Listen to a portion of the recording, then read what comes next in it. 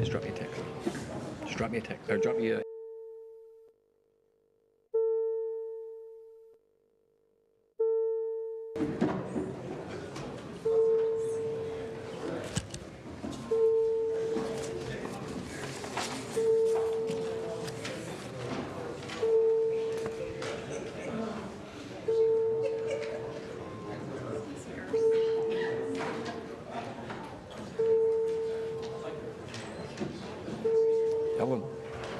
Ellen.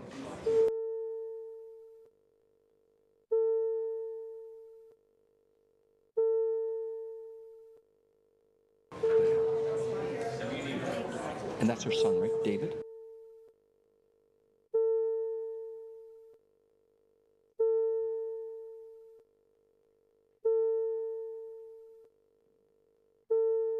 Oh, Connie, welcome. No problem.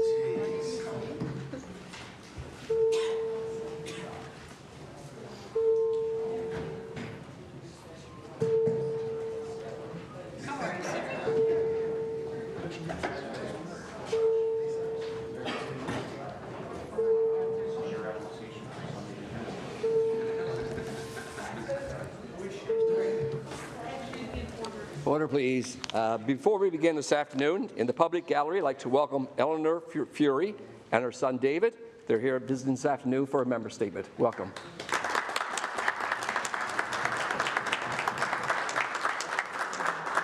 Today we'll hear statements by the honourable members for the districts of Fogo Highland Cape Frills, Grand Falls Windsor Buckins, Labrador West, and Arbor Main. The honourable member for Fogo Island Cape Frills. Thank you, Speaker. The Newfoundland Pony Sanctuary on St. John's is something to be proud of. The ponies are the only surviving native purebred pony bred in North America, a true treasure for the province. Nita LeDrew and sister Bernice Watton are passionate about the preservation of this breed and have done amazing work over the years. Netta began working with the ponies in 2005 and took over the business in 2010 when she realized no one would love the ponies more than her. Naturally, to care for, feed and nurture the ponies is a significant cost. Nita is always looking for a way to cover the costs and to ensure their comfort, health and as well the continued growth of the breed. In spring to fall, the sanctuary welcomes visitors and charges a nominal fee. This helps with expenses costs. The ponies love the visitors, especially the children, and the children get a great experience that they will remember for a long time.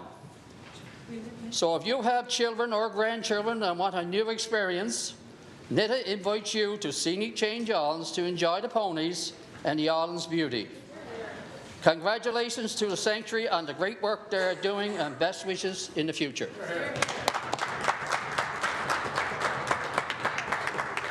The Honourable Member for Grand Falls Windsor Buckins. Thank you very much, Speaker. Wayne Thomas of Grand Falls, Windsor holds a military background and is a recipient of numerous awards and medals of achievement throughout a lifetime of service. The Canadian Peacekeepers, the UN Medal for Service in Cyprus for International Peace and Security, the Confederation of Canada Medal, the Queen Elizabeth II Diamond Jubilee, and most recently, the King Charles III Coronation Medal. Wayne is a fundraising powerhouse and a community leader, having served with the Minor Hockey Association, Senior Hockey Association, Lions Club, and Kiwanis Club. A direct benefit in our community from Wayne's commitment is the Exploits Valley YMCA and the addition of the YMCA Child Care Centre. During the summer, Wayne is proudly responsible for the Grand Falls Windsor Community Garden, which have 50-plus beds dedicated exclusively to the food bank to help those in need. Throughout his military career, his 35-year civilian career with Browning Harvey Limited, and now even in his retirement, he finds the time to give back to his community by volunteering with personal motto of life, life is best lived in service to others, a motto we can all live by. Please join me in congratulating and thanking Wayne Thomas for his selfless contributions to our communities and to our country over the past decades. Thank you, Speaker. The Honourable Member for Labrador West. Thank you, Speaker. Speaker, Chuck Porter is an outdoor educational YouTuber from Labrador West, known for his deep passion for nature, the wilderness, and being outdoors since coming to Labrador West to work for the Wildlife Division a number of years ago. Through his YouTube channel, Chuck shares his experience and expertise, offering viewers an authentic look into the life of an outdoors enthusiast in one of Canada's most untamed and beautiful landscapes. His content focuses on outdoor skills, survival techniques, and the beauty of exploring the wilderness, all while highlighting the unique challenges and opportunities of living in such a remote region. From building shelters to tracking wildlife to snowmobiling along Labrador's rugged lake shores, Chuck's videos provide valuable lessons for beginners and seasoned adventurers. His down-to-earth practical approach to outdoors education makes learning accessible and engaging for a wide audience. Beyond just teaching outdoor life skills, Chuck has also fostered a deep respect for nature, emphasizing conservation and the importance of connecting with the environment. His channel serves both an educational resource and an invitation to explore the wild beauty of Labrador and a broader Canadian wilderness. I ask all members to join me in thanking Chuck Porter for helping promote exploring in our own natural backyard. Thank you. The Honourable, the member for Harbour, Maine.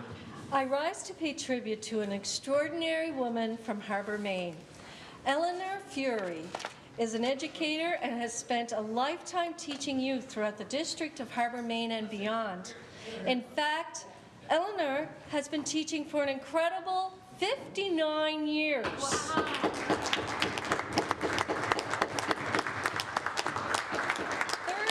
35 years in the classroom and 24 years in private tutoring. Wow.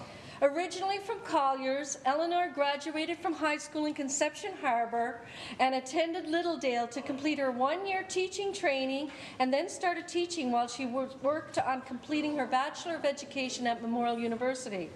Eleanor focused on teaching junior high at several schools until she retired from the classroom in 2001 and then opened her own private tutoring school called the Elf Centre.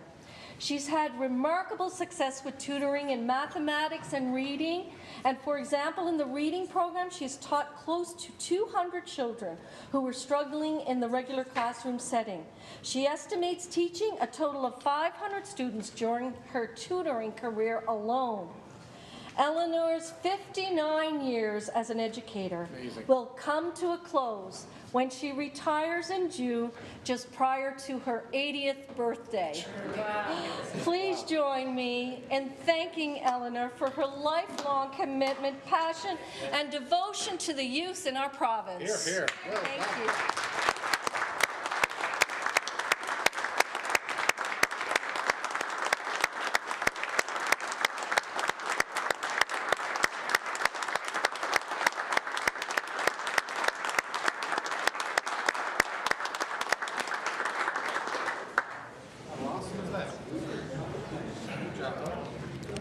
Statements by ministers. The Honourable, the Minister for Indigenous Affairs and Reconciliation. Speaker, I rise in this Honourable House to talk about the importance our government has placed on promoting and respecting Indigenous cultures. Through the expression of art, advancements in education, and a commitment to reconciliation, we are strengthening relationships with Indigenous peoples. There is a great ways to go. However, we are taking significant steps in improving awareness of the history and culture of Indigenous peoples through such things as online training modules for public employees and reviewing the K-12 curriculum to ensure it accurately reflects their experiences and stories. This past summer, we supported the Hour of Voices project with stories, songs, drums, and dances performed by Indigenous women of Newfoundland and Labrador. In collaboration with Indigenous governments and organizations, we commissioned artwork honoring the history and culture of the Beothuk, which is already on display at Confederation Building. Tomorrow, we will celebrate another unveiling with the Nunatsiavut government and a similar event scheduled with Mi'kmaq First Nations this coming Friday, and with other unveilings to happen soon. Promoting and respecting Indigenous cultures is essential to preserving their rich traditions and ensuring their voices are heard. By embracing Indigenous art, history, and knowledge, we foster respect, understanding, and a more inclusive world where diverse cultures can thrive together. Thank you, Mr. Speaker. The Honourable, the member for Torngat Mountains. I thank the Minister for an advance copy of his statement. Speaker, I appreciate how the government speaks of promoting Indigenous cultures and fostering reconciliation. However, the harsh realities faced by the Innu and the Inuit communities in Northern Labrador paint a stark, different picture. For years, essential services have been neglected. The most recent shocking reminder was Nain's non-functioning morgue that only received servicing after media scrutiny. Tipped emails showing almost 2 years of neglect. Initial shock has worn off of having Inuit and Innu patients not able to access medical testing, proper diagnosis, and treatment.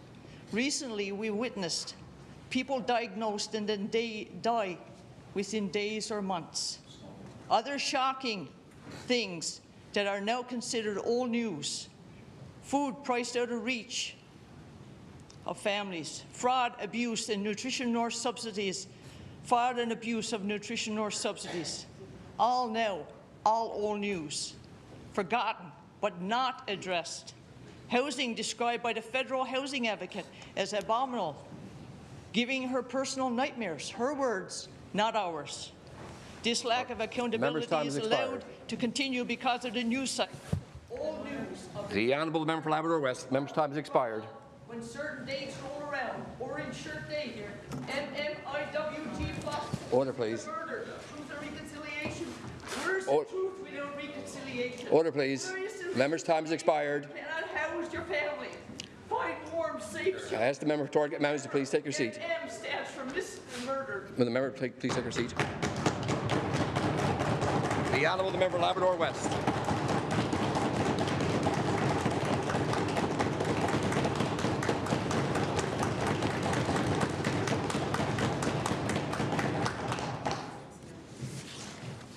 Thank you, Speaker, and I thank the Minister for advance copy of his statement. As the father of two Indigenous women and the spouse of one, truth and reconciliation is a very personal and heart topic within our family. We are pleased to see the unveiling of these artworks and congratulate the artists involved. But the New Democratic Caucus would like to remind everyone that we all have a critical role to play in working towards truth and reconciliation. I ask that all members here take the time to educate yourselves and others about Indigenous culture and history, and the history of this province. Also take the time to foster respect and understanding with Indigenous groups throughout this province, and remind us that they are part of this province as well. Thank you. Are there any further statements by ministers? Oral questions. The Honourable, the Leader of the Official Opposition. Thank you, Speaker. Speaker, on February 3rd, when asked about the response to the U.S. tariffs, the Premier said about the Boston office, which is due to cost taxpayers around $1 million, quote, "We're looking to try to accelerate putting someone in that office faster." I asked the Premier, is the office now staffed? The Honourable, the Premier. Thank you, Mr. Speaker. Certainly, I do believe that this is an important trading relationship. It may be stressed right now. It's important, as you've seen, to have advocacy in front of decision makers and to continue to try our best to influence the sphere of the President, Mr. Speaker. That's why it's important that we have this office established, whether it's for crab or lumber or other direct commodities that are under attack right now. We need to be part of that conversation, and there will be an announcement, as I understand it. There has been an application that's been advertised. There's been interview processes happening. Negotiations have been ongoing with the Canadian representatives, including Jernadette, what's her name? Yeah, sorry, stumbling on my words, and that should be announced very soon. The Honourable, the Leader of the Official Opposition. Thank you, Speaker. I take from that the answer is no, it's not quite ready yet. It's still not ready. Speaker, chambers of commerce across the country have written to premiers with suggestions to reduce barriers on international trade, on internal trade. One recommendation actually focused on reducing red tape in the trucking industry. And of course, we know how important the trucking industry is to Newfoundland and Labrador in terms of the goods and products we get. So I ask the Premier, will you take this recommendation from business leaders to make it easier and cheaper to bring goods into this province? The Honourable, the Premier. Well, thank you, Mr. Speaker. Not only am we happy to do it, we were the champions of it here, Mr. Speaker. We were the ones that were part of the trade table initially before the President made his attack that said that made, specifically, the trucker regulations piece made no sense. It made no sense to all Canadians, but it especially made no sense to Newfoundlanders and Labradorians. This government was happy to lead that discussion, and now we're happy that it is on a national stage, getting the attention it deserves. So thank you to the Leader of the Opposition for recognizing our initiative.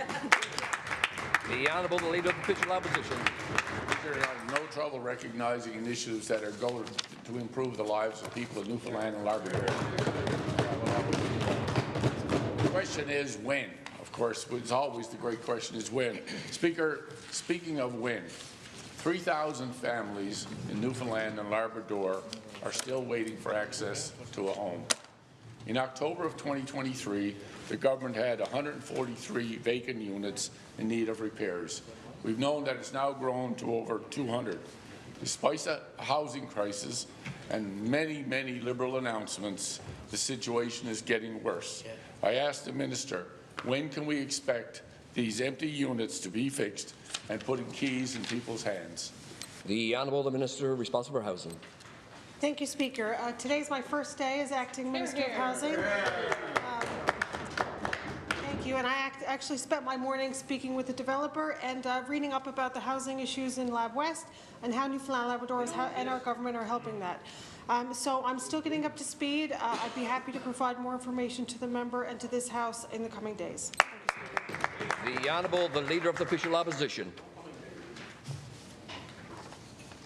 Speaker, I would have preferred an answer that would have given me some hope and giving these 3,000 families that are looking for homes hope that they actually were going to be moving into a new home immediately. So we'll wait and see what happens. On February 24th, the Minister's Department claimed 965 new homes had been built since 2021.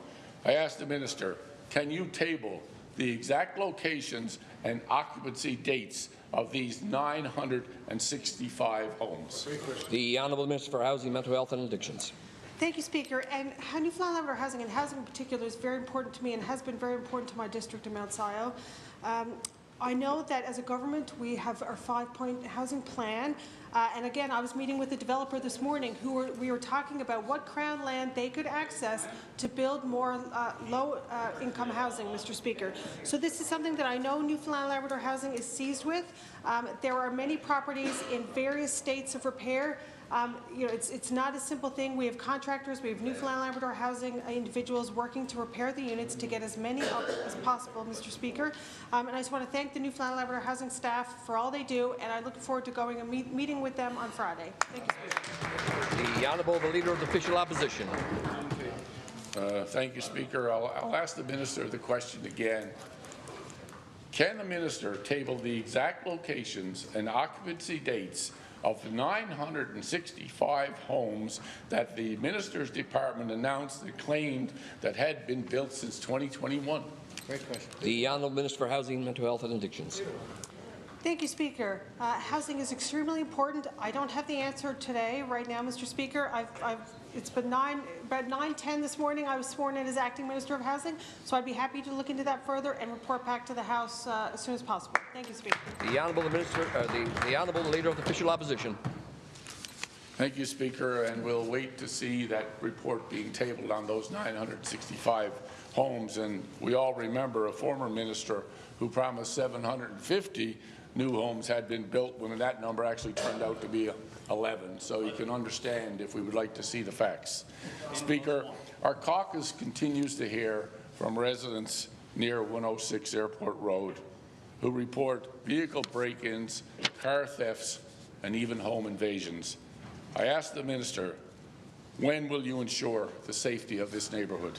The Honourable Minister for Housing, Mental Health and Addictions. Thank you, Speaker. And this is an incredibly important issue. I know is important to a lot of residents in St. John's, as well as the individuals who are staying at the property. I know that the police have been engaged, and homelessness does provide wraparound supports for individuals there. And I believe many of the reports publicly have not necessarily been accurate about things that happen. I know crime prevention across the city and across the province is something that has been getting more media attention. Where I live, people try my car doors all the time, almost every evening, Speaker. We do not believe that this facility poses a danger to the area, and homelessness, Newfoundland Labrador Housing are working with the RNC to make sure that this does not pose a continued issue for residents. Thank you, Speaker. The Honourable Leader of the Official Opposition. Speaker, I can assure you that the people who write us emails and correspond, and I'm sure the members opposite have heard the same, they are not making up these stories. These are real occurrences and real fear. Speaker, we're also hearing that people are actually selling their homes and moving out of the neighbourhood. They're afraid to let their grandkids play outside. They're scared to go for a walk in their own neighbourhood. I ask the Minister, what do you say to the people of this once peaceful community? The Honourable Minister for Housing, Mental Health and Addictions. Thank you, Speaker. As MHA from Mount Sion, I have a lot of low-income housing in my district. I'll be honest, Speaker, it is not easy to balance the needs of homeowners with residents who are vulnerable, and not everyone wants to have these types of facilities in their backyard.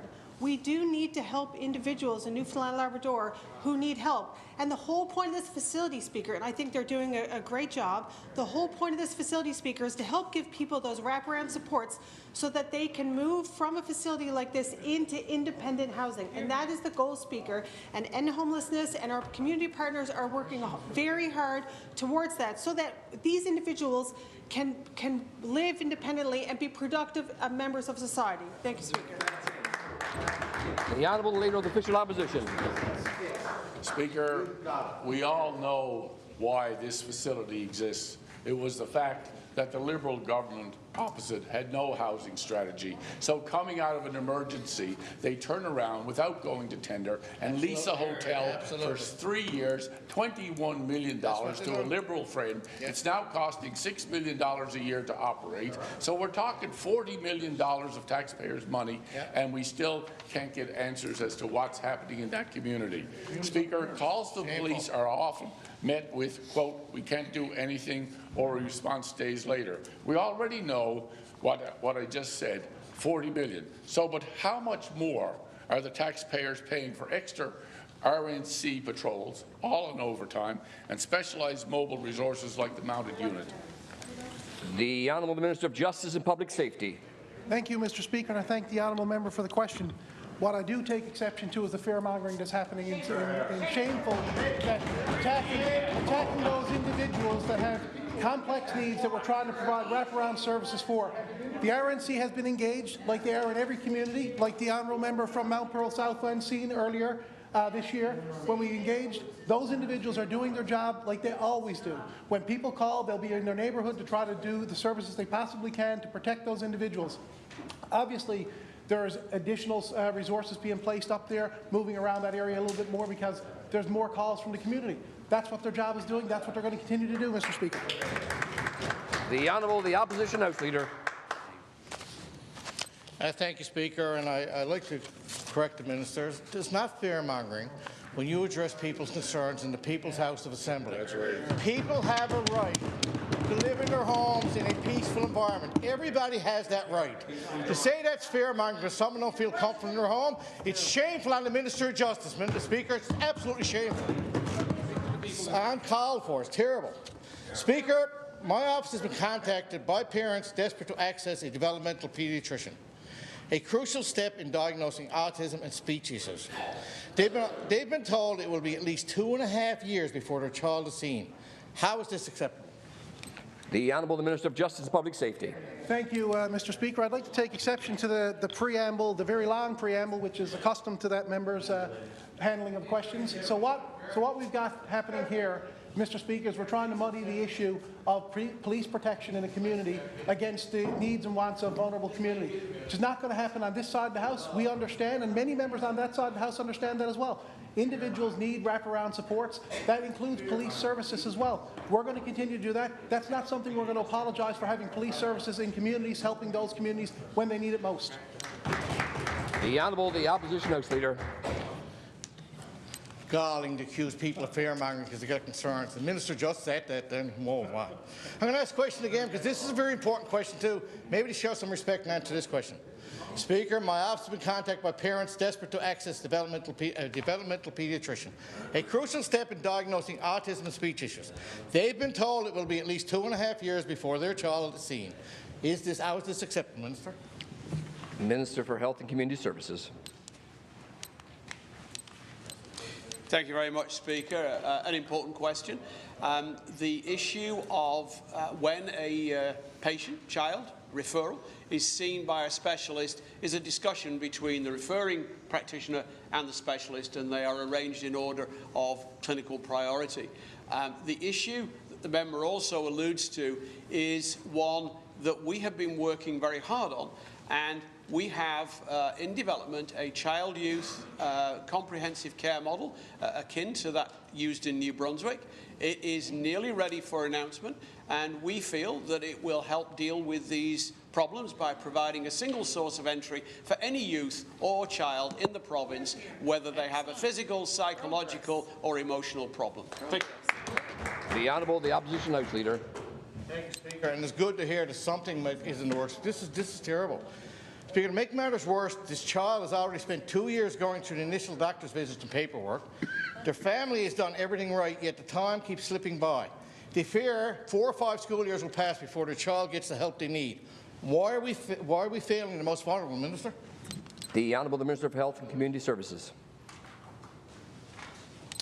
Thank you, Speaker. Obviously, I can't speak to individual circumstances, and particularly if I have no direct knowledge of them, and I welcome any correspondence from the member opposite that I can facilitate. What I do know from my time in other portfolios is that the school system has moved away from a provision of services based on a diagnosis to a provision of services based on identified need of the child in the school environment, and I think that will facilitate matters. Again, if this is an issue of a referral to a specialist, that is negotiated best between the referring practitioner and the specialist concerned, and I would encourage those people to have a chat about it. Thank you.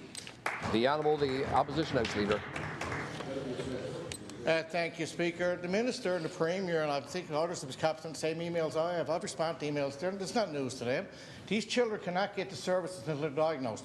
2.5 years is too long for a child 0 to 7. It's really 3 to 7 you're looking at. This is the problem. You can talk all these words and what have you. The Minister is getting on with. People need help now. Their children, they're concerned about their children.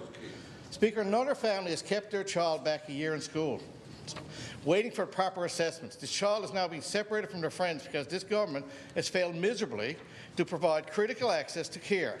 And what does the Minister, what do you have to say to those parents? The Honourable Minister for Health and Community Services. Thank you very much, Speaker. Several things. I am aware that my staff have been in correspondence with the member opposite about at least one issue like this. The second thing is that, in actual fact, he is in error when he says that you need a diagnosis to access services. You do not, and I refer the member back to the Autism Action Plan, which was put in place in 2019, which shifted the whole system for both health and, I believe, education, but others can speak better to that, away from relying on a diagnosis and dealing with identified needs of children. What a parent chooses to do in conjunction with educators in terms of schooling is a matter between themselves. Thank you. The Honourable the Opposition House Leader. The Minister is misleading the House with that comment. Parents, you can who all you want. Parents cannot get help for their children until the diagnosis done by a developmental pediatrician. Ask those parents. There's been articles written on. I've done interviews. This is not a new issue, Speaker. The minister get up and get on with that when he gets on with all the time and speaks words. There's no longer sells in this province. There's no longer sells in this province. He's the architect of the healthcare crisis. He's had it every day in the House since he took over. Speaker, some parents are paying out of pocket for private assessments and interventions because they can't wait years on the government's wait list. This government refused to allow private access to nurse practitioner, so Minister will at least reimburse these parents who are doing what the government wants and get help for their children. The Honourable Minister for Health and Community Services. Thank you very much, Speaker. As I said, the issue of priority for referral is a matter between the referring practitioner and the specialist, and I would encourage those individuals to talk. We are building a comprehensive child care model, and we have a task force in place. Funding has been identified, and we are very nearly ready to begin implementation. This will deal with that problem. The Opposition House Leader. Some families are paying hundreds of dollars a month for private care, at a time when a family's budgets are stretched thin. The Learning Disabilities Association of Newfoundland has made it clear early intervention is a key to a child's academic success and mental health. Why don't you support this, you and your government? The Honourable Minister of Health and Community Services. Thank you very much, Speaker. Again, I wouldn't speak for my colleague in a different portfolio, but once again, the needs of a child are assessed when they go to early learning and childcare facilities, the daycare, the $10 a day daycare that we have. If a member doesn't believe me, get up and challenge me. Just wait. Now then, the issue of childcare is there. We have provided 11,000 spaces, and the facts of the case are that these children have begun assessments there. They are seen by trained educators, ECEs who are trained and qualified. They are seen in schools. They are seen by family doctors. They are seen by public health nurses. These individuals all have assessment skills, and facilities can be made available on the basis of that. The Honourable Member for Grand Falls, Windsor Buckins. Thank you, Speaker. Yesterday, the minister tried to hide the fact that he is playing politics with safety by hiding behind the Fire Commissioner's office. Now, we can put this to bed right now. Will the minister table the recommendations from the Fire Commissioner's office with respect to the funding for fire equipment this year? The Honourable Minister for Justice and Public Safety. Mr. Speaker, I hide nothing, especially from the honourable member across the way. One of the things we've talked about, and I've said very clearly in this House of Assembly, we've had some $21 million worth of requests that came in through that program. We have skilled staff in the Fire Commissioner's office within public safety and Justice and Public Safety as well. Go through that, provide discussions, sit down with us, sit down with staff. Decisions had to be made in consultation with many of the other communities that are there.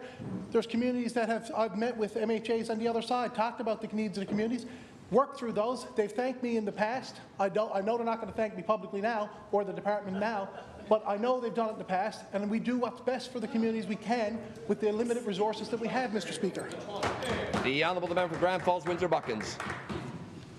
Will the minister table the recommendations brought forth by the Fire Commissioner's office this year? The Honourable Minister of Justice and Public Safety. Mr. Speaker, I thank the honourable member for the question. As I've said, the Fire Commissioner and the staff in the Fire Commissioner's office, along with the staff in the Department of Justice and Public Safety, have discussions. They go through and evaluate all of these processes, all of these communities and the needs and wants they're looking for. The honourable member from Harbour Main received a new pumper last Friday, this past Friday in Avondale. That was announced by a previous government. Humber Bay of Islands, the member across the way, got a new truck with a space cap last year, $129,000 worth of equipment. The member from Bonavista Vista picked up two trucks. Order, please. Came forward already. Member. Order. I can't hear the response. I'm going to give 5 more seconds. Speaker, I can continue. The honourable member from Placentia West Bellevue, I worked with him on a request for one of his communities. One of his communities in Bainham. Minister's time is now expired.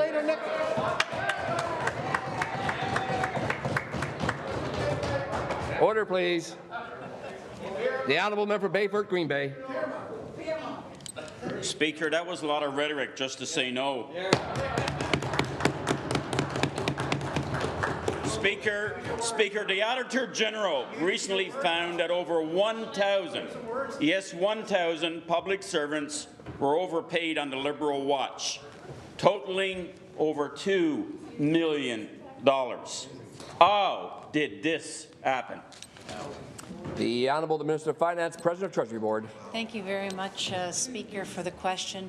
I can say we have a great deal of respect for the Auditor General. She does incredible work on behalf of the people of the province of Newfoundland and Labrador. But let me put this in perspective. That's 0.12% of payroll. 0.12% of payroll. Not acceptable that we have this challenge. Absolutely not acceptable, this challenge. Therefore, the Comptroller General of the Government of Newfoundland and Labrador is working very diligently to make sure it does not happen again. The Honourable Member Bayford, Green Bay. Speaker, we respect Auditor General as well, and we appreciate her finding. But $2 million is $2 million. Speaker, according to the Auditor General, since 2019, the balance of outstanding salary overpayments has more than tripled. Even more shocking is that there was no attempt to collect on them. Why are the Liberals being lax and not bothering to fix these overpayments? The Honourable Minister of Finance, President of Treasury Board. Thank you very much, Speaker. I'm sure the member opposite knows that within our civil service, within our public service, we have some incredibly hard-working public servants. And yes, errors happen. Our goal is not to have this happen ever again, but let's put it in perspective. It's 0.12%. So the 0.12% that our errors are being addressed by the Comptroller General, an honourable man within our public service who is looking at ensuring that we have enhanced payroll reviews, that we have involvement of managers in reviewing payroll on an ongoing basis. There's a number of steps and processes in place, and our goal is to never have this happen again. The Honourable Member for Ferryland. Thank you, Speaker. This House passed the new Residential Tenants Act in 2018 to introduce penalties for landlords and tenants who break the rules. Speaker, it has been 6 years for the former minister said her department would be taking the lead. Yet people are still breaking the rules, and the local tenant landlord support group has been even issued a missing persons bulletin for the minister, which I am happy to table. When will the government finally act to protect the people of the province? The Honourable Minister of Digital Government, Service and Health.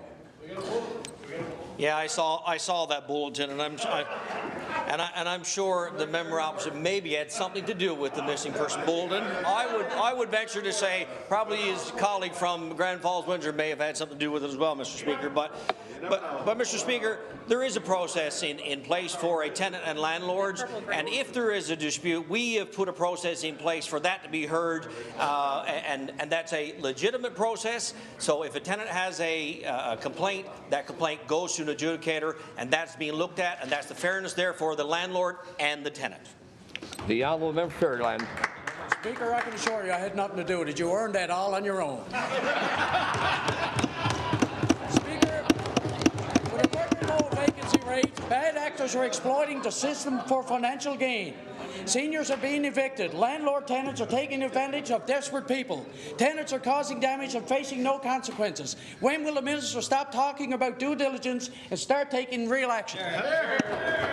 The Honourable Minister of Digital Government, Service and Health.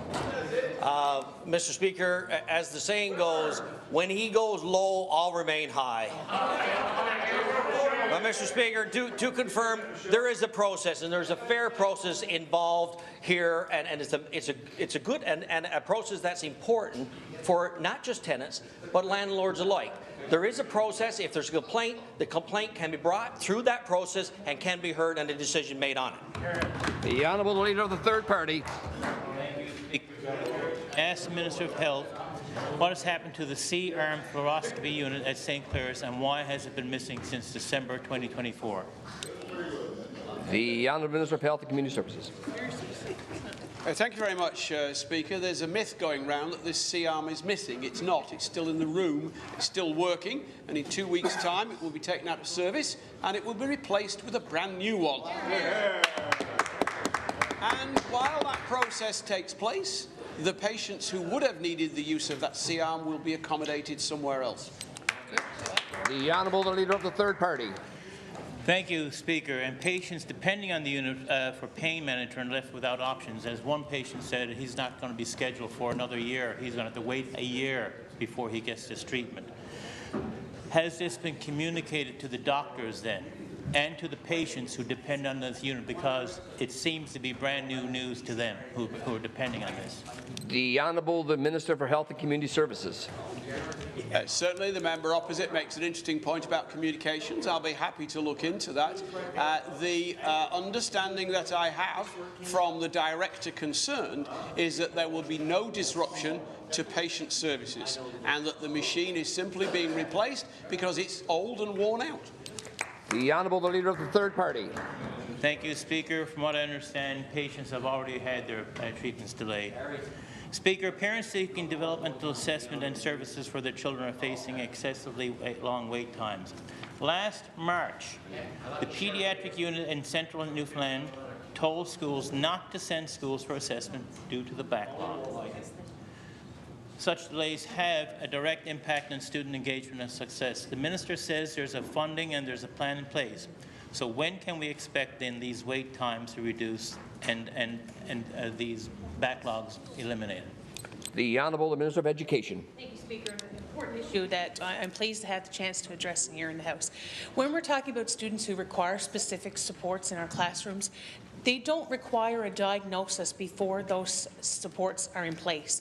We have a host of professionals who are able to assess these children and identify the needs that they have without placing a label or identifying a diagnosis on this child.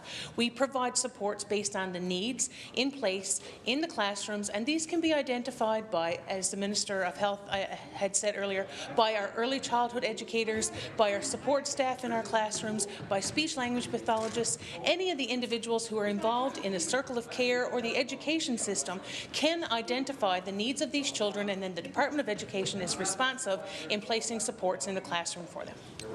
The Honourable, the member for Labrador West. Thank you, Speaker. Speaker, a former provincial Liberal leader and current MP said today that people in this province have yet to see the benefits from the $300 million transferred from Ottawa to the healthcare system here in this province. And meanwhile, NL Health Services is contracting out diagnostic services in Lab Grenfell. We're still relying on private agency nurse, and Lab West has still been on government to recruit physicians and other healthcare workers. And more Labradorians are having to travel to the island for stuff that used to be taken care of in Labrador. So I asked the Minister, why hasn't we yet to see any improvement in access in the last 4 years? And where did the $300 million go? The Honourable, the Minister for Health and Community Services. Thank you very much, Speaker. There is no doubt we have made significant investments in healthcare over the last couple of years. I think the last budget was $4.1 billion, which is a significant increase year over year. In terms of access and wait times, we have now registered 73,000 individuals with a family care team. That is up from 32,000 probably just about a year ago. We have recruited over 1,133 nurses. In there are nurse practitioners. The vacancy rate in the healthcare system has gone down. We are now down to 8% vacancy in nurse practitioners, and we continue year on year to hire more than we lose through attrition. The Honourable Member for Labrador West. Speaker, more and more Labradorians are finding less and less access to health care over the last 4 years. More and more Labradorians are waiting and emerge for services that normally were provided by now gone primary care physicians. More and more Labradorians have to go to St. John's for care that is normally provided in Labrador. So in the last 3 years, where did that $300 million go, and why is more and more Labradorians having no access to health care? The Honourable Minister for Health and Community Services. Thank you very much, Speaker. It gives me an opportunity to talk about virtual care, which has filled a significant gap and provided primary care for a significant number of people since we use it. And it also allows me to set the record straight that the Teladoc contract is with Teladoc Health Canada, which is an entirely Canadian company and uses Canadian licensed doctors as well as Newfoundland and Labrador licensed doctors. And because of some misinformation that was put out there, their actual international headquarters is Spain. They have nothing to do with the United States. Time for oral question has expired. Presenting reports by standing select committees. The Honourable Government House Leader. Thank you, Speaker. I want to stand on a point of order, Section 49. In question period, when the member for Conception Bay South was asking questions to the Health Minister, he accused the Health Minister of misleading the House. It's unparliamentary, and I would like to ask the Honourable Opposition House Leader to withdraw the statement. The Honourable Opposition House Leader. Thank you, Speaker. Well, he was misleading the House, but I will withdraw that comment because I'm not allowed to say it in here. But if you want to bring me up in front of the microphone, I will tell the province that he was misleading the House once again. Thank you very much. Order, please. Objection. Order, please. Objection. I will ask the member, the language is unparliamentary, I will ask the member to retract his comments. No problem, Mr. Speaker. I will retract that comment. Presenting reports by standing select committees. The Honourable Member for Terranova. During debate today, the Honourable Member from Virginia Waters accused the member from CBS of fairmongering. Unparliamentary. I'd like for him to retract his statement.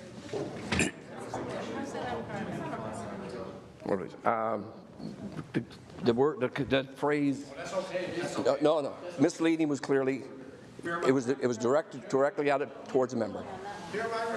There's no point of order. Any presenting reports by standing select committees? Any tabling of documents? The Honourable Minister of Fisheries, or Digital Government Service and Health. Not now. Old portfolio. Not now. Speaker, in accordance with Section 10 of the Architects Act 2008, I hereby table the 2024 annual report of the Architects Licensing Board of Newfoundland and Labrador. Thank you. Further tabling of documents? Notices of motions? Answers to questions which notice has been given. The Honourable Minister of Municipal Affairs. Municipal and Provincial Affairs. Thank you very much on this occasion. I rise to respond to a question from the honourable member from the beautiful district of Cape St Francis. The answer in question period to the question he posed about the number of land use planning applications in the department currently is 4. The Honourable Member, the Opposition House Leader.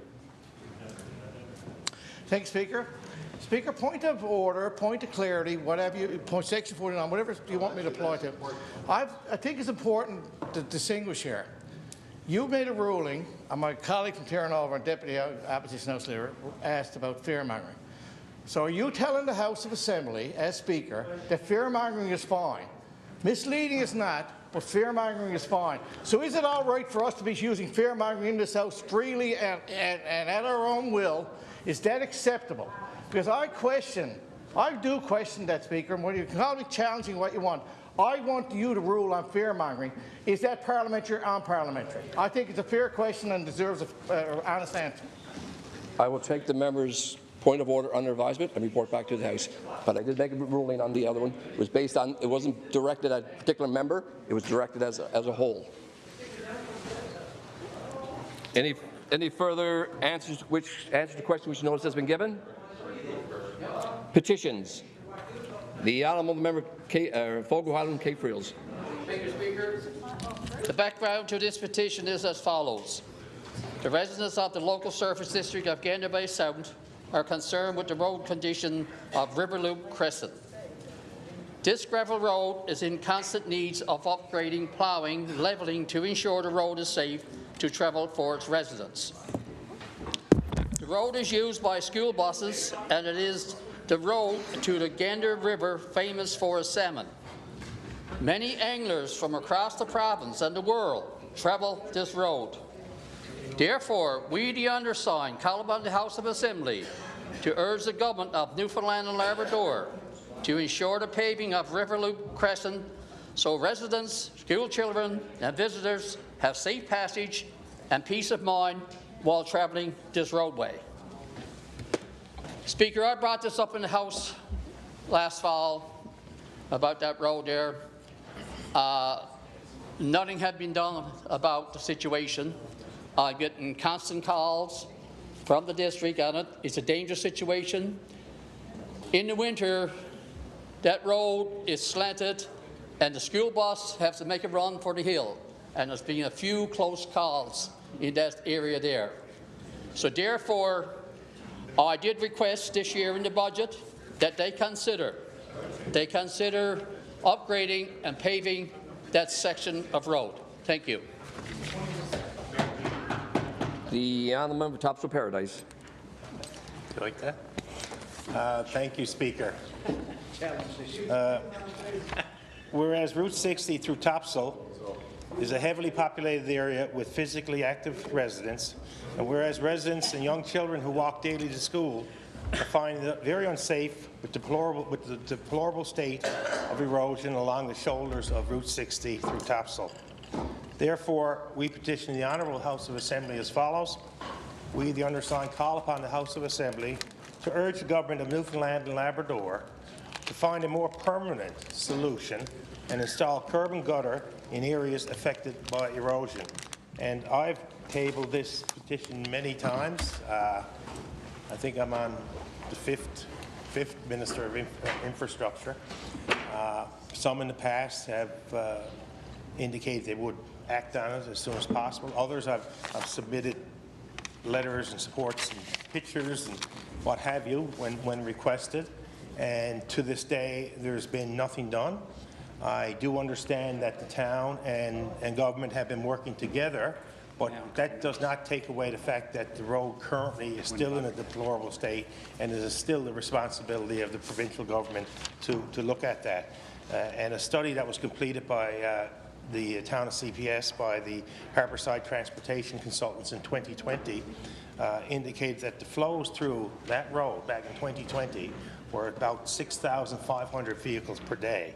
And during rush hours and that main hours, it was peaking at between 650 and 1,350 vehicles per hour.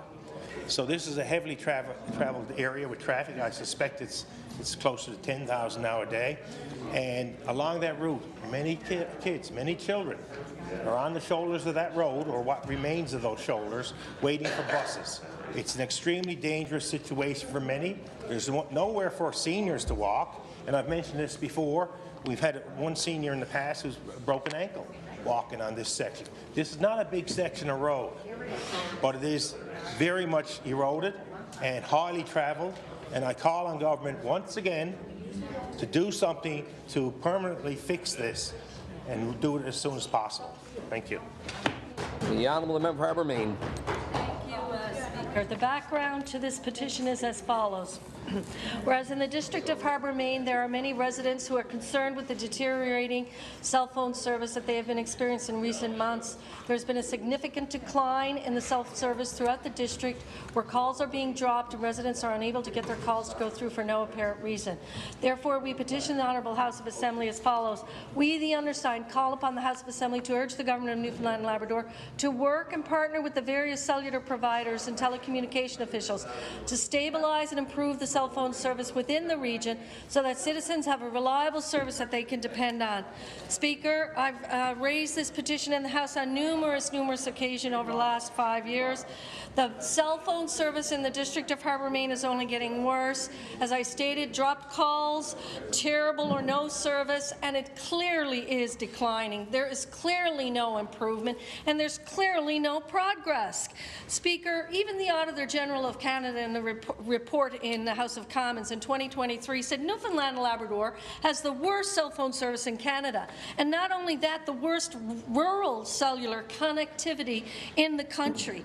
And what does this mean? This means without access to fast, reliable and affordable cellular services, Rural Newfoundlanders and Labradorians are not having the same opportunities as people who are residing in urban areas. This is not acceptable, and the government has an important responsibility. We've heard the minister say, and we understand it's federally regulated, but we also understand that the province has some responsibility, and time after time, petition after petition, the minister gets up and really does not provide any evidence of progress. He basically says he's open to suggestions. Well, we need the minister to act. We need to see progress. We need to understand exactly what this government is doing to improve the cell phone service, not only in the District of Harbour, Maine, but also in the entire province. We know that our constituents are concerned about it. We also know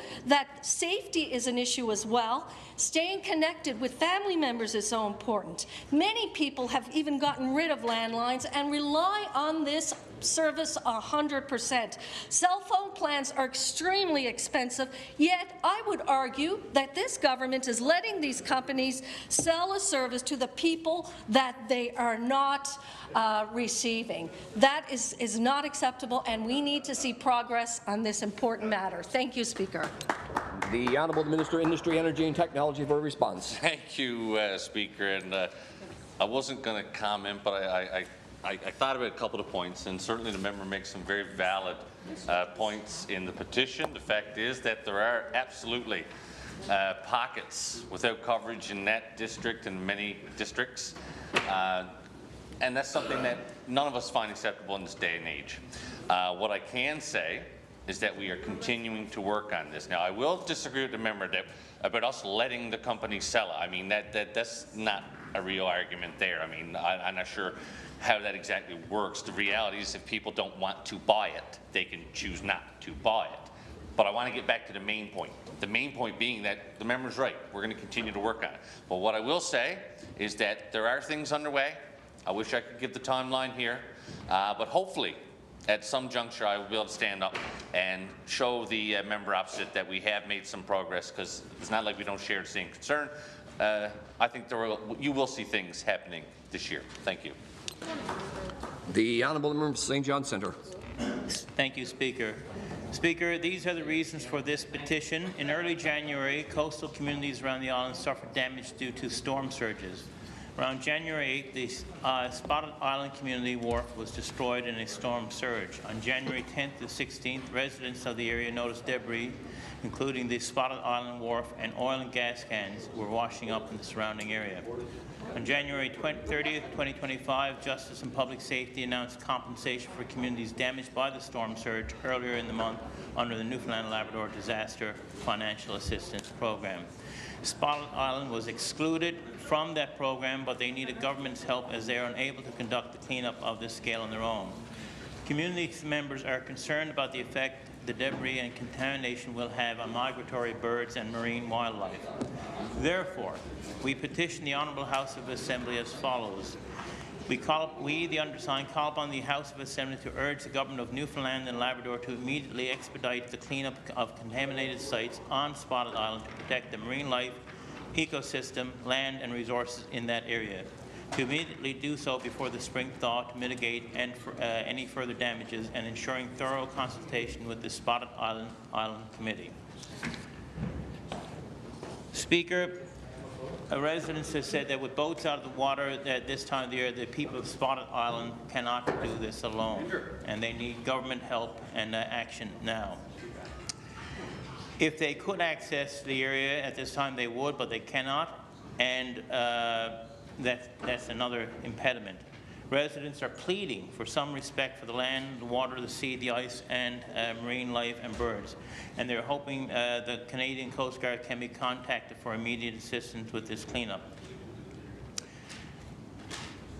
To complete this cleanup this time of the year and to make this happen, Spotted Island residents requires assistance. And they've included an inventory of definitive environmental hazards present in the area. 30 50-fathom gill nets, 20 15-fathom trout nets, 20 205-litre drums, some with fuel and gas, and 20 and 50 20-litre drums, some that had fuel and gas.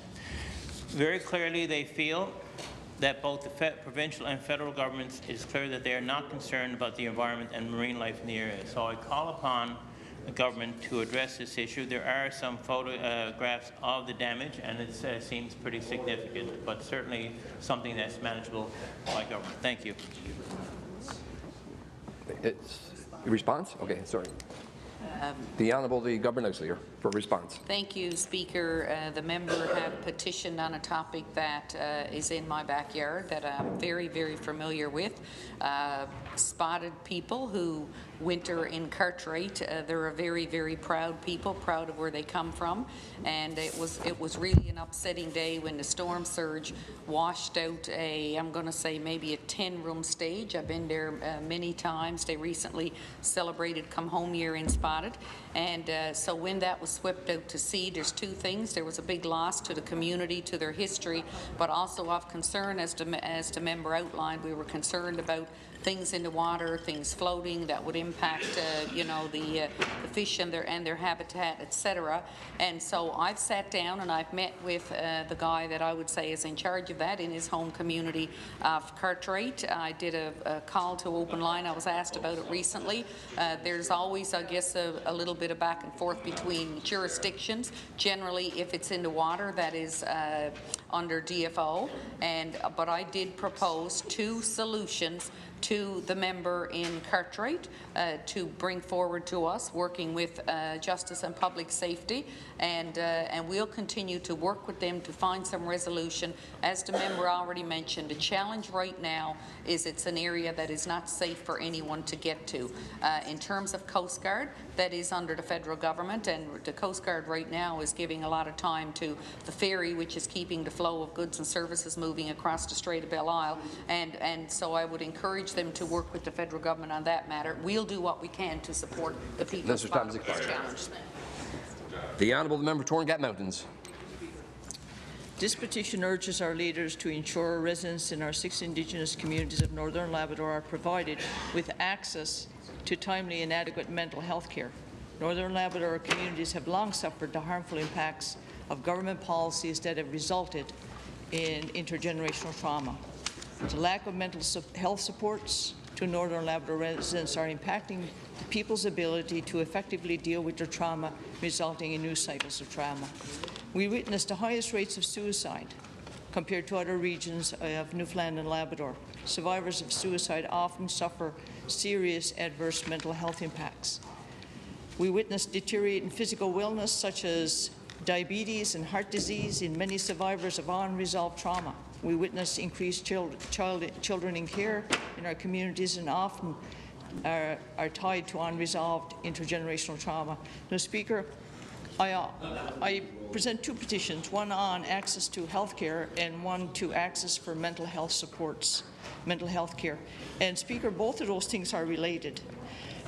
When you don't resolve problems, such as access to housing, safe housing, warm housing, access to food, access to supports for elders, for children, for women, for people with illness and injury, a lot of times that causes serious mental health issues.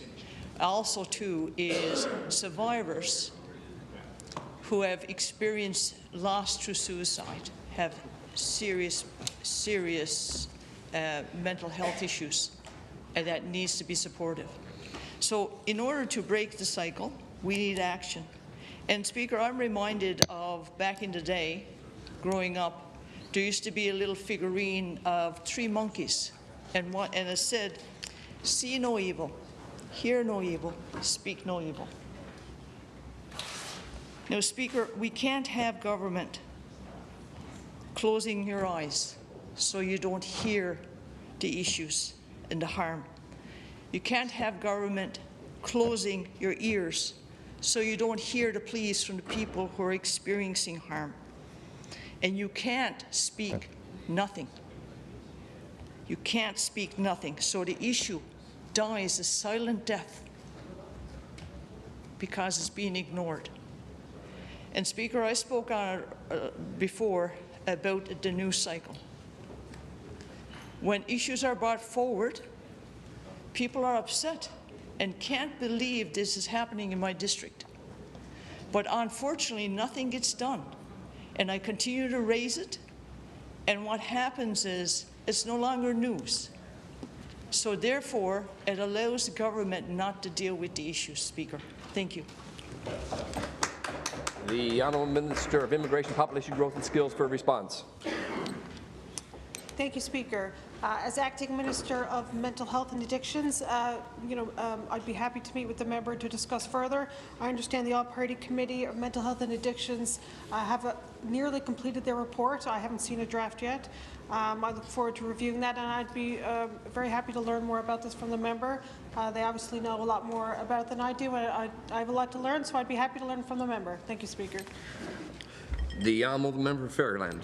Thank you, Speaker. The background to this petition is as follows. The Long Run is the main access road from Goulds to Petty Harbour Maddox Cove. This piece of infrastructure is in need of major repairs. This road is in deplorable condition and relied upon by both residents and visitors on a daily basis. Petty Harbour Maddox Cove is a well-known tourist attraction in the area.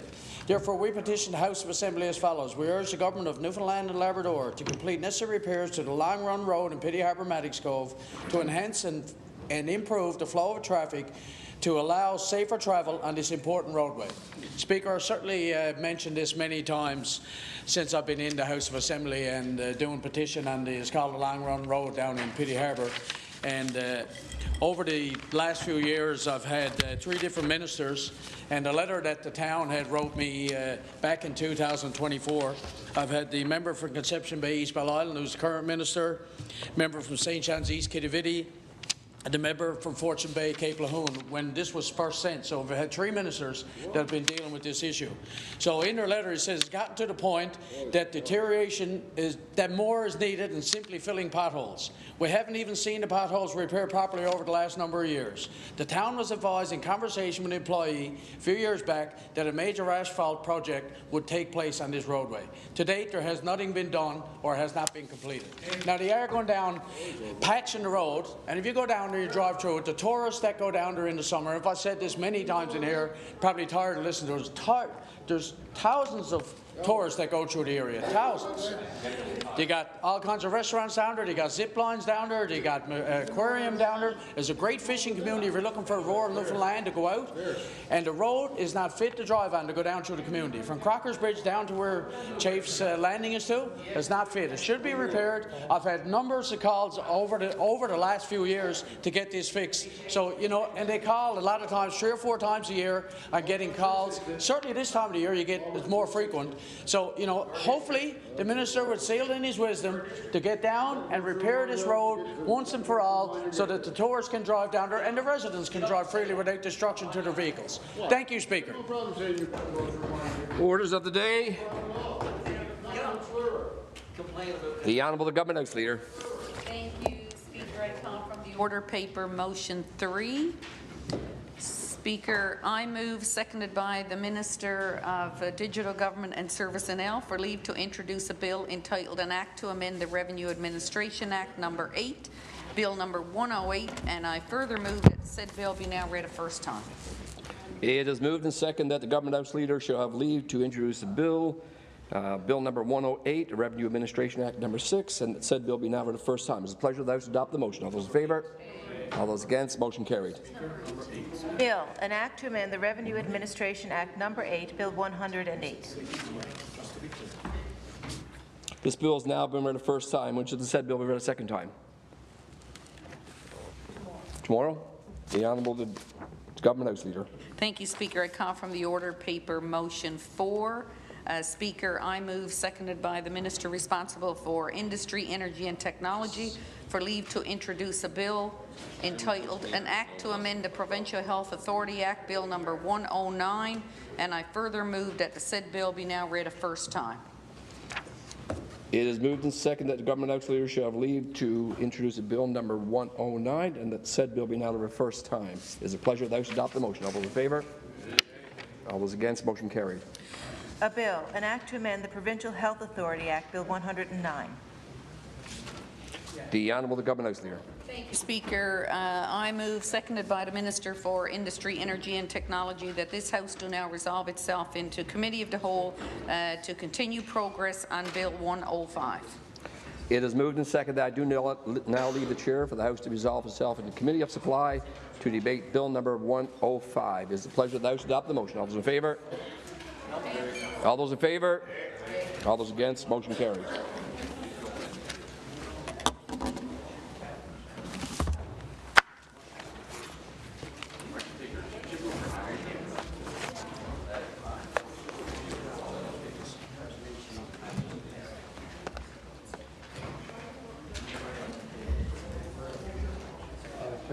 Yeah.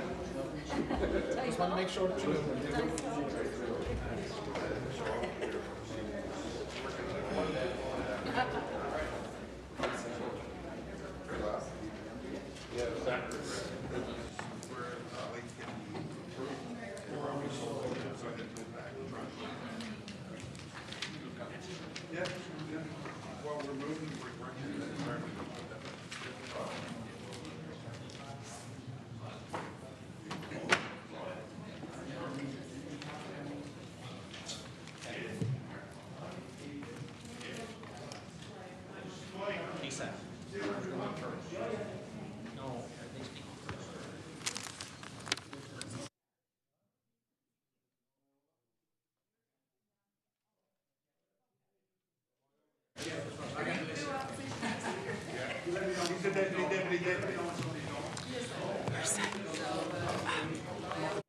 Great.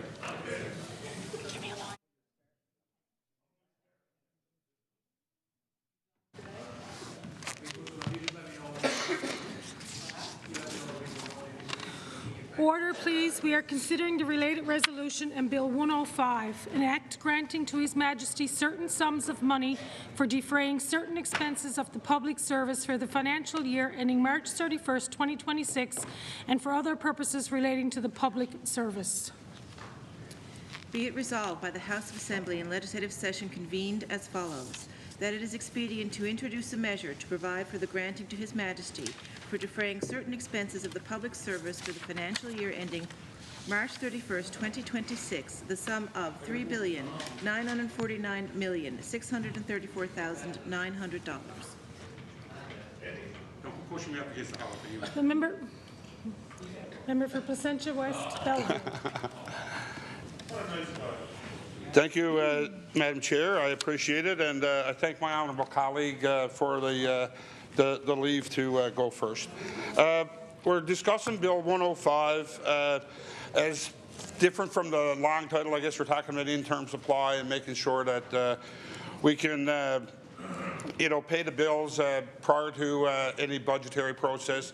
Make sure that we're paying our, our teachers, our police, our firefighters, our public service. That I know that everybody on this side of the House is very proud of and honoured to work on their behalf as well, to make sure that the public is well taken care of. When we look at in-term supply and we talk about the monies being spent, then, the government side, I guess, is the one that prepares it, and they talk about their fiscal prudence and stuff like that. There are a few things that I'd like to touch on that are not necessarily fiscally prudent, that I would like to see a difference.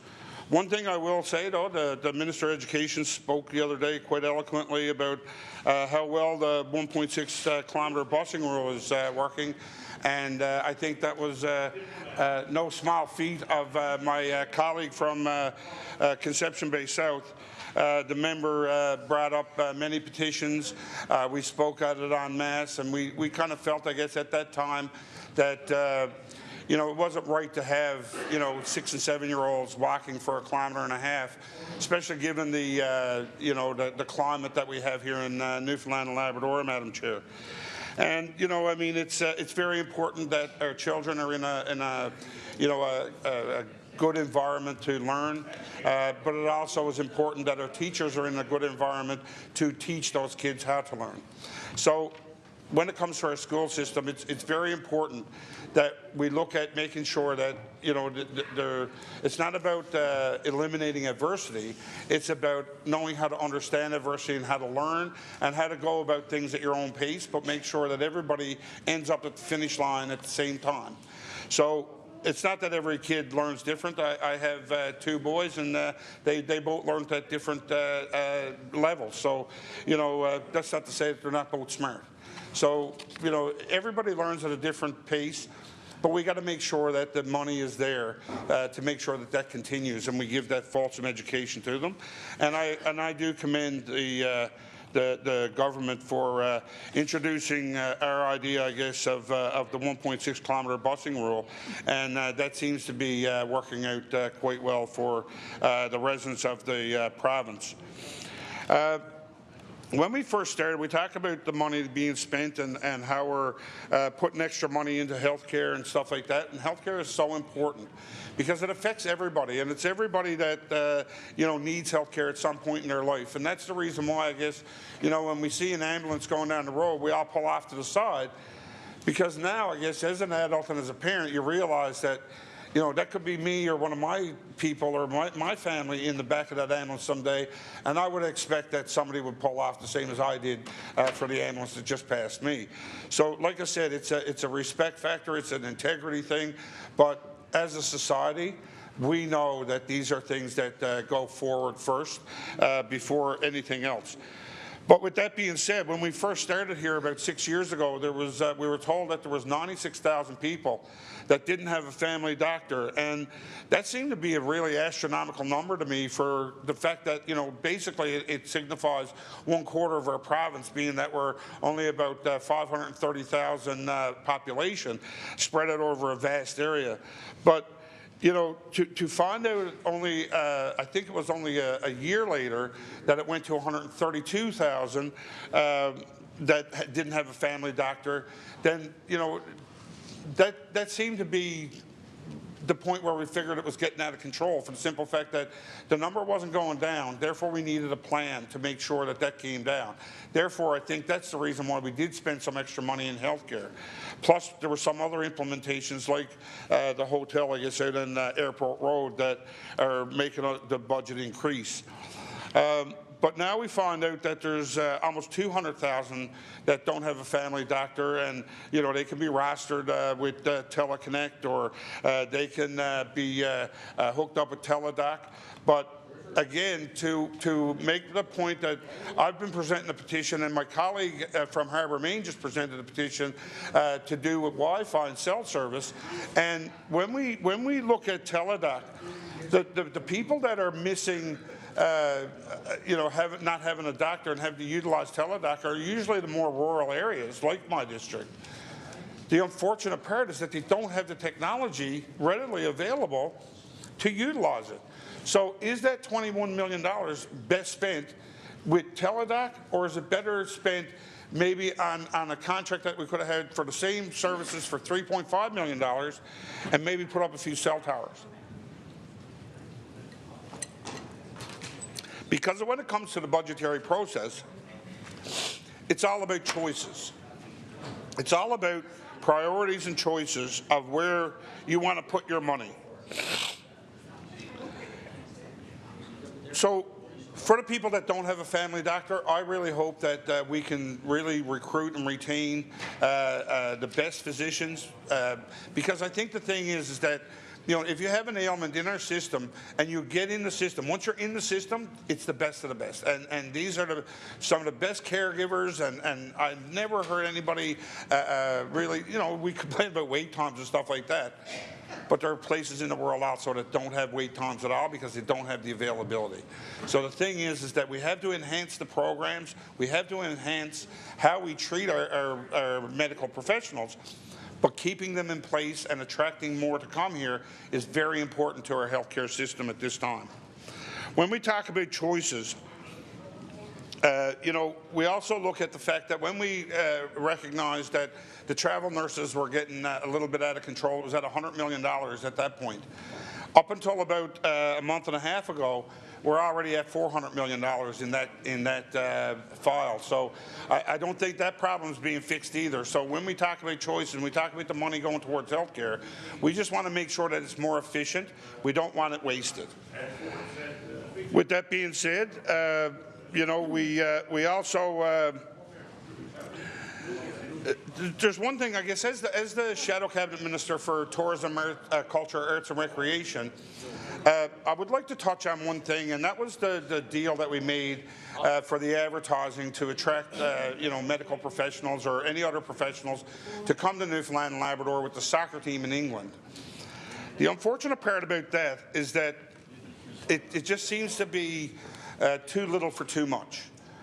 I would think that the $180,000 that were spent approximately might be better off set to the people that we have as our own ambassadors that travel all over this world as dart players.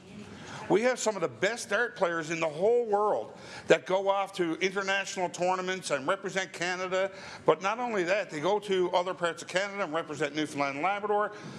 But when they go internationally, they are still representing Newfoundland and Labrador. So I think that the $180,000 might have been better spent on giving them a travel subsidy that they do not receive. I don't know why darts are any different than anybody else that are going away for special competition or anything like that. But our dart players could certainly have our logo on their jerseys, and that would be an awful lot more advertising than a 4th Division soccer team somewhere in England that nobody even knows where's to. So the thing is that we got to start looking out for the things that are important to us and our people and our public, because that's what the money is for. The reason why we want to do interim supply is so that we can keep the lights on, pay the bills, but also give us an opportunity to make better choices with the budget from the previous year.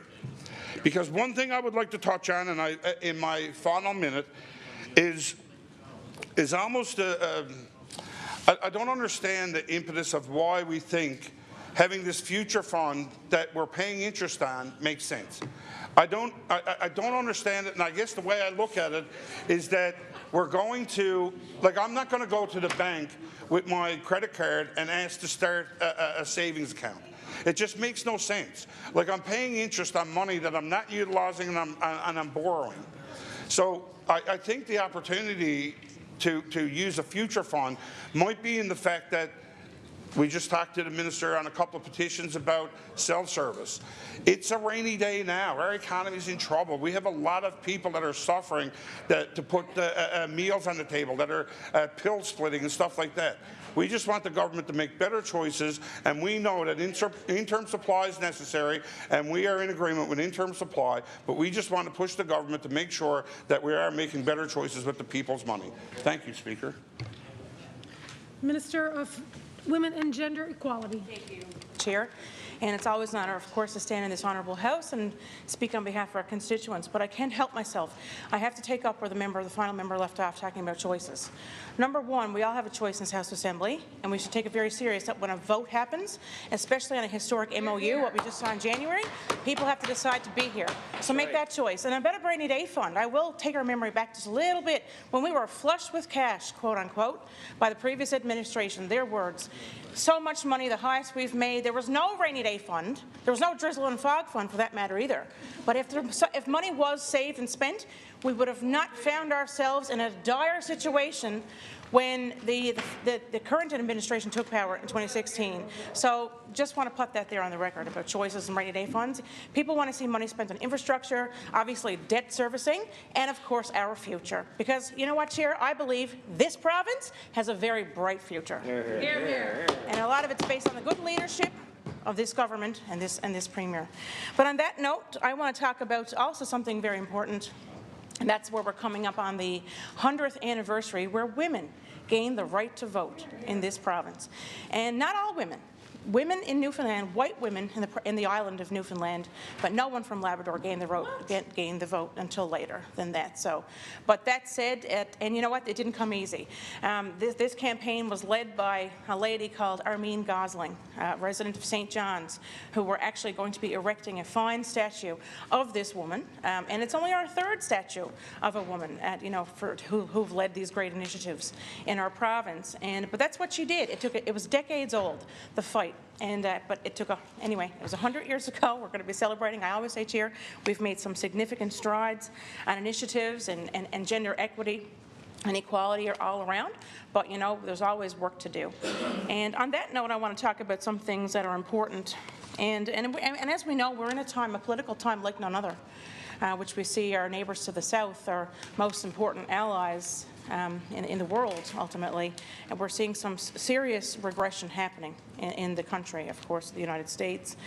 And as we all know, we have 3 elections this year. 3 elections, a federal election, a provincial election, and we know there are municipal elections happening. So, and I want to, put voters, when they go to cast their ballots, think about what you're voting for and who you're voting for and why. But for example, some good things that we've done in my department to advance gender equality. In December of 2023, the Office of Women and Gender Equality announced $890,000 to support Quadrangle Newfoundland and Labrador. And this came under the 4-year National Action Plan to End Gender-Based Violence. And this funding supports the vital education and awareness initiatives tailored to the 2S LGBTQIA+ community, helping to prevent violence and to promote inclusivity. So, even the Office of Women and Gender Equality itself, the mandate has been expanded. And I want to, also talk about something important, the topic of abortion. Abortion is legal in Newfoundland and Labrador and Canada, and is publicly funded as a medical procedure under the combined effects of the Federal Canada Act, Revised Statutes of Canada 1985, C6, and provincial health care systems. Advocates had been calling for increased access to abortion services. The Athena Health Centre, located in St. John's, here in our great province, performs 95% of abortions carried out in the province. The Athena Health Centre also operates monthly satellite abortion clinics in different areas of the province. And the abortion procedure is a 1-day process, and individuals do not need a physician's referral. At the Health Sciences Centre, the abortion procedure is a 2-day outpatient procedure. To make an appointment at the Health Sciences Centre, individuals must get a pregnancy confirmation and the physician's referral. In June 2022, the United States Supreme Court overturned a landmark Roe v. Wade decision of 1973, in which the court ruled that the Constitution of the United States generally protected a right to have an abortion. Many states have since implemented abortion bans. Legal chaos is occurring in that country as injunctions against individual state laws are being lifted and pre-Roe bans are being interpreted. In a few states, new jurisdictions are being issued before laws that can go into effect. We commend organizations that support women and gender-diverse people to have access to health care services they need, because we certainly believe on this side of the House that that's a human right. Eliminating abortion services will not stop abortions. It will just stop safe abortion procedures. And abortion rights, fertility, and reproductive health are fundamental rights for women and gender-diverse people across Canada. So it's very concerning. We know what we're seeing in the States. And of course, here in this honourable House, everybody has a vested interest in politics and what's happening at every level, I would venture to say. And the thought or the threat that the leader of the Conservative Party of Canada is even considering opening up the debate on legal abortion in this country is just beyond. Shameful. It is beyond and shameful. I also have to bring in the question of $10 a day daycare. Where does that leader stand on that? And why I'm talking about, we all often talk about the different levels of government here in this House as it pertains to our own policies, our own quality of life and cost of living here in this province. And the reason I say that, because I have to know where our honourable colleagues on the other side of the House stand on these matters. How can you stand in support of a leader who doesn't support women or gender-diverse people? Or even contemplate, to question the idea if it's something that should be debated? Just think about that. It's a human right, and it's something that we stand for. We've worked so hard to gain the rights, whether it's the right to vote, whether it's the right to hold public office. Women weren't even allowed to hold public office at that time. And there were so many stipulations. We know it was Richard Squires at the time who tried to block women from getting in that legislature. But we know there's a lot of place, and there needs to be place at the table for women and gender-diverse people. Because we know society wants to see a government that reflects its own society. And the best decisions can be made when everybody is included. And I'll say that because I know we believe that. There's a lot of people in here who, of course, stand with that. But these are very important matters. And I also want to commend, actually, the leader of the third party. I heard him in an interview just last night and this morning. And he talked about, actually, the federal leadership that we just saw. Mark Carney, a former president of the Bank of Canada, as well as in the UK, and now will become officially the Prime Minister of this country. And I'm grateful to hear the leader of the third party say that Canadians now have another option. Because a lot of people were parking their vote with Pierre Poilievre because they did not want the current leader to continue. Exactly. And I mean, people I talked to in my district, nobody wanted to vote there, but they wanted an alternative. And I'm very happy to say, Chair, there is an alternative. There is a very credible alternative, someone with experience. And what we're going into now, facing the trade wars like none before, unprecedented, we need somebody, a steady hand at the wheel to make these decisions on behalf of Newfoundlanders and Labradorians. We know what exactly, my colleague here said, we don't need slogans, fancy slogans. We need solutions. We need action, and we need evidence of good work that's been done in the past. And I will also I took the initiative to do some research. And I looked back, actually, and it was actually taken from Hansard in the House of Commons, where Pierre Poilievre talks about same-sex marriage. Same-sex marriage, and what he said, there's a lot of chirping going on here, Speaker, and I can't hear, so I'd like my time. I got 1 minute and 22 seconds left on the clock. I'd like that dignity, please. Thank you. Pierre Poilievre is quoted in the House of Commons saying, a marriage should be between one man and one woman. That was what he said in the House of Commons. So imagine that person leading a country like Canada. Like Canada. Please. The member's chirping over there. She's more than welcome to stand up, Speaker. I'm going to sit down until she stops. Order, please.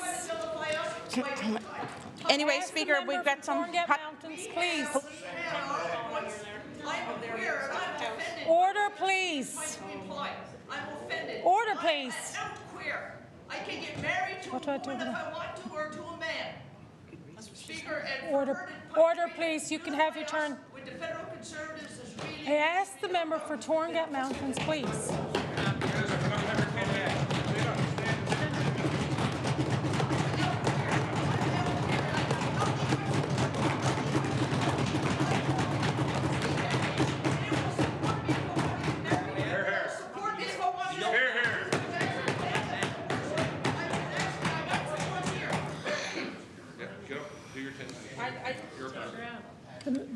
The Minister for Women and Gender Equality.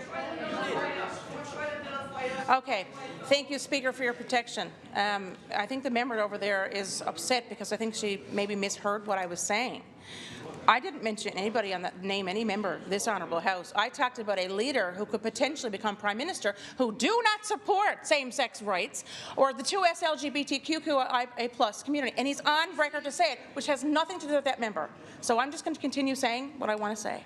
How important it is that, we've worked so hard for women, for gender diverse, for people with disabilities, because everybody has the right to work and to play and to live and to grow in a healthy environment where they can thrive and not worry about fear for violence or ridicule or isolation. I'll have more to say again, Chair, but I thank you for your time. The member for Torngat Mountains. Thank you, Speaker.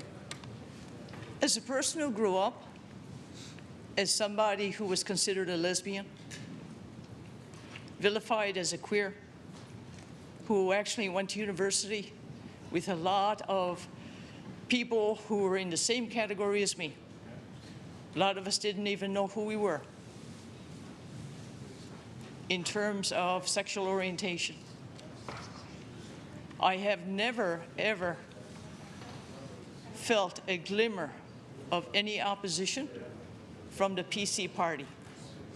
Even after I left them, Speaker, even after I left and went as the independent, I still had the support on those issues of who I am as a person, who I am as an advocate, who I am as an MHA who speaks in the House of Assembly to try to help people in my district who are mostly Indigenous people, disenfranchised, impacted through generations of intergenerational trauma, with really no help coming.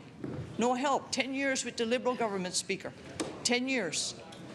And I say, as an open person, and Speaker, to be open back when I was young was very, very difficult. And I seen the harm done to individuals who now I see young people out there, and they remind me of somebody that I've known who was harmed because they were considered queer. They were considered gay, they were considered a lesbian, they were considered much more derogatory words that I don't know if I'm allowed to use in this House of Assembly, Speaker. So for me to be here to know that the rights of all people are protected by the PC Party, the Progressive Conservative Party of Newfoundland and Labrador, the access to abortion, the access to family planning. But Speaker, I tell you what the PC Party does for me, the PC caucus does for me. When I speak about access to be able to get your prescriptions for your medication, for your insulin, for your blood thinners, so you don't have a blood clot, your high blood pressure medication, so you don't actually have a stroke or a heart attack, your access to your birth control pills, so you don't have an unexpected pregnancy. They support me in that. They support me in access to health care. So when a member on the other side gets up and talks about the federal Conservatives, and in actual fact vilifies the federal Conservatives, I want to make sure the people of Newfoundland knows where I stand. Progressive Conservative. Where I stand. I stand with the Progressive Conservatives of Newfoundland. And Speaker, one of the things I always said when I first got elected, Speaker, one of the things I first said is, you know something? I said to people in my district, I said, you know, this politics is really about our access to services. It's not a hockey game.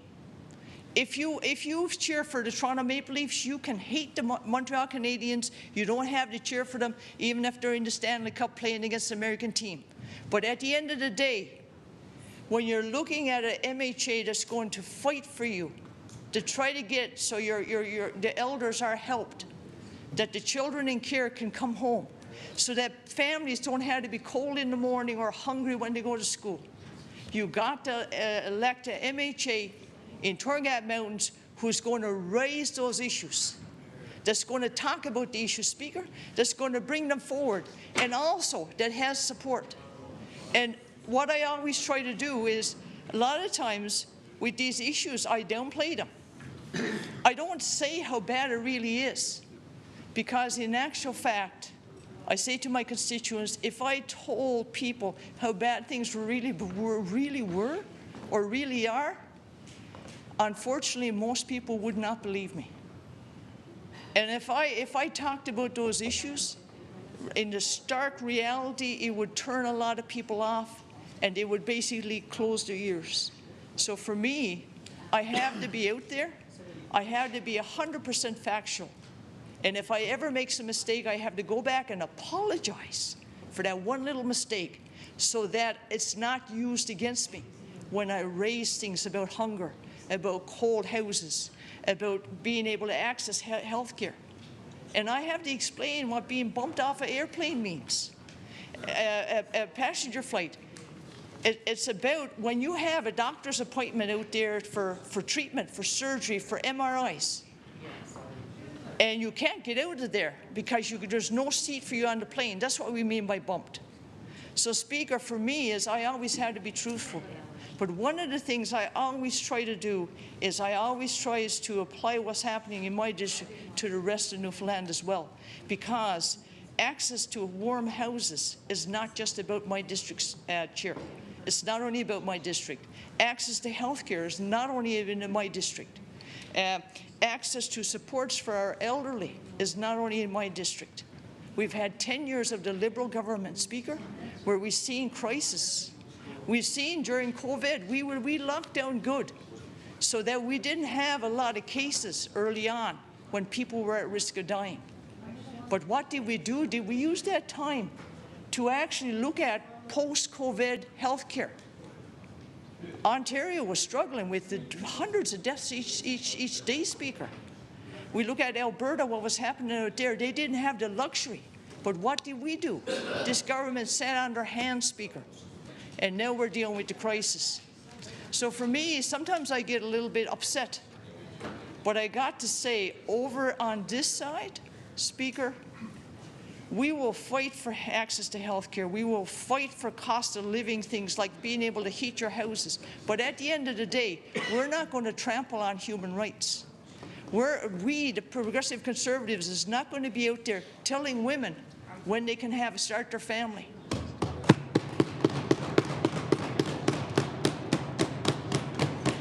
And Speaker, Chair, I also want to say is that in actual fact, we're going to make sure vulnerable people, groups who've been harmed in the past because they were different, we're going to make sure there's supports in there so they can live their lives freely without harm. And sometimes there's confusion with the general public when they're trying to get their heads around who or what a gender is, or a sexual orientation, or an identity. And you know, Speaker, I get confused. Chair, I keep calling, sorry, Chair. I get confused. A lot of times, like somebody asked me about trans people, and for me, I grew up knowing people who were trans. We didn't call them trans back then. Like, say, for example, somebody who was born a male, who identified as a female. And I got to say, Chair, it's heartbreaking. In my memories, in actual fact, it's heartbreaking because I see these beautiful people, such a bright future, only to have it wrecked because they were different. And Speaker, I take that with me. I take that with me now. And I want to make sure we never ever go back to that time. You know, so in actual fact, so when somebody talks to me about trans, I say, you know, the most important thing is you may not understand, but you need to accept. You need to accept who they are, who they want to be, and make sure that they're not harmed because of that. That's the most important thing. And Speaker, over here, I know all the MHAs, if they saw somebody, whether it was a man or a woman, or somebody who had a different identity, if they were being harmed, these people on my side would speak up, would try to help, would try to protect, because that's who we are. And it's really, really unfair. It's really, really unfair, Chair, to actually have to listen to the, I don't know if I can say verbal diarrhea, but in actual fact, when somebody is just out there spewing out stuff like that and basically fear-mongering, I can say that in the House of Assembly, over on this side, Speaker, over on this side, with the Progressive Conservative Party, the Progressive Conservative, we're going to make sure that everybody's rights are protected. But also, we're going to make sure that we have positive change for health care, the positive change for the cost of living, positive change for our elders, right? So, Speaker, like, for example, we actually had a motion before Christmas to basically help out the seniors. But we were prevented from doing that because we didn't have the majority. We were voted down. Member's time has expired. Thank you.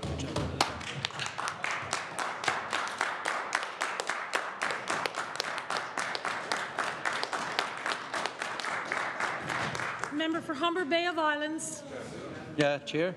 I'm going to stand and have a few words. And that was a very touching speech, I must say, and I'm sure that every member on this side agrees with the words that were just spoken. And it's pretty hard to get lumped in with somebody who's making statements in Ottawa and using the House of Assembly to say that how can we ever support someone like that when we're not, and those views. So and I'm sure all members in this House don't support that. So it's support Polly's views on that topic, and I'm sure every member in this House of Assembly would stand up against that view, and the member from Torrington-Mills just did a great job explaining why we're all against it.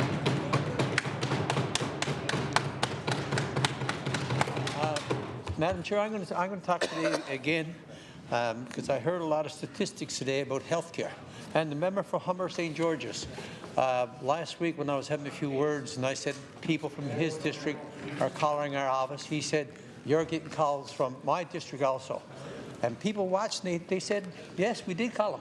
What happened, they had siblings at the emergency room for 16, 18 hours trying to call your office. Couldn't get a call. So they called on your behalf from my district for the siblings that were in the emergency department that you wouldn't return the call. Your office didn't be called to. So I just want to say people did call. That was the reason why they did call, because siblings were in the emergency department. One was in there for 16 hours in a chair. So that's why they were called. It's a real story. You should stand up for it. It's a real story. It's a real story in the regional hospital in Corner Brook.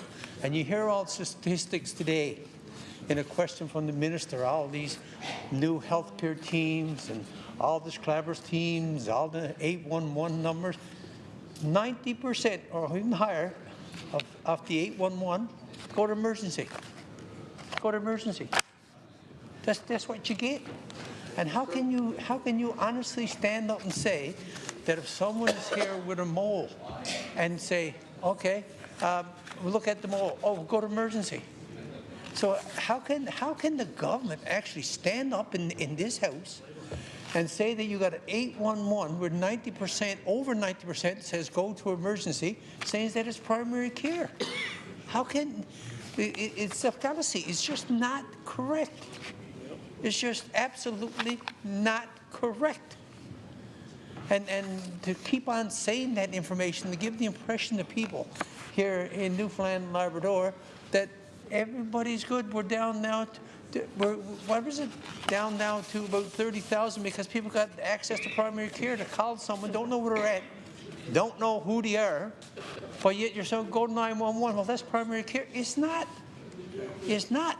And then I asked the minister a question last week about the nurse practitioners and saying, no, we're not going to allow that. It's shameful. It's actually shameful that a nurse practitioner who sees right now, nurse practitioner sees a gap. People don't have doctors. There's 3 in Corner Brook, I think maybe 4, that on their own time, nights, weekends, says, okay, we're going to go out. We got a shop set up. And for them to charge $50, $55, a lot of seniors go. And for the government not allow them to bill MCP, there's something fundamentally wrong. I can tell you, and I'll say to every member that's over there, if you were a senior or any family member of yours was a senior and couldn't afford the nurse practitioner to pay for it, and they had to go to get a blood test, that go back to follow up, and they had to do an extra blood work 3, 4, 5 times a year, and they couldn't afford to go, I can tell you every member on the opposite side would be standing in this legislature and say, why can't mom and dad bill MCP? Why can't they? It's just unbelievable why this government. And the minister at the time, the acting minister, stood up and said, we're not going to allow it. Alberta started 63. 63. Then I get a letter from the department saying, oh, we got to wait till, I think it's April next year, because the change of the Federal Health Care Act. But yet Alberta can set up 63. Bill the government. There's something fundamentally wrong with that. And for some reason, for some ungodly reason, with people who are associated with the healthcare system in Newfoundland and Labrador, associated with it, did patient care, can't understand why people can't afford to go to a nurse practitioner and won't allow it. Just won't allow it. There's something wrong. That's where you lose the connection. You lose the connection with the common person. That's where you lose the connection with the people who are suffering. And that's what's happening here. And this idea, in the letter that I got, that we're trying to fill up the nurse practitioners in the regional service, in the hospitals, until we're fully complement with the nurse practitioners, we're not going to allow it. I just don't understand, because you're educated people. These nurse practitioners work full-time. They're doing it on the nights and weekends. They're not leaving. They're not leaving the hospital foundation, hospital setting. They're just actually not leaving. So it's amazing to me why a government who is supposed to be, and I go back to the liberal philosophy, is for the common people. That was always the liberal philosophy, for the common person, the person who's struggling, the person who needs a helping hand, the person who gets left behind. That's the liberal philosophy. And for this liberal government to take that liberal philosophy now, because they want to say that we got all this 811 services, we got all this family care stuff, we got the new hospital, and forget the common person who really needs that help.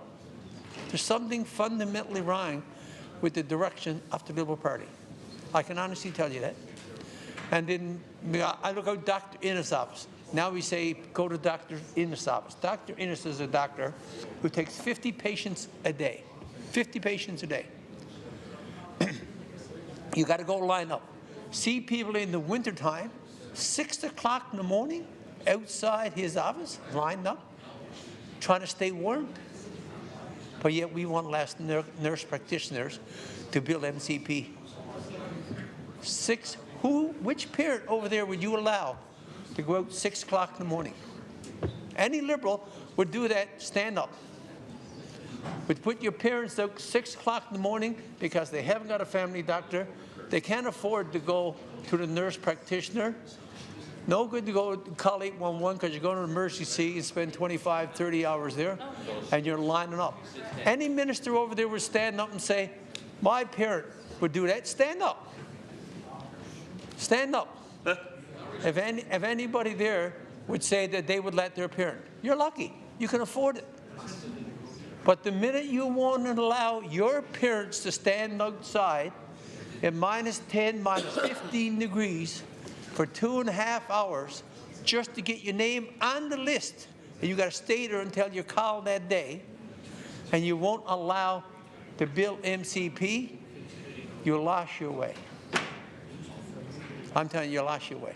It's a simple fix. You would save 4 or 5,000 people from a visit to the emergency department, or more, a lot more than one every year. I'm just saying how many of those 3 patients they could take.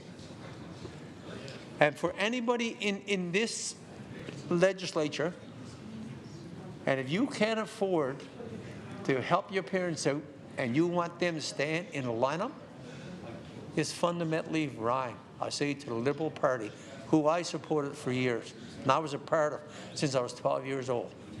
I never seen such abuse. This is abuse that we could fix so easy. And when you get these fancy letters saying, oh, we got to wait, but yet Alberta could go ahead and do it and set up 63, but we can't allow that to happen on their own time so that the people can afford to go, can go. And I challenge anybody to come up with a sensible answer, because there's none. It's arrogance. It's actually arrogance. And you're losing the touch of the people that suffer. That's the sad part. You're actually losing that feeling. And you see that many times in governments when you're inside this building, and then everybody tells you it's all going to bubble. Member's time has expired. Member from Minister of Finance and Treasury Board. Thank you very much, Chair, and it's my honour and privilege to stand in the House today. I want to thank the people of St. John's West for their support and encouragement of my role here in the House of Assembly. I think it's an important day for all of us. Reading the news today, of course, we're hearing more and more about the President of the United States and his continuous, his continuous focus on the trade war, I will call it that. You've heard that by many pundits over the last number of days and weeks, and his call to annex Canada. And I can tell you that I don't think there's a person in this House that would stand for that. I think that we are united in addressing the concerns that tariffs have brought to our doorstep and the concerns of our sovereignty. And Speaker, or Chair, I should say, you know, my parents voted in favor of Confederation. They had a choice. They had a choice in the 1940s of going with the United States or going with Canada or continuing on as a country of our own. And you know, at the end of the day, the people of the province of Newfoundland and Labrador decided and chose not to become members of the United States, not to continue on as a dominion or a colony of Britain, but to join the great country of Canada. And I remember speaking to my father about this, who voted, as I said, in the days leading up to 1949, or the months leading up to 1949, and he would often say that it was the most important vote for him. And he would say that because, you know, he came from a little town of Fortune Harbour in Notre Dame Bay, and in Fortune Harbour, Notre Dame Bay, there was a lot of dissent, you know, a lot of discussion at the time, and there were some that were not in favor of joining Canada. They wanted to remain independent, and my father stood sometimes in a heated argument with his family about how he thought it was our best choice to join Canada. And, you know, as I said in the House of Commons when I was a member of Parliament, I said, look, I'm a 10th generation, as best I know, 10th generation Newfoundlander and Labradorian, but I'm a first generation Canadian.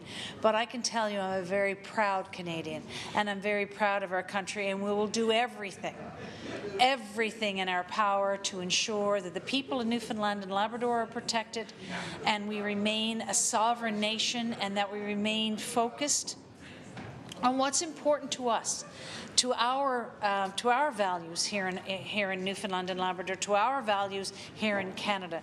So it's been a challenging day to hear some of what's coming out of the United States, but we will stand strong and we will stand united. I speak today on the interim supply bill that's before the House, and we've had many hours of debate, and of course that's perfectly acceptable and legitimate. We have 75 hours in total for the vote. That includes many hours of what I call line-by-line review in estimates. So it's certainly something that I note that we want to make sure, I think, as Newfoundlanders and Labradorians, that we do full scrutiny of the budget to come. So I do hope we pass interim supply within the next number of hours, because I want to save the maximum number of hours for that kind of review and detailed analysis of the budget that is not yet brought down. What interim supply is, as you know, Chair, is that this is really ensuring that we have the monies available over the next 3 months as we debate an upcoming budget, that we have monies to be able to pay for our doctors and our nurses and our teachers and to keep government going. And it is based, but the interim supply is based on a review and analysis of the budget that has been passed, the 24-25 budget. So you take a portion of what you required for that. You say that's what's required in the 3 months. It's not necessarily one quarter. It could be a little bit different. And the reason why it's different is because you have a lot of upfront payments. So, for example, in transportation infrastructure, they have to make their contracts, you know, for infrastructure, for roads, etc. So you have to put aside that money. In this year's interim supply, we've also put about $200 million in contingency. And what does that mean? Well, we've set aside $200 million that we may have to access, and we may have to access, we don't necessarily have to access, but we want to have it available in case we need to support businesses, workers, because of these tariff threats. So we don't know exactly what that will look like in the near future, because those tariffs haven't come into effect yet. We don't know the impact that it may have, but we're going to be We're going to have money available, be prepared, and be prudent and responsible as we move forward with this interim supply and with the potential of these tariff threats. And I know, I can sense, and I can tell you that I think we stand united in this legislature. I feel that we do. We stand united in this legislature that stands strong for Canada and stands strong for our sovereignty. So this bill today, that this interim supply is a tremendous amount of money, actually. You know, our budget every year is growing as we evolve in the province of Newfoundland and Labrador and make more investments that we need to make in healthcare and education and in infrastructure. But we're looking, this total allocation is $3,949,634,900, a tremendous sum of money. But allow me a few moments to talk about why this is important.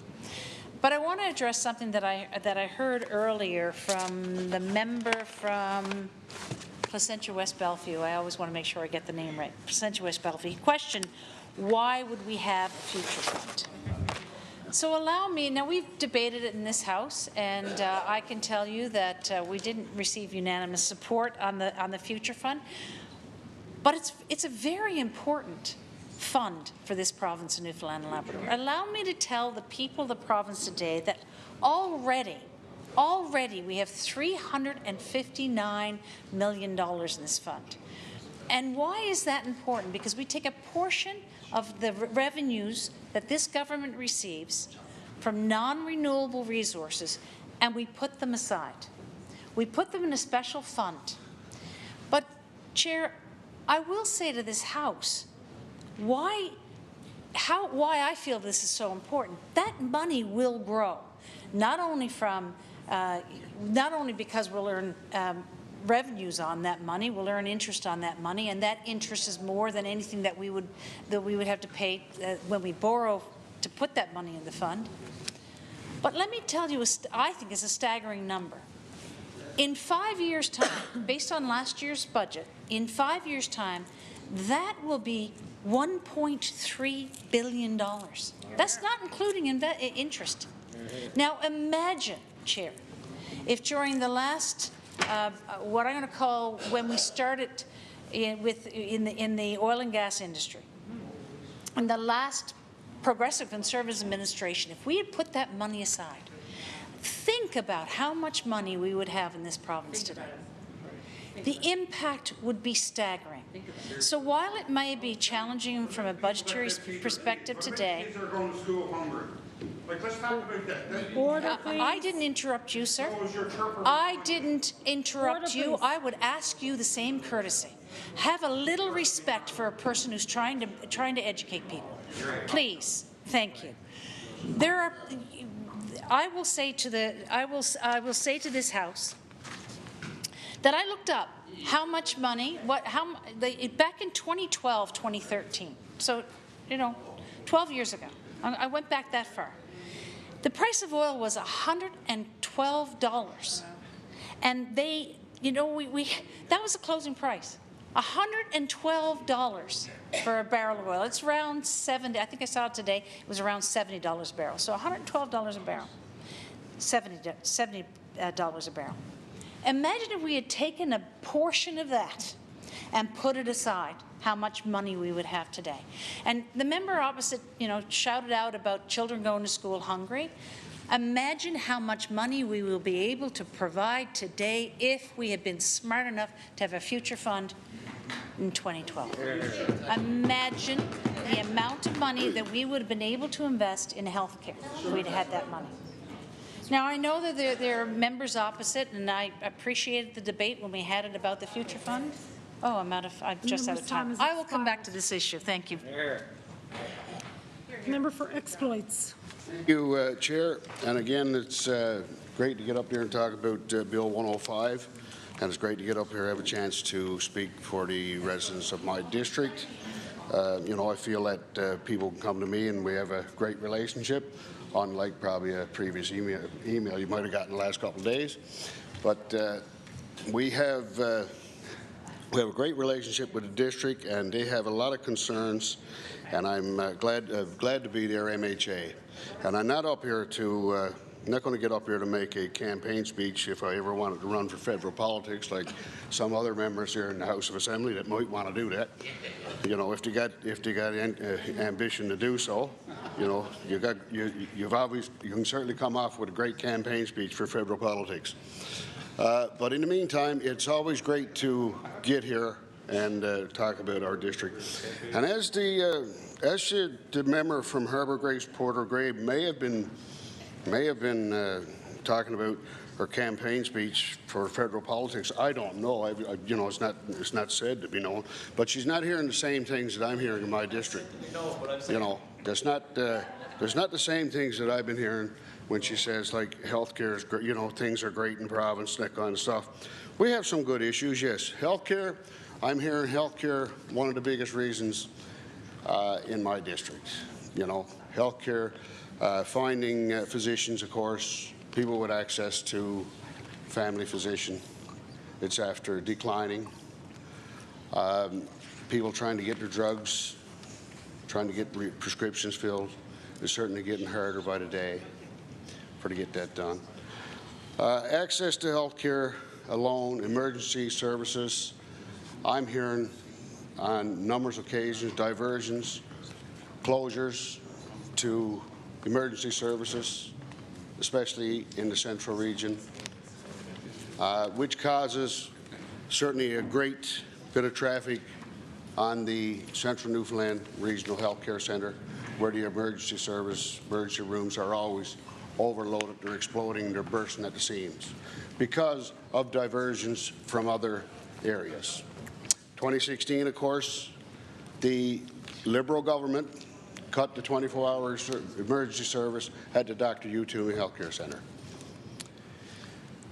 If the 24-hour service was open as promised in the past 2 elections by Liberal premiers, Liberal candidates, went out and promised it, if they mind owning up to their promises, that might streamline some of the emergency services in central Newfoundland. Diversions in the nighttime at the Dr. U. Toomey Healthcare Centre wouldn't have to go to Central Newfoundland Regional Healthcare Centre. That way, when you got a diversion down Conagra Peninsula and the health centre down there, when they have to come up to the Central Newfoundland Regional Healthcare Centre, that could streamline, give them a chance to might be able to get in to see a physician at the Central Newfoundland Regional Healthcare Centre. Because we hear those diversions, members might get up and say things are great, but that's not what we're hearing. Seniors, we get a lot of calls from seniors just to afford the cost of living most of the time. You know, I know the Aging Well grant came out $400. Everything's a help. We'll take anything as a help. Sure we will. But it don't solve the problems. There's only little fixes. Seniors today, I'm hearing seniors trying to find home care hours. Actually, I spoke on a petition here yesterday. They're trying to get home care hours. They can't even get workers to be able to get the hours to stay in their own homes. That's not what seniors are looking for. That's not the kind of help that seniors are looking for, is a $400 fix. Great help, you know, for what can help in various ways, but that's only a Band-Aid. It's not a fix. It's not a fix. Our seniors want to be in their own homes. They want to be in their own homes.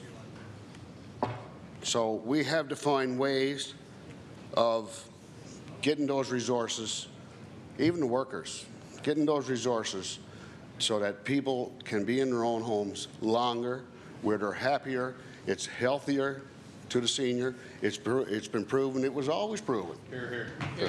It was always proven. Keeps seniors out of our hospitals, keeps them out of the acute care beds and their home where they belong. Not Band-Aids, not little fixes. So that's something that I'm hearing in my district. Medical transportation, MTAP. doesn't go far enough. Lots of times medical transportation doesn't go far enough. I'm finding people, especially now because they can't see physicians in, I'll just say in our area, Grand Falls, Windsor, Bishops Falls, in the central area. Lots of times there's no surgeon or a physician that can deal with some of the problems that they have. They have to come all the way out here to St. John's. They have to travel to St. John's. Medical transportation sometimes doesn't add up to what they need to come out to the health science probably, or whatever, wherever the physician may be that they got to see. They got hotel rooms, they got meals, they got travel, they got expenses. If they burst a tire or whatever, anything can happen. Medical transportation doesn't cover that cost for them. It may be an emergency, they got to go back home, might have to do this again in 2 weeks' time. Same thing happens. So medical transportation doesn't do it. I've relied lots of times on our community sector. Lots of times when somebody calls me and they says, what am I going to do? I got to get an appointment for 3 weeks' time, but I still can't, even with the medical help from medical transportation, how can I do it? I'll refer them to one of our community groups. That's what I do. Either the Kinsman, which I proudly spoke of a member here yesterday, being named a life member, or the Lions Club, which I spoke of another member here that needed another member that was also a life member.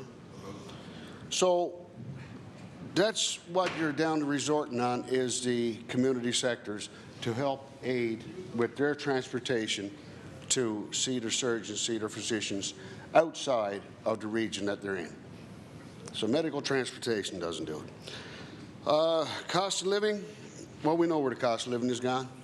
Cost of living is just unaffordable for most average individuals of Newfoundland and Labrador, and a lot in my district. Sugar tax, sure, it's a burden to people who have to make a choice. Do I buy that milk, or do I buy the cheaper drink? That milk is $4.99. Those sodas are 99 cents. What do I buy? That's the choice that they have. That's the choice they have. They have to buy the soda. That's 99 cents because they can't afford to pay for the $4.99 for a 2-liter for 3 children that they got home trying to get to school, especially on a single mother or single parent. That's the choices that you got, you know. That's the choice that they have to make. So the cost of living is way out of hand, of the things that people, fuels again, same thing. Trying to get enough, even the fuels just to get to work, so they could provide for their families. You know, the cost of living is way out of whack. Groceries on the shelves, to buy the regular groceries on the shelves, it's gone. It's gone. But what people say is gone way out of whack. They can't afford to do this anymore.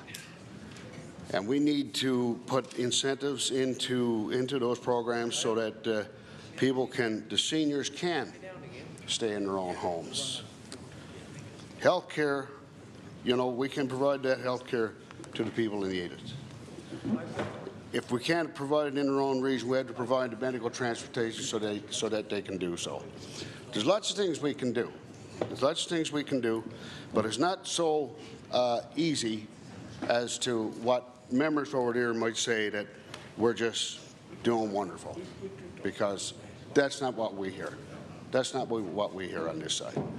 We are hearing different stories in our region than what we're hearing right now. So with that, Chair, thank you for the time, and I'll get another chance to speak on that later. Thank you.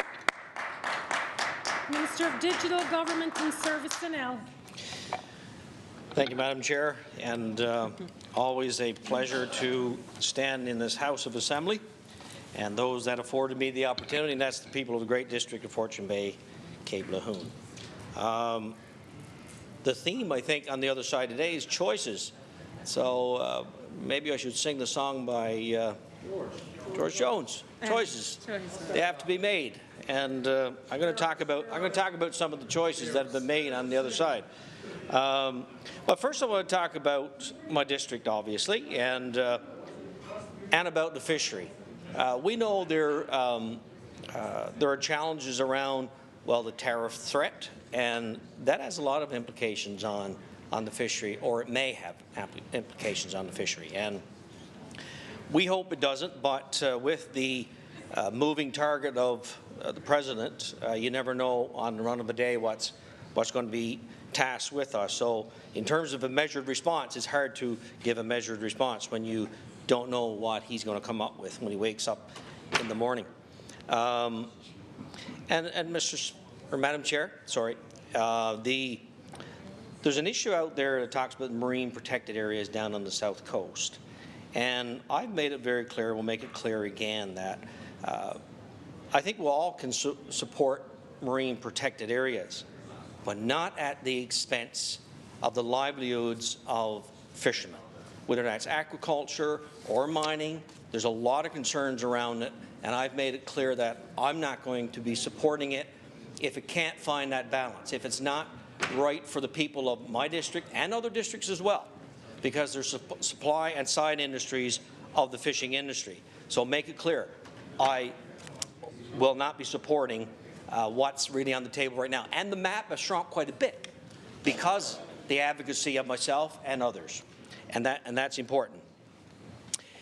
And I listened to the member just on the other side talk about health care and a lot of problems. Listen, go anywhere in this country and find out concerns about health care. They're there. But the problem is you never talk about the good stuff that's going on. People of the province, we're tasked with that as well. I get it in terms of opposition, but you talk about diversions. The diversions, we had probably the most challenging Bayvert Peninsula as well in terms of ambulances going over that road in terms of diversions. It was a very challenging time. Well, we don't have diversions anymore because we've made improvements down in Harbour Breton and down in Coastal Bays. You should recognize that, right? You should recognize that because that is important for the people of my district. Now, is everything 100% well? No, it's not. You can do what you want. Any government can do what they want. People are still going to get sick. And that's the unfortunate part about it. It's up to us to put the system in place. In the Bay d'Espoir Medical Clinic in St. Albans, they wanted urgent virtual care. They got it immediately. But obviously we had to have the staff, and we got staff committed. We've recently had another nurse practitioner come to the area. That's good news stories. People need to hear that. People need to know that there's a plan and there's some hope in that plan. And for the hospital in Harbour Breton, I have clinics in Hermitage, Mos Ambros, Belorem. That's not just because of doctors, it's because of other staff as well, and the commitment from them, and I say thank you to them. And the challenges of isolated communities in terms of health care, a lot of challenges. So we're not dismissing the challenges or all those emails that you say you get over there. We get them too, and I respond to them. I do respond to them, but I don't respond to them and say, listen, I'm going to have a fix for your issue tomorrow. But do I try to find a fix? Absolutely, 100%. And they're over there talking about road work. I make no apologies for the road work in my district, none whatsoever. And the member for exploits, you had your turn to speak, all right? So you had your turn to respect, and it was punishment listening to you, but listen, you had your turn, I had mine, you show some respect. You asked for it from over here, we asked for it for you. So I know he's tentatively, pardon me? So the member from exploits over there is, he likes to talk about Route 360, right? The investment. Oh, we shouldn't have invested all that money down Route 360. Well, that's a lot of his constituents, by the way, right? So he wants to talk about Route 360 in a bad way, in a negative way when we talk about diversions, right? But he don't give credit in terms of the road work, which was very important, because I'll tell you why. Because it was neglected for 12 years. And I don't believe it was because the member that was down there, it was because of the government at the time didn't see the importance of investing in the roadways down in Fortune Bay, Cape Lejeune. There's money being invested now, and there's money being invested in other parts. When I was in TI, this wonderful finance minister agreed to give us a $1 billion investment in roadways. And I even traveled to some of the opposition district, traveled some hard roads in the opposition district, absolutely. Will they get fixed? Hopefully. You never know. But that's the importance of, and brush cutting. Brush cutting is very important. And I don't apologize for the brush cutting that I fight for brush cutting, because we do have 2.5 hours from the district to really to the mainland in central Newfoundland. And brush cutting is important, especially for those paramedics, those ambulance drivers that are driving over the road all hours of the night and day. I'll move to some of the comments because I only have 4 minutes, but I'll have more to say. The member for Terranova likes to talk about the Muskrat Falls deal and asked a question when we had the people on the floor of the House of Assembly. Muskrat Falls was a good deal. The power, the capacity issue, yes, is welcome for any CEO, absolutely. But she did reference in terms of the cost of it. Nobody, unfortunately, Muskrat Falls, the cost of it is on the shoulders of seniors in our province and everybody else in our province. That's where the problem lies. That's unfair. We have to write hundreds of billions of dollars check every year so it don't double. That's the unfairness. And you can go anywhere in the province and people will talk about it and say the same thing. 100%. But Voisey's Bay, now, a former leader of the opposition who became premier said you could drive a Mack truck through it. Now I got the attention for it. Remember? You couldn't drive a Mack truck through it. Actually, he praised the deal after the fact. It did not bear the cost on the people of this province, which is key here, right? And they went underground. Has been extended for valuable work. I got buddies that work with Voisey's Bay. It's a good project. And it was not, the cost of it was not borne on the shoulders of Newfoundlanders and Labradorians. Like Muskrat. So I'll end.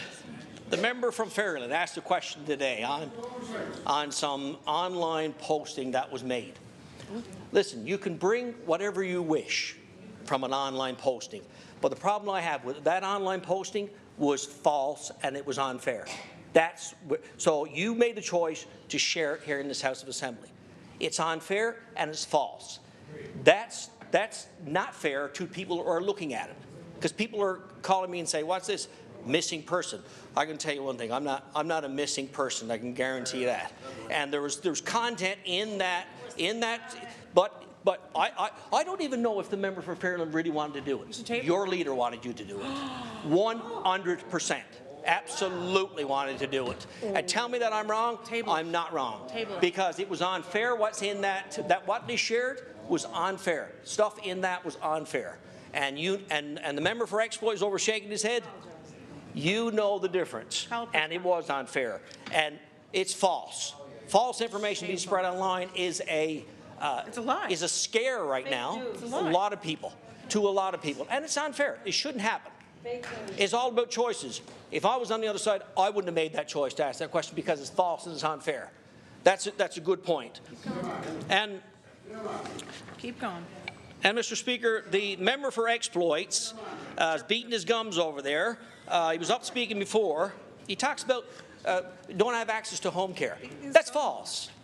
There is access to home care. He won't go to the crux of really where it is.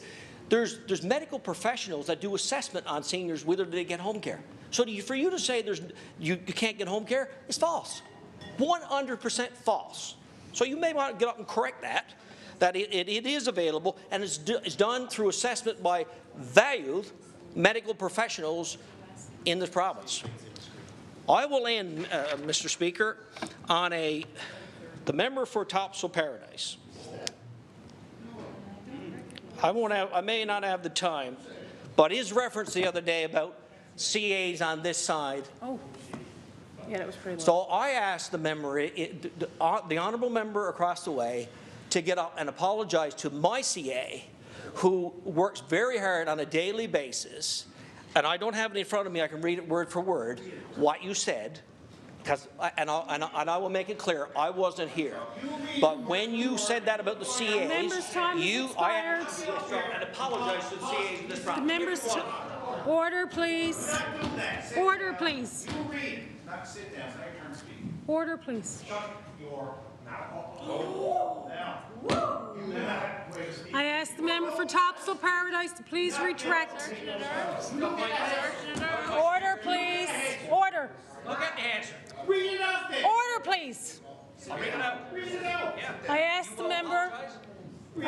Order, please. Order, please, or we'll go in recess. Order, please. I ask the member for Topsail Paradise to please retract his comments. You didn't make comments on, they weren't on the record. You just shouted out across the house. That wasn't on the record. Doesn't matter. Say it. Come on. It's been a hot Order, please. It's been a hot day. Could we please take a recess? Thank you. We're in recess.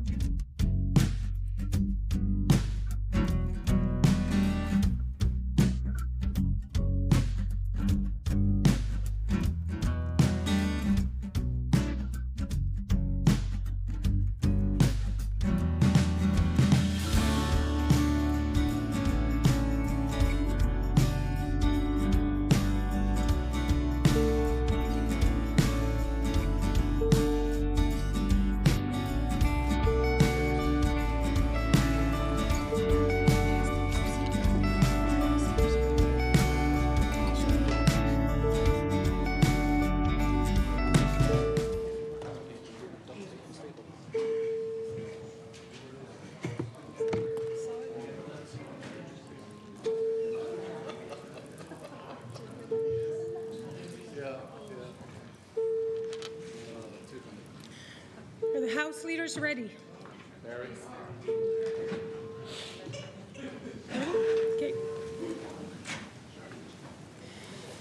The language displayed by the member for Topsail Paradise in this House was clearly unparliamentary, and I ask the member to please retract the statement.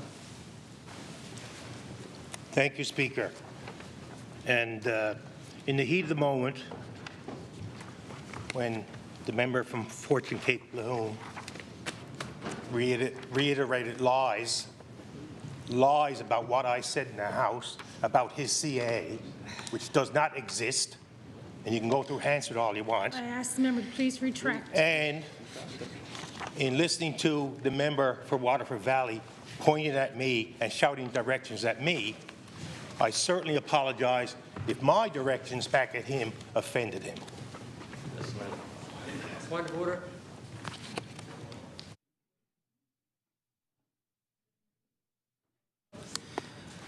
For the member for Topsail Paradise, the retraction has to be unequivocal. I ask the member to please retract the language. Unequivocally, I retract the language that I used that offended him. Thank you. Point of order. Member for Humber Bay of Islands. Point of order, Mr. Speaker. Madam Chair, sorry. The member for Fortune Bay, Cape Lahoon, just a few minutes ago, and I'm doing this for all members of the House, he was upset because someone said something about a thing that was put on about people looking for you. And you felt that it was wrong to put out that type of information, which it is. If you don't have a chance to respond, I agree with you. Within a minute, he stood up and said the member from Topsail said something, which he said, I wasn't here. I don't have the answer, but he should apologize because he said something about the CAs. That is the point of order, is that the member should stand up and apologize to the member for Topsail, because you even said yourself, I wasn't here, I didn't hear it, I don't have answer. So you should do what you asked the members from the opposition to do. Stop making statements that's not true. So I ask that you withdraw those statements, just for the member. There's no point of order. I ask the member to please. The Minister of Digital Government and Service Sanel. I'll respond to that point of order. I did not say I didn't have Hansard. I admitted that I was not here, but I heard it. And this is what was said. This is what was said in the House. In my office, said by the member from Topsail Paradise, in my office, unlike the government side, we all have a very dedicated CA and ourselves in the office. We answer those calls as best as we can, but we can continue to see. So, based on that, the dedicated CAs not on this side. So I asked for yeah, that's right. So the member from Terranova. Okay, we're sorry, the Minister of Digital Government Services. Now we're going to take this exchange under consideration and report back to the House. Okay. Thank you very much. Chair. Absolutely.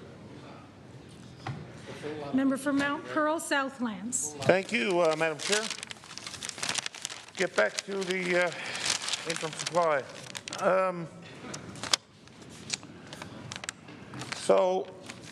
There are numerous things that I can talk about. I have numerous points written down.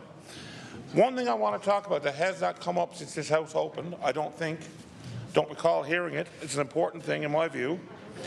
And that is the fact that I have genuine concern, and I believe all members of this House should have genuine concern as it relates to the operation of our university. I have not heard that come up since the House opened. We had a very scathing Auditor General's report that came out about a year ago or so on the operations of Memorial University. And then more recently, over the last couple or 3 months ago, the Auditor General released a second report on Memorial University as it relates to the management of the infrastructure and the crumbling infrastructure, and the fact that there appears to be no plan in place by the university to address the infrastructure issue.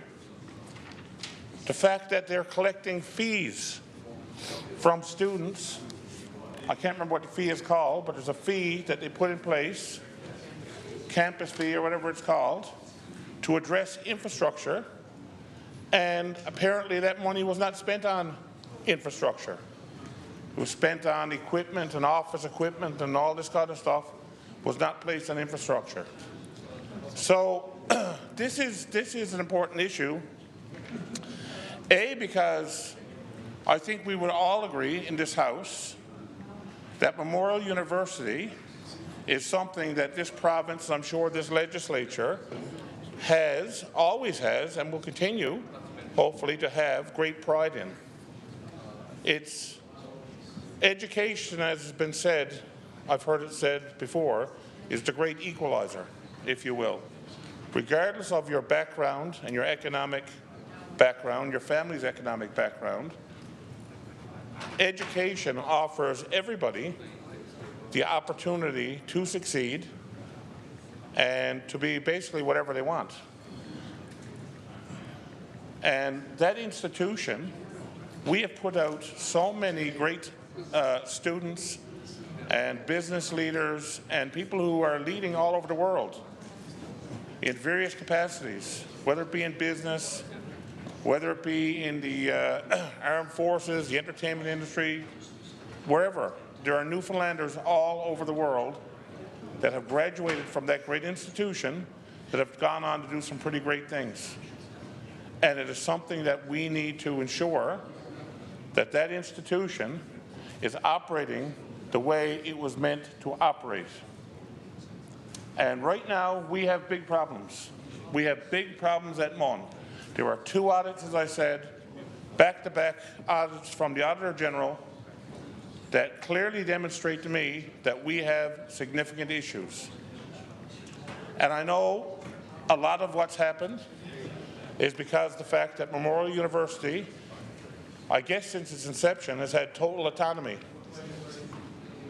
And there's nothing wrong with academic autonomy, but when there's taxpayers' money that's continuously pumped into that institution, albeit it's been reduced a lot over the years, and I'm sure there will be people at MUN and there'll be students who constantly remind us all of the reductions in funding that's gone to Memorial and that the increases in tuition that have occurred and so on. There's people that have concerns about that. Not everybody does, but a lot of people do. But the bottom line is that I think that we have a responsibility here in this House of Assembly, not just for today, but for the future, to ensure that Memorial University is operating the way it should be operating, that they have appropriate programming in place, and that they have the appropriate infrastructure in place to be able to deliver a top-class education to the students of this province today, tomorrow, and into the future. So I'm not sure what plans the government may have, because we haven't heard the budget yet. I don't know if it has any plans to assist in any way the university in terms of dealing with some of these infrastructure issues. I believe it's inevitable that at some point in time, given the huge deficit that they have in terms of their infrastructure, I believe it's inevitable at some point in time, even if it's a one-off funding, project-specific funding, I think that we're going to have no choice, perhaps, at some point, but to step in and assist to some degree with some of the infrastructure problems. And I don't know if that starts this year, if there's even any intention. It's going to happen eventually, I think. But whenever it happens, I say to the Minister of Finance and the government that we can no longer, whether it be the funding that we are currently pumping into that facility, whether it be increases in funding, whether it be one-off project-specific funding, I say to the Minister of Finance in all sincerity, we need to have more control. We need to ensure that before any more taxpayers' money goes into that institution, that there is an actual plan, that there's an infrastructure plan that makes sense, that there's a proper maintenance program, maintenance and repair program for that institution. We need to make sure that they've done a proper inventory of the space that exists, because one of the things the Auditor General came out with, she said, here we are with empty spaces here, here, and here, yet we're leasing spaces. So while there's available space in existing infrastructure, according to the audit, they were leasing spaces around town and paying leases to private concerns and so on to go leasing spaces. So there just seems to be no rhyme nor reason to what's going on and no solid plan.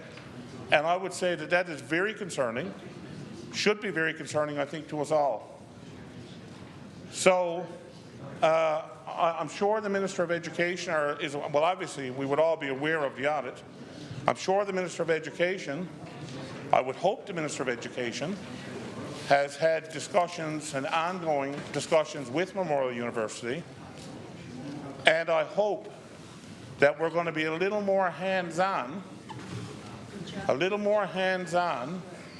with the operations of the university, and we're going to make sure that we address, or that these infrastructure issues are going to be addressed properly, and if that requires money, additional money from the public purse, which undoubtedly in my mind is going to. I cannot see how it's going to happen without some funding beyond what we're doing now. Then I would certainly encourage the Minister of Education, the Minister of Finance, the government, as I said, to ensure that we're not just simply cutting checks. The days of simply cutting checks, handing it over and say, oh, they'll look after it. They know what they're doing. I think those days should be gone. I think that 2 consecutive audits have shown us, both from an operational point of view as well as an infrastructure point of view, that there are big issues, and we simply cannot throw money at it and write checks and walk away. Yes, MUN can continue to have academic freedom, academic autonomy, and so on, but when it comes to some of these other issues, I feel that the audit has shown us that we're going to have to be a little more hands-on in this legislature. The government's going to have to be a little more hands-on, that we're going to have to keep closer tabs, more audits. We're going to have to be looking for more progress reports and so on. I guess it kind of ties into something I've been saying in this legislature for years now, budget after budget after budget, when I've talked about the need to be reviewing our agencies, boards, commissions, and so on, because that's where all the money is. That's where all the money is. Not core government. There is money in core government, of course, but as I've said before, we're counting pencils in the minister's office while billions of dollars go out the door with no accountability from this House Assembly. Thank you. Thank you. Now recognize the member for Bayvert Green Bay.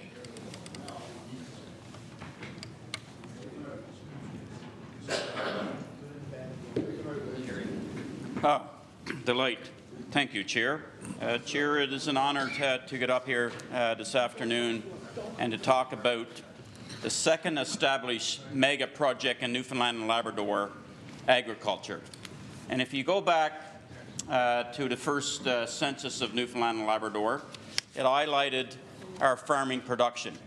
We're all here across the 40 districts because of the importance that our forefathers and mothers placed on the capacity to be able to feed themselves, agriculture.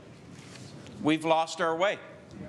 You know, the member from Exploits indicated presently 20% of food production is locally derived. Yes, we need elbows up, but we need elbows up with a shovel and a rake in hand to be able to grow our food production. In doing that, we would mitigate, impacts of tariffs, both nationally and internationally, we would have control of our own destiny. And that's important. We need the capacity to be able to feed ourselves locally. And, you know, the other benefit from that is we would lessen greenhouse gas impact, climate change. So we would also be doing the climate a favor as well. So there's an opportunity to grow more locally. So on that with agriculture, I will highlight, I guess, cast a lens both provincially and also across my district, and highlighting both fiscal management, red tape, and some investment opportunities. And I will do this somewhat in a fashion that I used to do as a young naval officer in going to the bridge to brief the captain, and he would say to me, "Paddy, give me the good and the bad." So folks, I will give you the good, the bad, and the ugly. First of all, the good. I echo what was done 4 days ago. Actually, and this was a government news release providing funding for the Community Garden Support Program. Yeah, that is a good initiative. However, there's always an however when we're looking at Liberal fiscal management. That funding, $133K, $40K less than I would highlight than what was provided to the British soccer team. That $133K was at a maximum of $750 per eligible applicant. Now, that was eligible applicants are across schools, community, various organizations. That 750 then would translate to, at a max, 177 applicants. Schools, we have over 250. Communities, we have over 300. And then a multiple number of organizations. So if you look at it from that perspective, then I would give this program a D rating. So it's just barely good. So there's room for improvement. So how do we improve it? Well, there's an opportunity to put more funding there to expand the capacity to grow food locally, to grow interest in growing food locally as well. Now, where can that money come from? We learned today during question period that there's $2 million in overpayment. So there's $2 million out there. So why don't we just take 5% of that, 100,000, and we can nearly double what is going into this program. That's a good start. So what is bad out there, you say? Well, again, I come back to what the member from Exploits has repeatedly said here in the House. How do we get more food and meat on the shelves across the province? And one way he indicated in being able to do that was having a federally regulated abattoir. There is no federally regulated abattoir here in the province. Ideally, that would be set up in central Newfoundland, so we got access from both ends.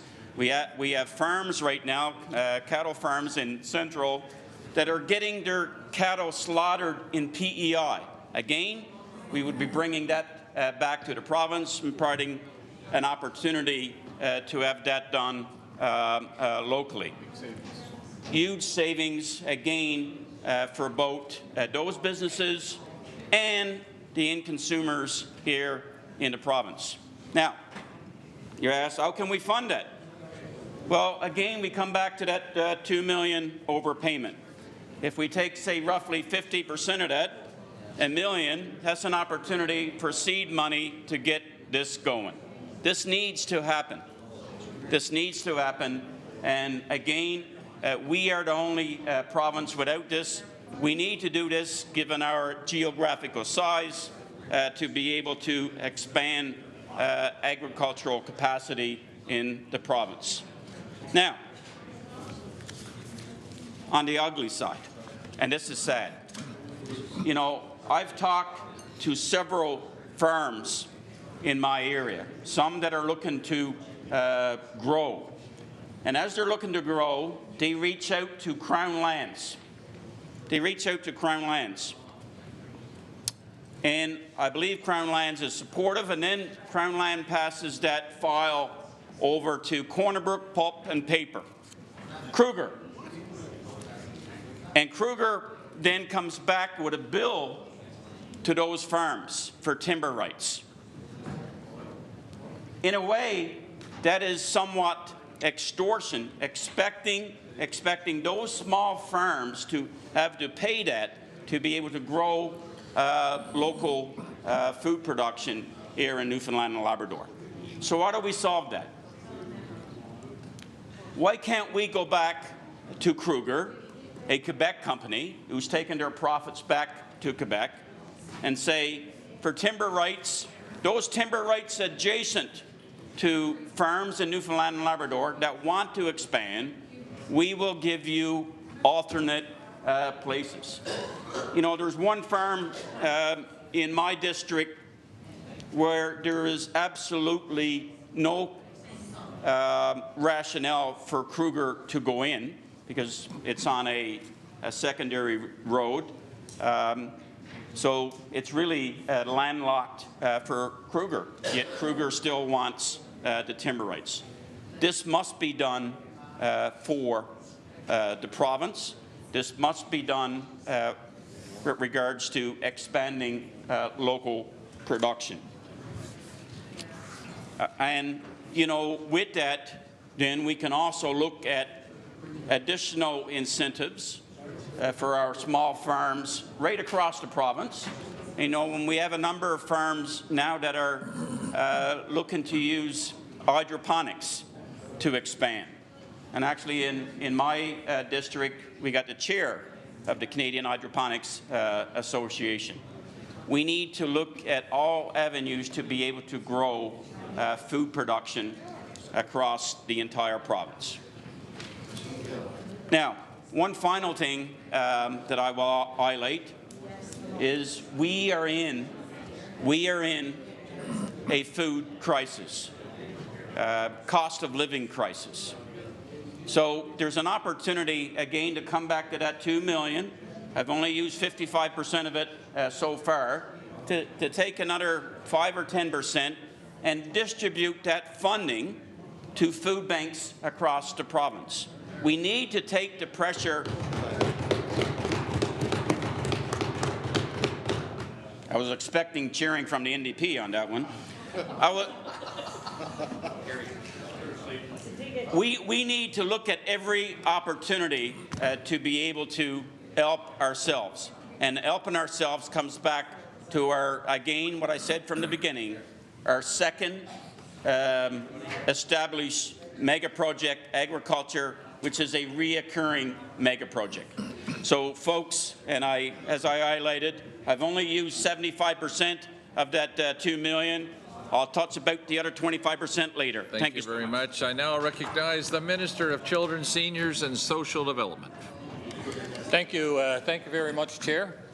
I'm very pleased to stand here today to represent the people of Bjorn-Granbank, and also the opportunity to speak about the important work our government is doing to support the seniors of Newfoundland and Labrador, as well as to say how important that this interim supply bill is to us getting on with the great work that we're doing for the seniors in this province. Seniors make significant contributions to our communities, and they offer invaluable career experience. As we all know, seniors come from all walks of life. If you ever walk into a 50-plus club, you'll see that our seniors are, they can pretty well do anything. You're looking for a treasurer, a hand is up. I was an accountant for 30 years. I can do that, no problem. Great leadership skills. If you need a window fixed or a leak fixed or whatever, there's seniors there that can do that. And that's why our Plus clubs are so successful, and our other seniors groups. Across the province, our seniors are still working and making a great contribution to our businesses and so on in our communities, and are doing great work. As you know, the province of Newfoundland and Labrador has the highest percentage of seniors in Canada. Our seniors want to live safely, they want to enjoy good health, and they want to remain active in their communities and feel like they're needed. And our government is committed to ensuring that they can. As people age, our health care needs to change as well. Our government is taking the necessary steps to support our seniors so that they can remain active in their communities and live with dignity and have a quality of life. To ensure seniors age in the right place, our government invested $10 million in a comprehensive seniors well-being plan. This, of course, was interdepartmental and provides essential financial, medical, and social support for the seniors of the province. A grant program for low seniors to assist in services such as snow clearing and grocery delivery. Big uptake on that. $400 to help seniors get snow clearing, have groceries delivered, and so on. Absolutely wonderful. As a matter of fact, the threshold was also changed. We rose the threshold, we increased the threshold so that for seniors who were couples or seniors who were single, and that allowed a big uptake. Now, I guess you all noticed that your offices, your constituency offices got really busy around this time because so many people qualified. And we were so pleased to be able to do that. If you look at the increased investments that we made in home repair and home modifications, that's very, very helpful. We have seniors that reach out every day, especially now we're getting a lot for home modifications. And that's so important. They may want to install new bathrooms and so on in their homes to make them more accessible. A great program. We're getting a lot of seniors that over a period of time need shingles on the roofs, new windows, new doors, and so on. And we're able to do that as well.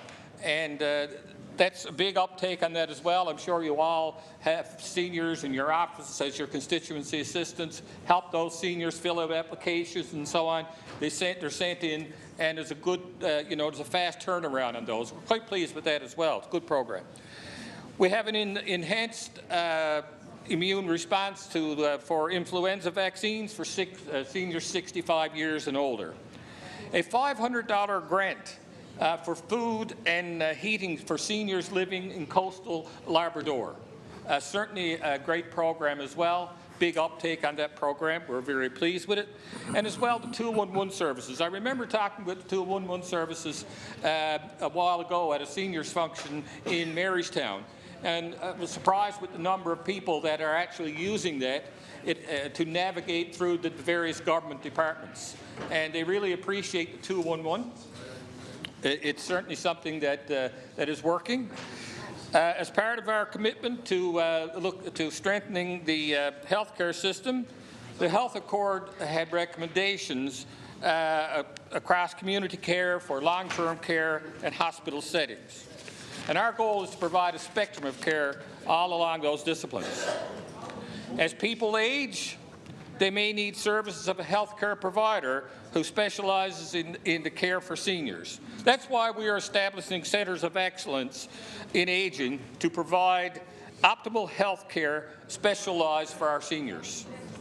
A team approach to health care for our seniors can be effective in supporting seniors who have multiple health conditions and want to age healthy. We are enhancing the continuum of care for seniors by enhancing home and community care for less resilience, I should say, on institutional care. In last year's budget, $1.9 million to enhance dementia-inclusive environments in long-term care homes, including arrangements and opportunities to make long-term care homes more familiar and less institutional. An additional $1.1 million for the Lionel Kellen Hospice, bringing the total commitment to $2.3 million to provide quality palliative care and end-of-life care for people and in a more family-centered setting. $750,000 for nurse practitioners to support home dementia care. Many adults need to remain healthy, active, and independent at their age. They're socially engaged, and most of them, a lot of them, have their families around them. So that's why they want to remain in their own homes, in their own communities. Others may need additional supports and to have this level of independence and to remain in their communities as active members. And a lot of talk today about home care workers and so on. Yes, there's an issue in getting home care workers, not because of the fact that they're not being approved for home care, a lot of our seniors, but it's because they're difficult to get in communities. And we're working through that. We're having a lot of success, especially when it comes to allowing family members to also be home care workers.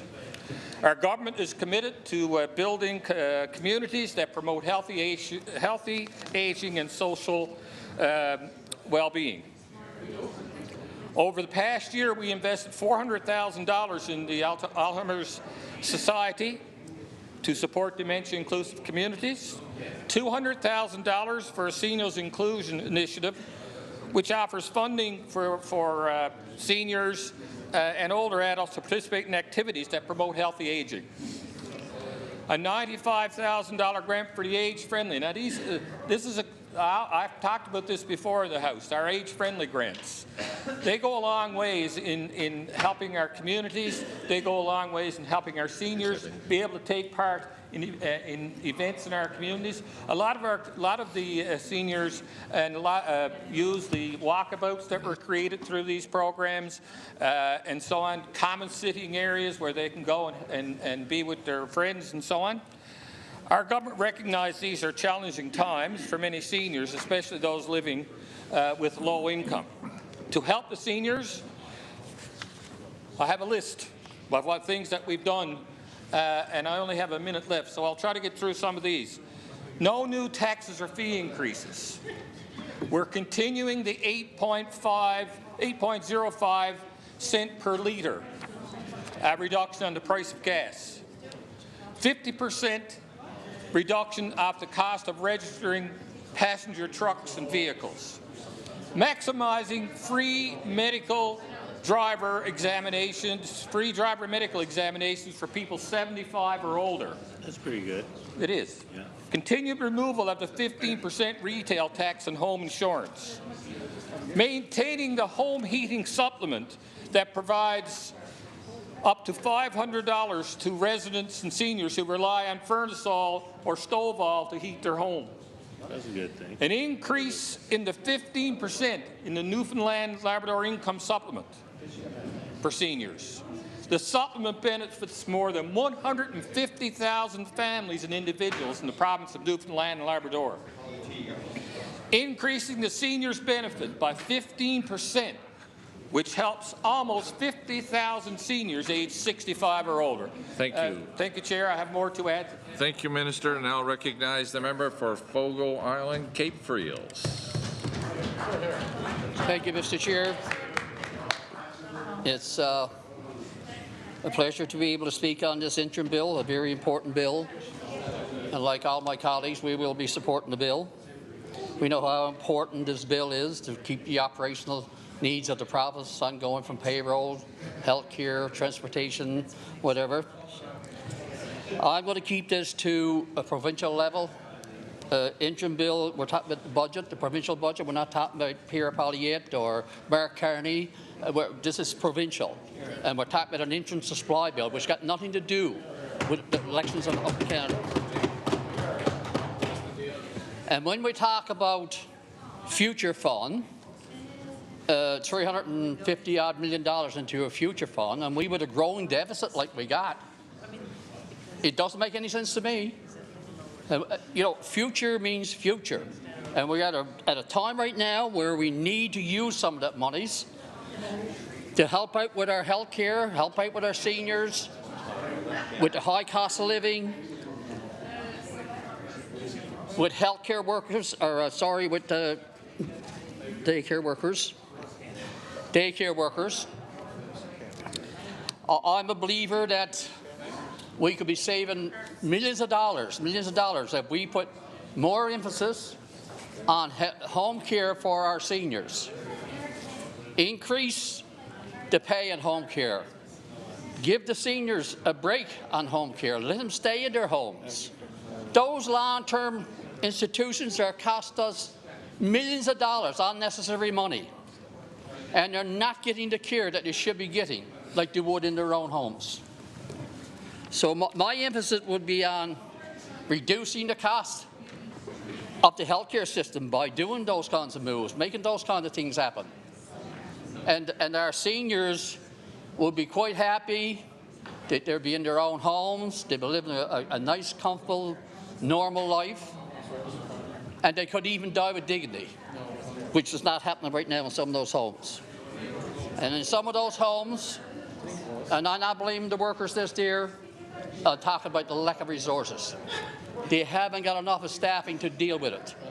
And it's a crime to see the way how some of those seniors are treated. I know, because I have my mother in here in a home, and I knew how she was treated, and she didn't want to be here. And it's only because she had a touch of dementia that we let her stay here. Okay. So those are the kinds of things that we have to address and make this a better Newfoundland, not only a better district, a better Newfoundland and Labrador. You know, we need to start thinking more positive than we do. You know, there's opportunities in this province which are unreal.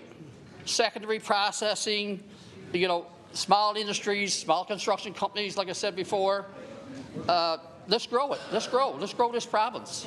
You know, we could be putting billions of dollars more into the economy of this province, creating thousands of more jobs, and you know, growing this province population-wise as well. And people have a reason to stay here and a reason to work here. So when we talk about budgetary fiscal management and budgetary control, I think we're not steering the right route from my perspective. So I see other ways that we could increase the money going into the economy, shrinking the deficit, not growing the deficit. Any budget, you know, you have to try to control your budgets, and it comes into fiscal management. So, and another thing I want to touch on with this future fund, I mean, we're lacking Wi-Fi and cell phone services, which is crucial to health care in this province, but we're not putting anything into it. Let's take some of those funds and put it in to help our seniors, help out with Wi-Fi and cell phone services, and get back on track here. We're off track in this province, big time.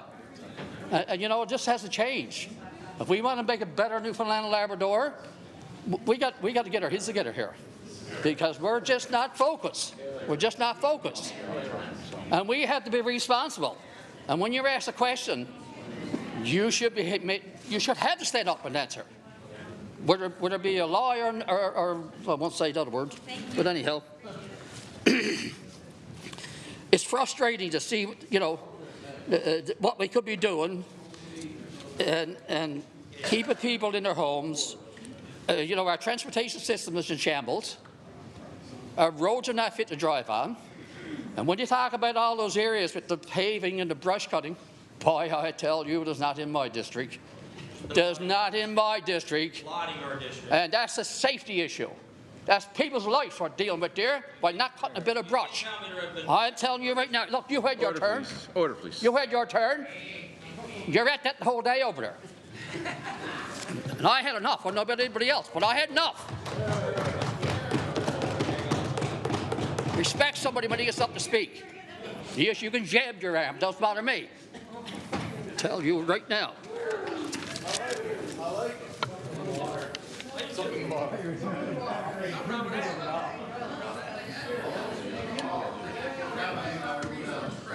No, if I can speak again, I'll try. And if it bothers you that much, well, you know, you can leave the house if you want to. It doesn't bother me. Because you asked for respect on this side of the house, I heard it all day. And we even made a ruling on a couple of things here, and you're allowed to do it. So, wonderful, wonderful. But anyhow, I'm going to go back to, I've got to go back to health care. The money that we are putting into health care and not doing the right spending with it. And we're not putting any money into our seniors with the high cost of living and people on any fixed income, you know, and seniors having to pay for medications that they can't afford to pay for. There's lots of things we could do to help out the people of this province. So if we want to talk about an interim supply bill and a budgetary processing and all that, those are the kinds of things we can take a more advanced look at, a more proactive look, if you want. Be more proactive. And let's see what we can do to improve. I mean, when you talk about transportation infrastructure, you know, you're talking about some of the overpass with falling concrete down on the roadways this day and age for the lack of inspections. 4 years ago, they knew that. 4 years later, there's nothing done about it. What are we waiting for? Someone to get injured or someone to have a lot of damage done to their vehicles? So when we talk about thinking ahead, we have to give our heads a shake. And we can't be always, this is not a joke. This is not a joke. We're dealing with the taxpayers' dollars of this province. And we're not being careful how we spend it? No, something's not right here. Something's not adding up here. So until we... Excuse me? Order, please. Order, please. We're almost done. The best finance. We're almost done. Let's just... Be nice. Be nice. Order, please. Yeah, so we'll go back to the cost of living too as well. I mean, we could be subsidizing our seniors some way and somehow, and we could be probably cutting the taxes off home heating, whether it be electricity, oil, or whatever. Help out our seniors. They're the vulnerable people of this province. And we got to show more respect for those people. Those are the people who worked so hard to put Newfoundland where it's to. Yes. And we're not giving them anything back in return?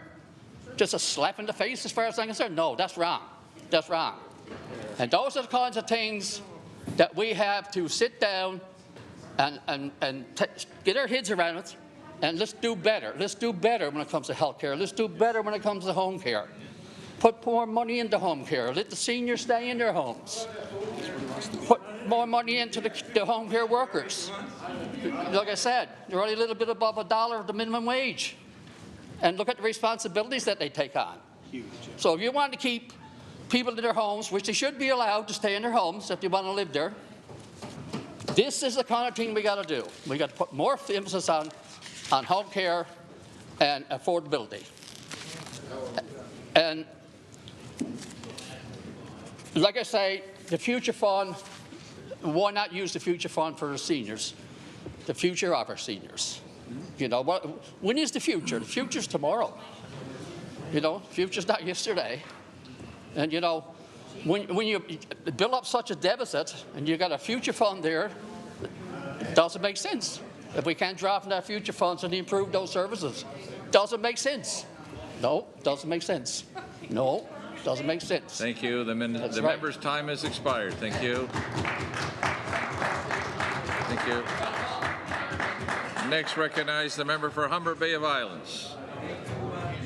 Mr. Chair, I'm just going to stand and have a few words about some of the things I spoke about today also. One thing that's coming up here is home care. And I just want to bring it up to the government, something that hasn't happened for a while. When you get home care, you go through an agency. The last number of years, the agency has got increases. But when you do it self-administer it yourself, there's no increase. So what's happening is that the agency, say, was getting 100,000. Over the years, now they're up to 105, 110,000. for a number of clients. And if you self-administer, which in some cases is great because you can spread the money out further because you haven't got the administration and the company part, but there's no increase if you self-administer. It's a big concern, especially in rural Newfoundland and Labrador. Especially, I know I've got numerous calls on it because they can't get the workers. The company can't come in and get the workers, so they go in the community and get the workers.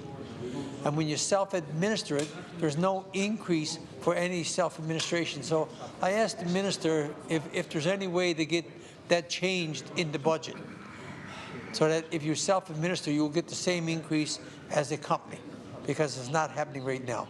And what's happening is because of the cost, they can't get the workers because they can't pay them as much as the company who's getting the increase. So I'm bringing that up on behalf of the people of the Humber Bay Volunteers that have brought it to my attention. I had several calls on it. Many people have brought it to my attention. So when the government says that they're going to try to help out rural Newfoundland and seniors, here's a prime example of how you can do it. Treat self-administered home care the same as you would with the company.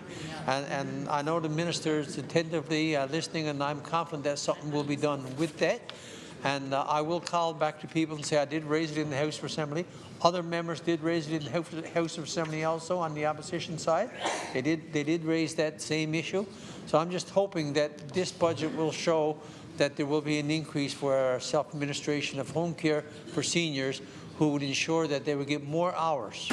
They get more hours than less hours with the same pay up to 5 or 6 years ago, that they still using the same amount because they don't get an increase on it. So I just want to raise that up. And the other thing that I mentioned, and I'll bring up again, is the roads. As I said, what are we in March now? Going into the middle of March, and there's been no announcement on the road work for the province. Absolutely none. Usually you have a big splash in January, so you get the tenders out. A lot of the tenders now will be out, and they'll be starting to bid on. But right now, as we speak, there's no tenders being administered as usual, and the amount of money that's going to be spent this year. And you always hear about the $1.4, $1.5 billion that the government has for road work. But yet, if you don't get the tenders out early, and if you don't get the work started, our season is pretty short. Our season is pretty short. So what's going to happen, and I'll put it on the record here now, is that the government is ensuring so a lot of this work will be carryover for next year. Because there's certain districts here who I'm confident is going to get some funding, don't want to have the announcement for it. Don't want to have the announcement. So this is what's happening here now. And the budget that's going to be used for the money will be a carryover. And if there's election coming up, and I happen to be lucky enough to get elected again, I'm going to stand up here and say, I told you so. Because that's exactly what's happening here.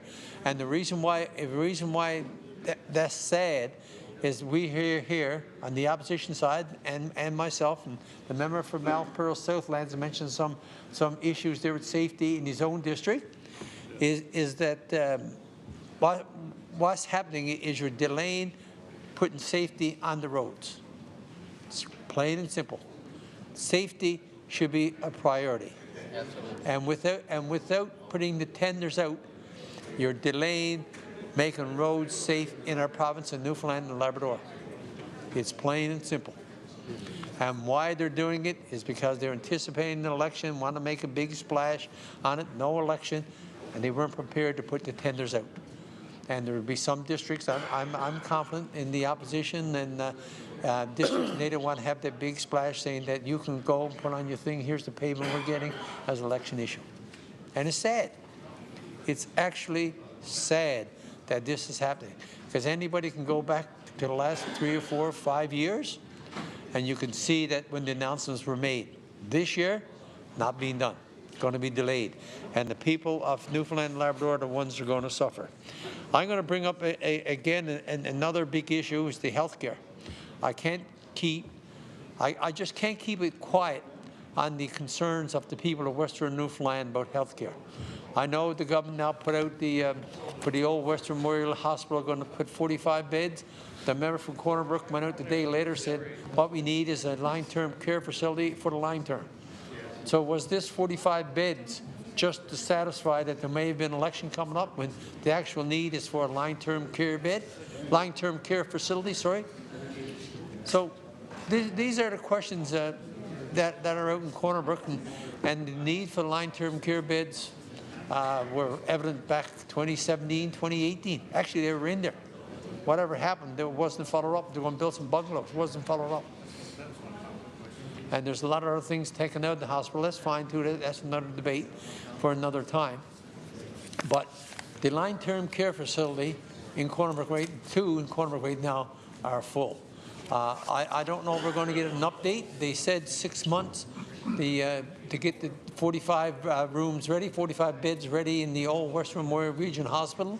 I've been told, and the contractor says they can do it much quicker, do 20, 25 beds much quicker, move so many out, but you can't get an update. You actually can't get an update on the status of the preparing those that old Western Memorial Regional Hospital for the 45 beds. And I can tell you, and I'll say it again, as many times until someone starts listening on the government side, the emergency department in Corner Brook is in a crisis. It's in a crisis. I've been saying it for a year and a half, 2 years. Here's what's going to happen. It is in a crisis. And then when you bring up about the allowing the nurse practitioners to build government, which would alleviate a lot of people having to go to the emergency department, it's just not done. And for some reason, I just don't know why it's not done. Alberta could do it. They're in the same Canadian Health Act that we are. They can do it. But for some reason, we want people in Western Newfoundland and Labrador to suffer. For some reason. I don't know what the reason is. Stroke of the pen, it can be done.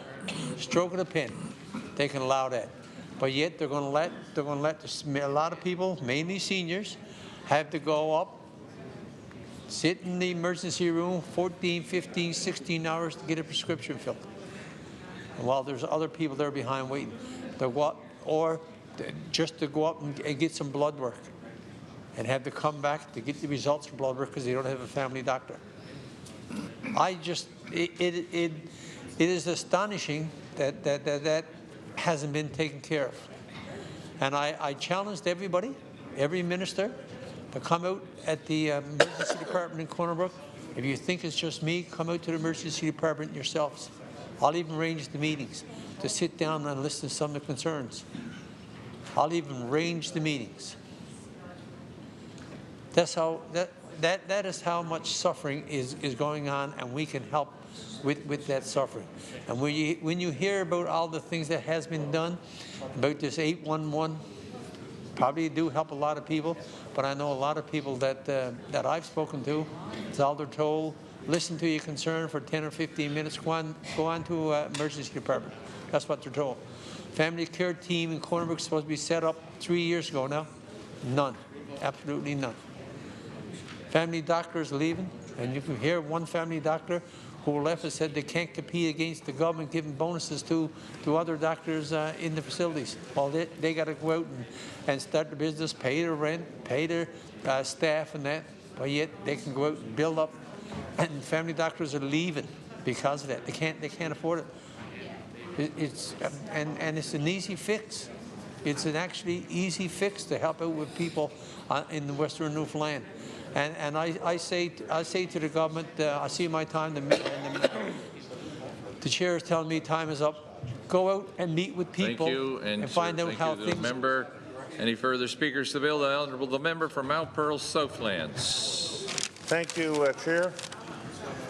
So I want to talk a little bit about tariffs and the issue, I guess, with the United States.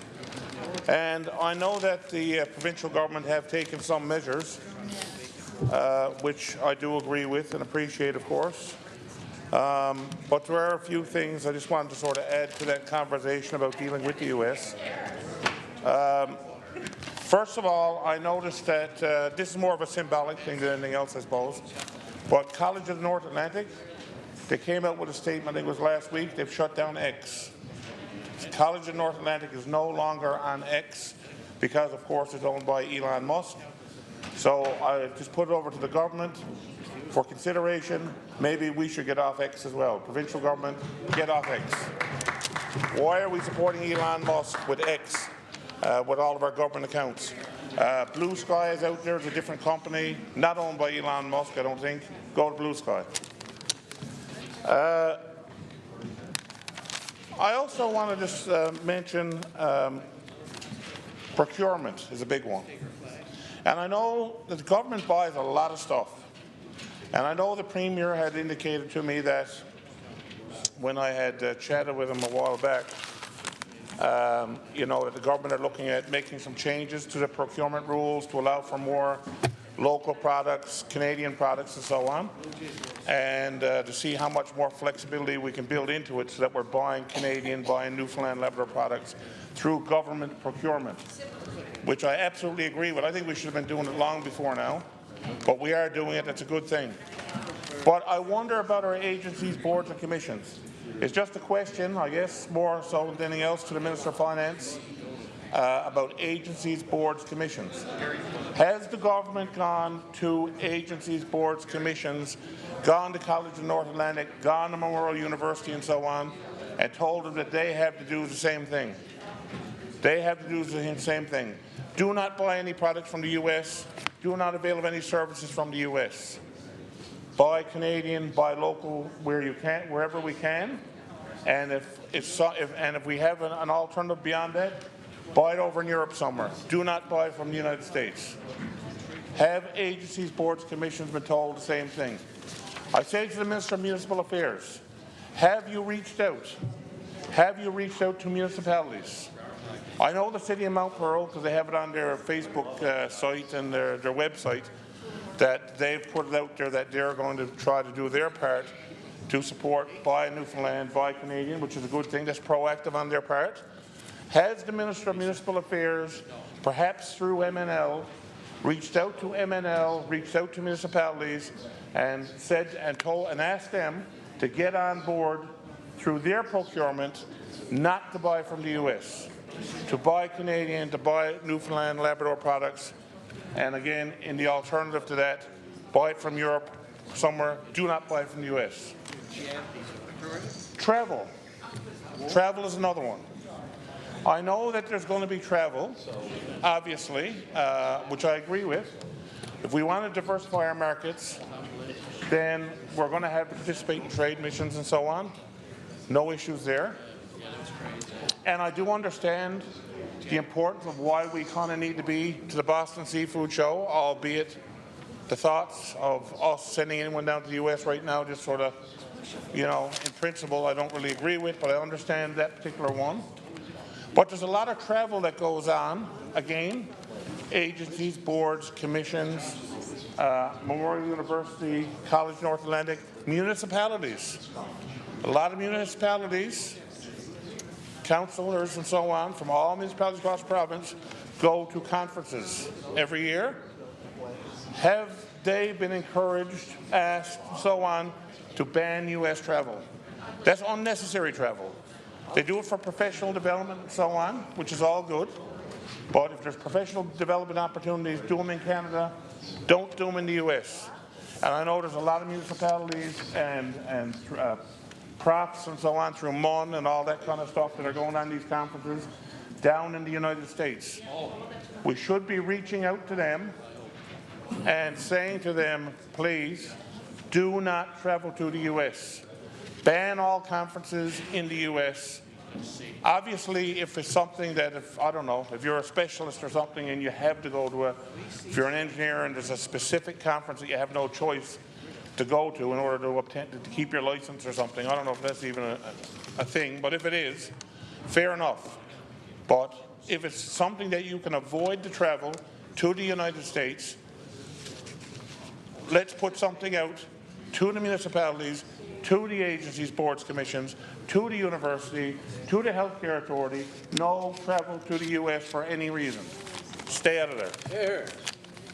I'm not sure if we're doing that. That's why I'm pointing out. Maybe the government's already done that. If they are, great. They're not. I don't think they are. I wonder about this office that we're going to set up in Boston. I think it was Boston. Yep. Boston. Is that cancelled? I hope that's off the table. That's what it is. I hope to God I don't look at the budget and see a budget line for an office in Boston this year. Better not be in the budget. I hope it's not. We were going to set up an office in Boston, to have a presence in Boston. For the U.S., I hope we're not going to be there. Hope we're not going to be there. If it's there, I'm really asking the Minister of Finance, if there's a budget line in your budget for us to open up an office in Boston, take it out of the budget, please. Please take it out of the budget. We can't be talking out of both sides of our mouth. Right. We're either on board for this or we're not on board for this. We either agree with the ban or we don't agree with the ban. We're either against what Donald Trump is trying to do to our country and hence our province, or we're not. So there's no good to go and come here and wear this silly little button. I got no problem with the button. I'm just saying, wear a silly little button, do a thing on the news here, you know, take some liquor off the shelf and say, we're standing up for Canada. And then, at the same time, we're going to have people traveling down to the States for conferences left, right, and centre, and we're not going to be cutting our spending on U.S. products, and we're not going to be reaching out to our municipalities and to our universities, to our ABCs, and telling them to do the same thing. Then this symbolic gesture is just a joke if we're not doing that stuff. And certainly, if we're going to be opening up an office in Boston, of all places, that definitely would be a joke. So I hope that that's again not going to happen. Same thing when it comes to not just the purchase of goods, but certainly when it comes to contracts and so on for U.S.-based companies.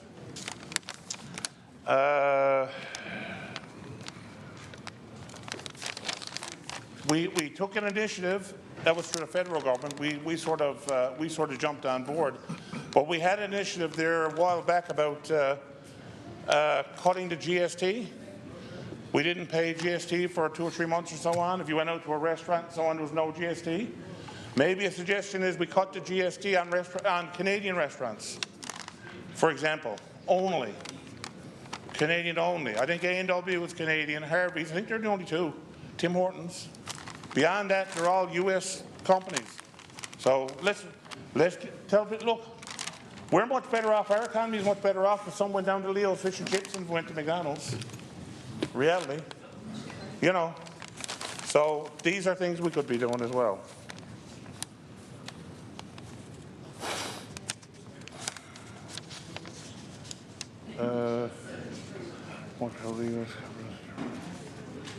And the other point I had there, and I don't even know if this is a thing, but I'm not sure, maybe that's federal, I'm not sure how it works in terms of charging fees to vessels when they're like tying up at the wharfs and stuff.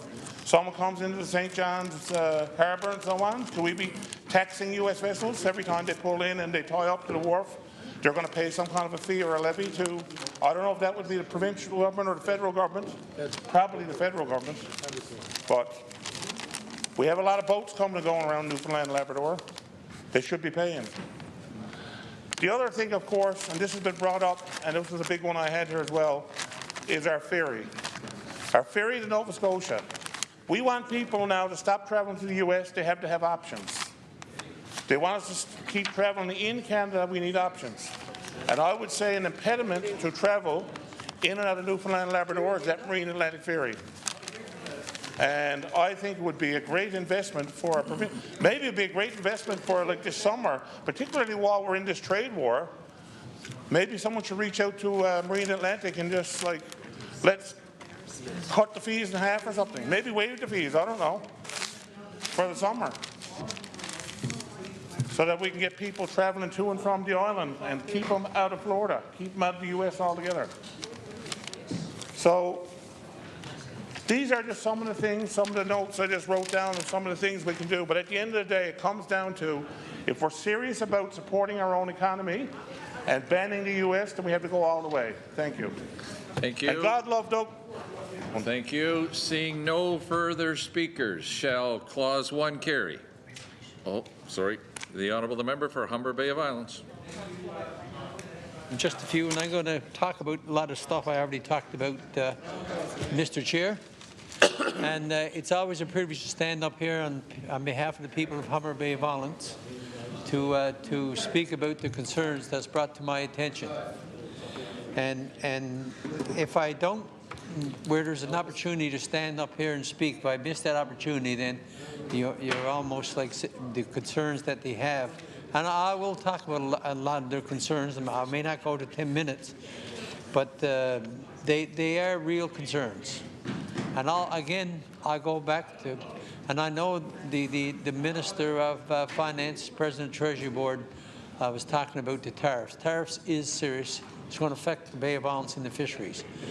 And the fisheries itself in Humber Bay of Islands is a big employer. There's three plants in the district, a lot of fisher people, and a lot of boat owners, and it will affect those individuals a lot. And again, to try to get other markets and try to get new markets for the fisheries for the people of Newfoundland and Labrador, and for the people of Humber Bay of Islands is a positive sign, and I support that 100%. I understand that there may be even some trade missions that's going outside in new areas to try to find new markets. And I can only wish them all the best and support it, because it is a lot of families depend on the fisheries in the Humber Bay of Islands area, and the spin-off effects, the spending in the stores and the shops in the Humber Bay of Islands. So, and again, I'm reaching out saying if there's anything I can do to spread the word to the people who are involved with the fisheries in Humber Bay of Islands, I definitely will work with the government to do that and support in any way possible, the fisheries in the Humber Bay of Islands. And it's something that a lot of people have called me already on their concerns about that. And I know the government is looking at other options and other avenues to look for markets, and I can only applaud that and work with them. Mr. Chair, I'm also going to speak again about the health care. And I know people are going to say, well, you're talking about health care again. And I stand up every time that I speak about health care. And the reason why I speak about it is because it's so serious. And I just cannot give up the opportunity to have another option to bring up to government on the concerns of the Corner Brook Regional Hospital, lack of doctors, lack of access to health care in the region, and it's very, very important. And many people, and I send a lot of concerns. I get permission from the people. I send it to the ministers. They're getting the first hand from the people who are suffering at the hospital. They're getting it because I'm sending it to them. They know it. They know the concerns. They know how many people are waiting out in the hallways because there's no beds. They know that. They're getting it. They know when you're out there and you put one of those collapsible screens and you can put a commode there, and you're in the middle of the hallway while people are walking back and forth in a commode. It's real. It's real. And for some reason, it took almost a year. They finally said, well, we have a problem here. We have a problem. So we're going to have to do something with the old Western Memorial Regional Hospital. When if you had to start that back when you knew the problem a year and a half ago, it would be a lot less pressure, a lot less stress on the healthcare workers and the patients themselves. And I have to say, and from first-hand experience, that once you get into the long-term care facility or into the new Western Memorial Regional Hospital, the staff are great. You get treated professional care all throughout. But getting in is the problem because of the lack of beds. Getting in. And I asked for updates, and I can't get any updates. I can't get any updates on the status of the 45 beds. To date, still haven't got an update. They said 6 months. I was told that they can do 20 beds much quicker than 6 months. But yet you can't get an update. And this is the concern that a lot of people have, that they go out and they make an announcement. You go out and make an announcement that we're going to set up 45 beds, and people are saying, well, when are they going to be ready? Up to 6 months, maybe 7, maybe 8. And whoever, I don't know who is responsible for the PR for the government and healthcare now, but it'd be nice to give people some encouragement, some update. Come out and make an announcement and saying, here's what we're doing, and no updates to say, yes, the work is progressing. Yes, here's where we're at. Yes, the timeline is 6 months or maybe 5 months, 4 months, but yet there's can't get an answer. While people are still in that emergency department, still waiting 16, 18, 20 hours, still putting into a closet in the nighttime because there's no rooms. Got to move back out because people coming into work in the morning. Got to go back out in the hallways. This is not what that new Western Memorial Regional Hospital is supposed to be. Not what it's supposed to be. It's supposed to be the crown jewel, of course, was the radiation, so people didn't have to travel. And I was on a local media story there a couple of weeks ago, and people say, well, can you increase the bonuses, the funding? And my point on that, and I'm going on memory, and I'm pretty sure it's pretty accurate, there would be about right now 300 to 400 people that would be traveling to St. John's for radiation. If you just calculate that, what it costs on the travel budget for people and the government, you will actually, even if you increase the bonuses, for some reason, if that's the issue, the bonuses, even if you increase it $100,000, $200,000 to get it, you'll still be saving money with the travel. You'll be saving money with the travel. And that's not calculated into any bonuses, because the bonuses are for anybody in the province. But if you need someone as Corner Brook is classified as rural, and the outside St. John's is classified as rural, if you don't increase somehow, then it's going to be hard to find a radiation oncologist. But if you increase it and you're going to save it on the travel budget, it's a saving in the government, and plus there's a radiation oncologist in Corner Brook to give the services at home. And we always hear that we're still recruiting, and I know it's difficult. I know it's difficult. And this should have been started 4, 5, 6 years ago. And I know it's difficult, but we got to find some way. We got to find some way to get that facility in Corner Brook, to use to its potential. And the crown jewel of the new Western Memorial Regional Hospital was radiation oncologist. So people could have radiation at home. That was the crown jewel in that Western Memorial Regional Hospital. So, and then again, I mentioned the roads on numerous occasions, and I just hope that someone is going to explain why the tenders aren't being put out now, so we get the work done this summer. I've yet to get an answer to that. I brought up to the government. I know the minister was listening about the self-administered home care. I'm hoping in the budget that there's going to be increase for people who use self-administered program, because what happens again, I'll say it again, is that if you don't increase that, hours will start decreasing because they can't keep up with the pay. And once you start decreasing the hours, that's less time you're going to be spent on the seniors or whoever it is that's going to be with the home care. So when we talk about helping seniors out, this is one way, especially in rural, because I know in many cases in the rural parts you can't get the businesses cannot get anybody to work there, so they have to go around the community and get someone from the community to help out and pay them. And when you see all other wages going up, and you see even the people who do the books,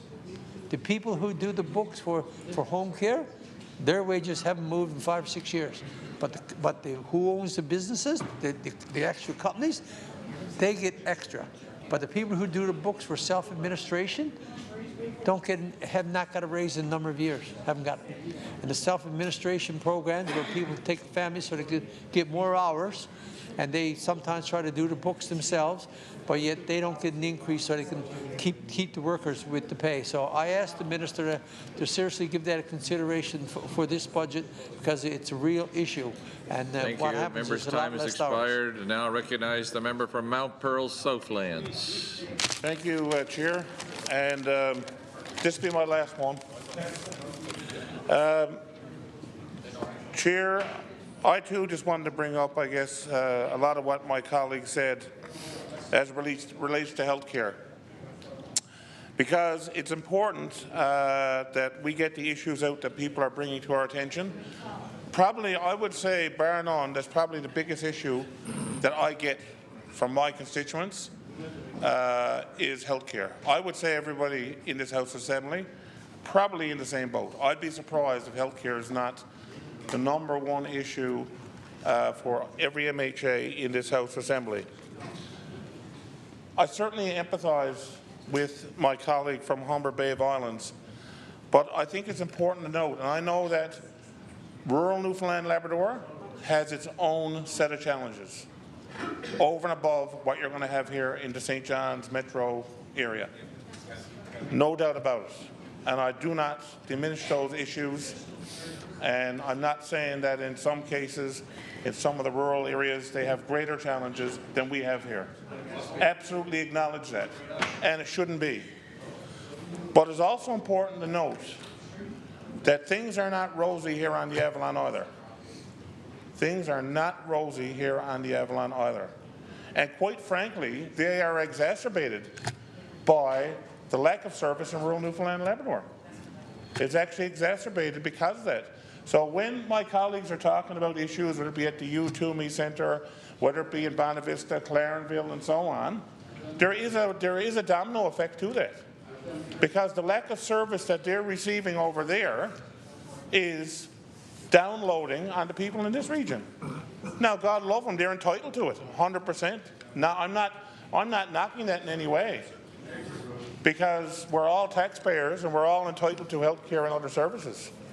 But that's the reality, is that when the issues are not addressed in the rural parts of the province, then it all gets downloaded, if you will, on the urban part of the province. And that's not the only thing that's causing problems here, but that's definitely a part of the issue. Without a doubt, that's a part of the issue. And I can tell you, there's hardly a day goes by, Mr. Chair, that I do not receive a call or get a message, or 2, or 3, or 5 sometimes, or more, from people on issues around health care. And the wait times that my colleagues talk about here in the Quarterbrook Hospital, no different at St. Clair's, no different at the Health Science. There's people at the Health Science Centre, same thing. They go there and they could be there for 10, 12, 14, 18, 24 hours. People out on stretchers in the hallway for a day, 2 days at a time. It's happening. You go over to Health Science there now, and I would not be surprised you're going to see a load of ambulances that are lined up. And you go and they're in the hallway, and now they're not allowed to say red alert anymore, but the ambulances are off the road. It is red alert. Because when they take a patient into the Health Science, by way of example, there's no one to hand the patient off to. They're not allowed to leave the patient until the doctor or the nurse or whoever it is in the emergency department sort of signs off, or whatever it is they have to do. There's a protocol where I have to hand the care of this patient now over to the person at the hospital. It's not happening. So then you end up with all these issues with no ambulances on the road, which is a big problem. And I don't know if it was always the case. I don't think it was always the case. But I'm hearing on the regular, like if you're here in St. John's, if you're down the east end of St. John's right now, and you call for an ambulance, I don't know if every member realizes it, maybe you do. If you're down the east end of St. John's now and you call for an ambulance, there's a good chance that ambulance could be coming from Harbour Grace or Whitburn or Avondale or somewhere like that. That's happening like daily. That's now a normal occurrence. And I've had people come to me who had like serious situations and had to wait an hour for an ambulance to come. I had people that was waiting so long that eventually they had to get a neighbour or whatever and try to load the person aboard of a car and get them to the emergency because they could not wait any longer for an ambulance. That's happening every day. And it's not fear-mongering. It's not trying to paint a negative picture. It's just trying to paint a realistic picture. I'm not saying it's anybody's fault. I'm not trying to. I'm certainly not blaming anybody on this side or that side of the house, to be honest with you. There's a whole lot of factors that have contributed to this and caused this. No doubt about it. A lot of external factors. Not suggesting otherwise. But it is a crisis. It really is indeed a crisis. And there's so many people, not just in Western Newfoundland, but around here as well. I got lots of constituents who don't have a family doctor. And they're into that same issue. My colleague earlier talked about a senior having to go to out to the clinic and show up like 2 hours early and sit out or stand out in the cold outside of Lawton Struggs or something up here on Tops Road for like 2 hours, waiting for the doors to open, the hope that if I'm here quick enough, I can get to the door and get an appointment for that day. Then they got to wait all day to get their appointment. Yeah. That's what we're doing to our seniors. No, I know nobody wants to do that. Nobody wants to do it, but that's what's happening. And my colleagues also write about 811. We're spending a fortune. I can remember, it seems to me, maybe last year, whatever, that I think the official opposition or someone did some ATIPs or something and we got the cost. Yeah. But there was cost, I can remember, I don't remember the numbers, but it was like an astronomical number that we're paying for 811. Yeah. A huge number. And the reality of it is that when you call 811, when you call 811, 9 times out of 10 they're going to tell you to go to the emergency. And I understand, because if someone says I got a pain or whatever, they might think it's nothing to it, but they're not going to put themselves in a liability situation. Same as if you call the Janeway, right? Anyone got kids? I know when my kids were young and now our grandkids, you call the Janeway and you're saying, you know, she's not eating, or they got a fever, or they got this or they got that. Every single time you call, bar none, they'll say, well, it's probably just this, but you should bring them to the emergency to get checked out, because there's a liability issue, of course. And 811, for the most part, is the same thing. We're paying a fortune for someone, for the most part, to tell someone to go to the emergency department. That's what's happening. Maybe that's not what was intended to happen. Maybe that's not what, you know, the government thought was going to happen, but that's the reality of what is happening. And there are no easy answers. There are no easy answers. I acknowledge that. The Minister of Health, the government, cannot knit doctors. I get that. I get that. And if the government changed tomorrow, the new government wouldn't be able to knit doctors either. Now, are there more things could be done in terms of recruitment, retention, and so on? Perhaps so. Perhaps so. I've heard from doctors. I've talked about them before. I've heard from one I actually forwarded them directly on to the Premier there last week, actually, of a particular doctor and a colleague of his who both born and raised in Newfoundland, wanted to work in Newfoundland, and now they're gone because they couldn't even get a call back from the health authority. Numerous calls, messages sent to the health authority saying, I'm here, hey, I'm here, hire me. Couldn't even get a return phone call. There's a problem, I'm telling you now, there's definitely a problem with our recruitment process. I'm not saying who's at fault and who's not. There's issues with MUN too, with this practice ready assessment thing. There's issues with the college and the communication between the college and MUN and the recruitment office. Something is not gelling properly. I'm telling you now, it's not gelling properly. There are issues. And we are turning away doctors who want to work here. It's happening. It's happening. Someone needs to get in there, roll up the sleeves, figure out what's going on and fix it. They really do. It is a problem. And it's leading to the bigger problem. And if people don't have family doctors to go to, what choice do they have? They go to the emergency. They got no choice. They got to go somewhere. So they're blocking up the emergency rooms. So, I think it's important to always keep healthcare at the top of mind, not in an accusatory way or a blameworthy way. And I know that all members know it's an issue, but we've got to keep it up there. We've got to keep that at the top, because that is, if you haven't got your health, you got nothing. And everybody deserves decent health care, and right now, they're not getting it. Thank you, Mr. Chair. Thank you. Seeing no further speakers, shall the resolution carry? All those in favour? Yay. All those against? Carried. Clause 1. Shall Clause 1 carry? All those in favour? Yay. Against? It's carried. Clauses 2 to 4 inclusive. Shall Clauses 2 through 4 carry? All those in favour? Carried. The schedule. Shall the schedule carry? All those in favour? Against? Carried. Be it enacted by the Lieutenant Governor and House of Assembly in legislative session convened as follows. Shall the enacting clause carry? All those in favour? Against? It's carried. Whereas it appears that the sums mentioned are required to defray certain expenses of the public service of Newfoundland and Labrador for the financial year ending March 31st, 2026, and for other purposes relating to the public service. Shall the preamble carry? All those in favour? Against? Preambles carried.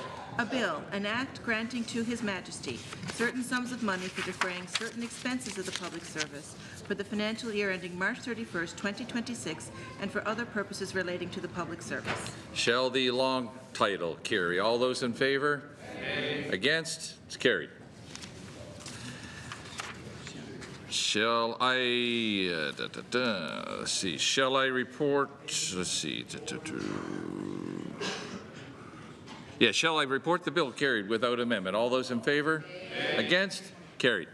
The Honourable the Government House Leader. Thank you, Chair. I move that the committee rise and report the resolution and Bill 105 carried without amendment. It is moved and seconded. Did I have a second? By the Minister of Municipal and Provincial Affairs. That the committee rise and report this resolution carried without amendment. It is the pleasure of this committee to adopt that motion. All those in favour? Against? It's carried.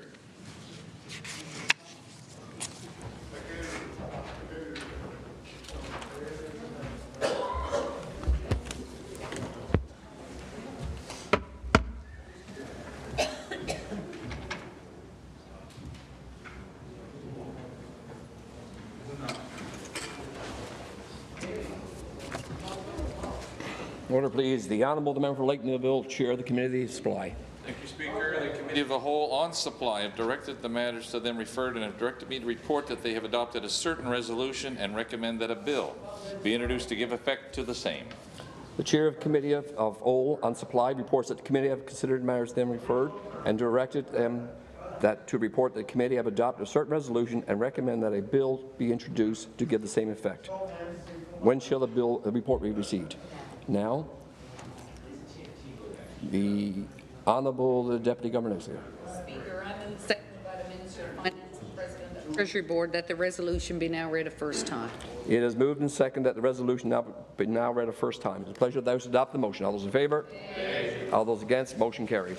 Be it resolved by the House of Assembly in legislative session convened as follows, that it is expedient to introduce a measure to provide for granting to His Majesty for defraying certain expenses of the public service for the financial year ending March 31st, 2026, the sum of $3,949,634,900. The Honourable the Government House Leader. Thank you, Speaker. I move, seconded by the Minister responsible for Finance and President of Treasury Board, that the resolution be now read a second time. It is moved and seconded that the resolution be now read a second time. It is a pleasure of those who adopt the motion. All those in favour? All those against? Motion carried. Be it resolved by the House of Assembly in legislative session convened as follows, that it is expedient to introduce a measure to provide for the granting to His Majesty for defraying certain expenses of the public service for the financial year ending March 31st, 2026, the sum of $3,949,634,900. The Honourable the Government House Leader. Thank you, Speaker. I move, seconded by the Minister of Finance and Minister responsible for President Treasury Board, for leave to introduce the interim supply bill, Bill 105, and I further move that the said bill be now read a first time. It is moved and seconded that the Honourable Government House Leader shall have leave to introduce Bill 105, the interim supply bill, and that the said bill be now read a first time. It is a pleasure of the House to adopt the motion. All those in favour? Aye. All those against? Motion carried. A bill, an act granting to His Majesty certain sums of money for defraying certain expenses of the public service for the financial year ending March 31st, 2026, and for other purposes relating to the public service, Bill 105.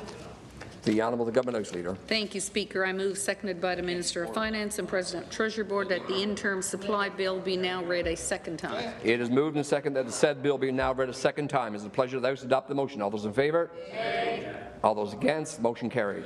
A bill, an act granting to His Majesty certain sums of money for defraying certain expenses of the public service for the financial year ending March 31st, 2026, and for other purposes relating to the public service, Bill 105. The Honourable the Government House Leader. Thank you, Speaker. I move, seconded by the Minister of Finance and President of Treasury Board, that the interim supply bill be now read a third time. It is moved and seconded that the said bill be now read a third time. It is a pleasure of the House to adopt the motion. All those in favour?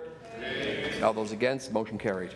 A bill, an act granting to His Majesty certain sums of money for defraying certain expenses of the public service for the financial year ending March 31st, 2026, and for other purposes relating to the public service, Bill 105. This bill has now been read a third time and is ordered that the bill do pass and its title be as on the order paper. The Honourable the Government House Leader. Thank you, Speaker. I move, seconded by the Premier, that this House do now stand in recess until 6:30 p.m. This House do stand in recess until 6:30 p.m. this evening.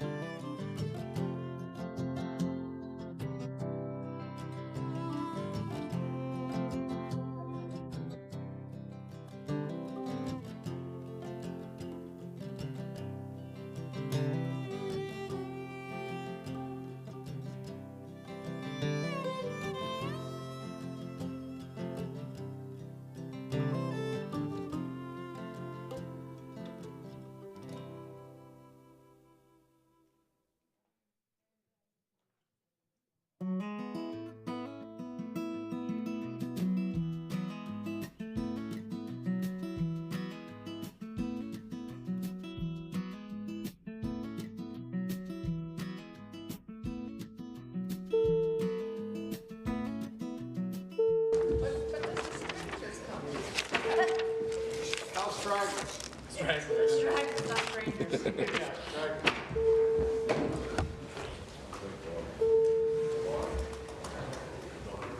Okay. What?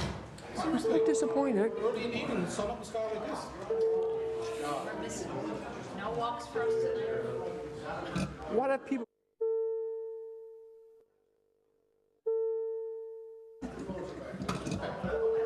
No one in the gallery. All things you could be doing, you could be using. You got that. Tell us the mediums at work. Something better for dinner.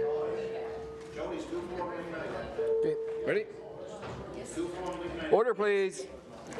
The Honourable the Government House Leader. Thank you, Speaker. I call from the order paper number 11, second reading of Bill 90, an act to amend the Canada, Newfoundland and Labrador Atlantic Accord Implementation Newfoundland and Labrador Act, Bill 90, and that's seconded by the Minister for Industry, Energy and Technology. Thank you. The Honourable the Member for Terranova. Thank you, Mr. Speaker. Mr. Speaker, I'll start off this evening by thanking the Minister of Industry, Energy, Technology and the House Leader on the other side for postponing this bill to right now in order for me to attend to some personal business. Much appreciated. Bill 90, the Atlantic Accord amendments. I would argue the Atlantic Accord is one of the most crucial documents in the history of Newfoundland and Labrador. So I listened to the Minister last week, and he did his best to quell any concerns we had, and you know, obviously we hope that hopefully those concerns are gone. But I think the biggest concern that everyone has had through this process is the power that the federal government, and I'll say it like it is, may or may not still have over our offshore. And you know, it's a little ambiguous. It's open to interpretation. I've talked to many proponents, senators, FFAW, all who, I wouldn't say all, but you know, the FFAW are not necessarily on side, as the minister said. There was amendments that they wish they had seen that weren't there, and they're not. You know, it's a big concern. So, Bill 90 is mirror legislation to Bill C-49, which has been given royal assent in the federal parliament. Mirror legislation has also been passed in the Nova Scotia legislature. Officials noted that the purpose of this bill is to establish joint management, regulatory system for offshore and renewable energy, such as wind, modernize provisions related to oil and gas, and it's supposed to confirm that the province has sole jurisdiction over inshore energy development. For those who have tried to muddle their way through the Atlantic Accord, Section 4 of the Atlantic Accord clearly says that the Accord supersedes any federal legislation. And one would hope that that is the solution to any questions that lie inside of this bill. But, you know, for my own thoughts, we understand that it's been changed to LGIC and the Governor General and Council, federal and provincial, and that both have a level of power for veto and cooperation and all that good stuff. But I'll read some things in this evening, and people who know me when I stand up and speak here, they know that I generally don't do a lot of reading. But there is things that I think it's important are read into the record this evening. And my biggest concern, I would argue, is, well, twofold. First off, the message that this may send to proponents inside of oil and gas. And I say that for this reason. If I am a developer, or if I have an existing development offshore, and it's not rock solid that the federal government can't come in and shut something down or stop something from going forward for environmental reasons, I would be concerned. And the concern isn't that we believe that that is what will happen. The concern is the level of investment that may not happen because that belief does lie with some of the proponents out there.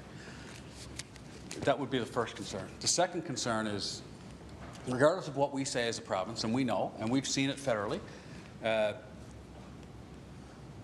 if we decide that we accept this bill, And the federal government, for some reason unbeknownst to anyone in this legislature, because listen, so we're clear, I believe that this House supports our oil and gas industry. Hear, hear. And I strongly believe we all see the importance of it. And you know, when we look at the industries in this province, oil and gas has been extremely impactful, and because of the Atlantic Accord. So when we go to make a change to something as monumental as the Atlantic Accord, we have to make sure, as a group of legislators, that we're doing it not only for the right reasons, but that we have all of our bases covered.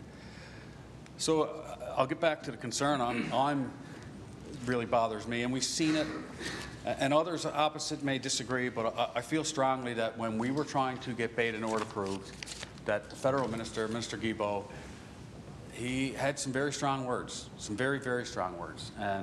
And as a matter of fact, the approval for Bay du Nord was delayed specifically because of him. And he specifically said, this will be the last one.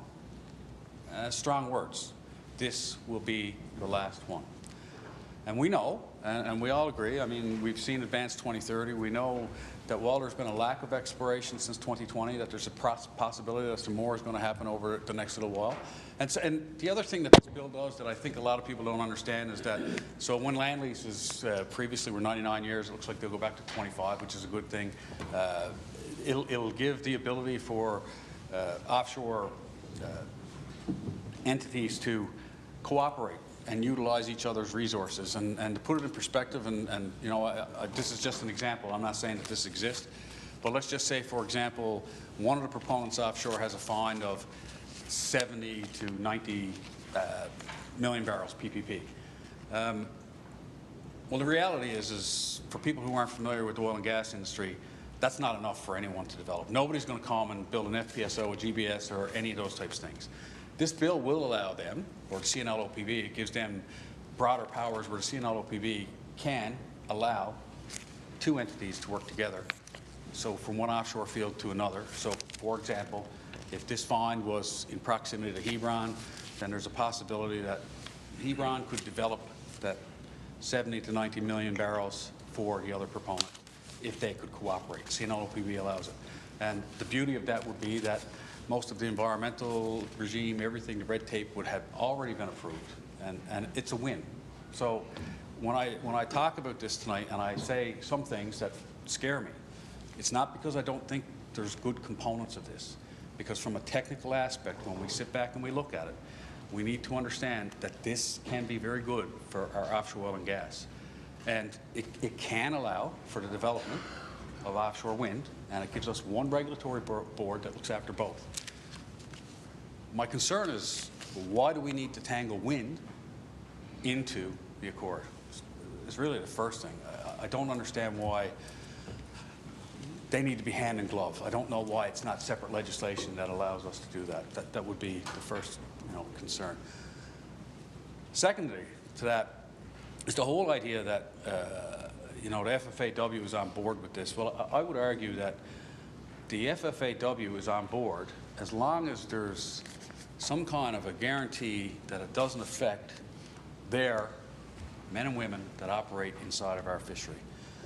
That there's no way that the federal government can shut down any portion of our fishery for environmental reasons, or that any wind turbine that's offshore, whether, I would assume that, unlike Nova Scotia, we're not going looking at tidal turbines and stuff. It's more a wind turbine. If it's offshore, it has to be on a GBS. It's the only way it works. Very similar to the way the Hebron rig is out there in Hibernia, and certainly the new Westwake Rose is going out.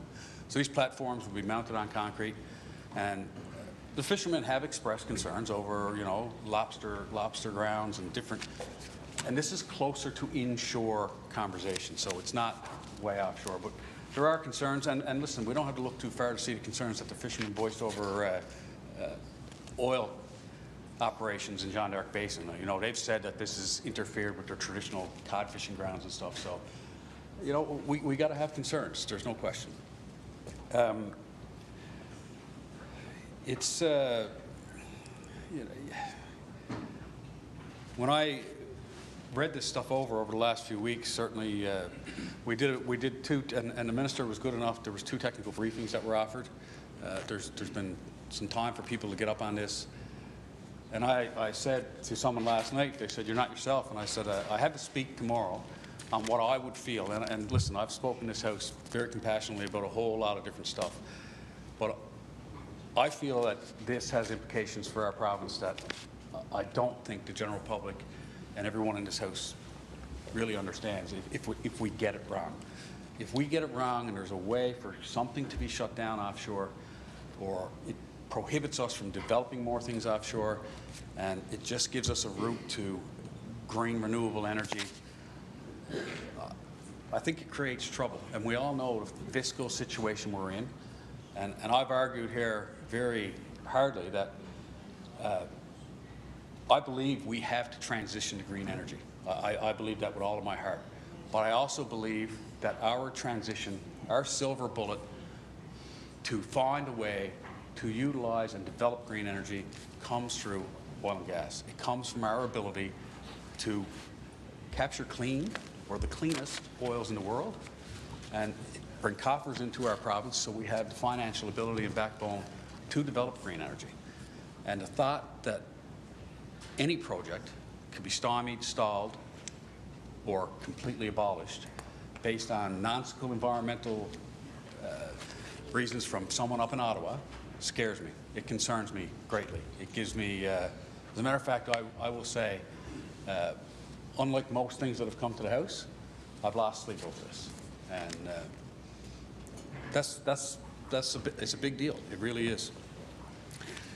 So the bill is going to expand the scope of offshore regulator and also regulate offshore renewable energy development. The name will change from the CNLOPB to the CNLOER, the Canadian, Newfoundland and Labrador Offshore Energy Regulator. The offshore regulator will regulate both renewables and non-renewables, so oil and gas and, as an example, wind, unless there's different technology that we can bring forward. It will establish a process for offshore wind development governed by the Offshore Board under joint management. It will establish a land tenure system for offshore renewable energy, and this includes submerged land licenses regime with a called bid process, similar to our non-renewable bid process that we go through. Expand environmental protection and occupational health and safety governance of the offshore regulator to renewable energy projects.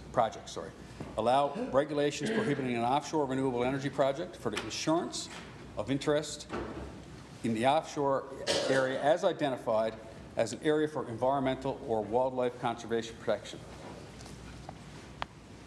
That's one part that scares me. Establish protocol for oil and gas reserves that have an international border running through them or that run outside the jurisdiction. Appoint the regulatory board as the point of consultation with Indigenous communities. So, you know, if we look at the powers it will give CNLOPB, our ability to develop renewables, our ability for offshore operators to work together to find solutions for untapped resources, all of these things are really good. And I'm not going to stand here tonight and say they're not good, because they are good. And people inside of my caucus, and I'm sure on the other side, anyone who listened to the minister the other night, they know that there is good stuff in this bill. The problem, as identified in the Senate, and there was an amendment put in the Senate that was approved by the senators, that was voted down in the House of Commons, is the fear of, and again, we know that there's been amendments made to this bill that we're being led to believe will prohibit the blocking. You know, it'll take away the powers from the federal government to be able to come and halt these projects. But I'm not all the way there. I'm really not all the way there when someone tells me the federal government doesn't have this authority. So even if they lose the authority and legislative ability, and so we're clear, they've always had the authority to do that, regardless of what we say about the Atlantic Accord or other things and what it has given us. If the federal government comes to a government in power today and they say, you're shutting this down, and we say no, and they say, well, you're shutting this down, or we're not giving you this, they've always had the ability to hold a gun to our head and say, you're going to play ball or you're going to lose stuff. And I think everyone inside this room would have that fear. But when we've got federal ministers and senators talking, speaking out in really harsh language about the offshore and different things, I don't know that we can trust anyone. I'm saying this is not for me about a Liberal government or a Conservative government. This for me is about the men and women who inhabit this province, who work in our offshore, who fish from our oceans, and who will possibly develop wind energy off the coast of Newfoundland and Labrador. It's about the future of them. It's about the future of this province and everyone who lives in it. And it bothers me to no end to think that the federal government may have some authority over it, regardless of what strike. Regardless of what strike. The Atlantic Accord was fought for long and hard. It was brought in, and we've all reaped the benefits of it. And all you got to do is look at if you look at our offshore resources right now and developments that we have, you will quickly understand how important it is. And for people, I'm sure others will get up and speak tonight. And my plan isn't to give a history lesson on the Atlantic Accord, but when the Atlantic Accord came in 1985, everything changed in this province with regards to the offshore. It changed. We've seen developments, maybe perhaps not as, from my standpoint, and I'm sure from others in this House, we haven't seen as many developments as we'd like. I'm certain of that, actually. And we know that there's many more out there. But I will, we're in a world now where tariffs and all of these things are happening, and we really need to think about what we're doing at home. And I guess some of the examples I look at is, we talk about LNG, and I get asked by people who I represent all the time, why can't we get LNG to the houses? So, my honest belief, not as a politician, but as someone who's worked in industry, do I think that we should be able to develop our LNG offshore? I absolutely do. Do I think that we can utilize LNG to ship to every house in Newfoundland and Labrador? No, I don't. I'm sorry. Our geography is going to make that extremely hard to do. But I do believe that we can export our LNG. I do believe, and I'll say this, I think part of any MOU that we signed with Quebec for Churchill Falls deal ought to have included a power corridor, energy corridor through Quebec. It should have been a part of the negotiation, and it would have given us an ability to ship our oil or LNG out of here.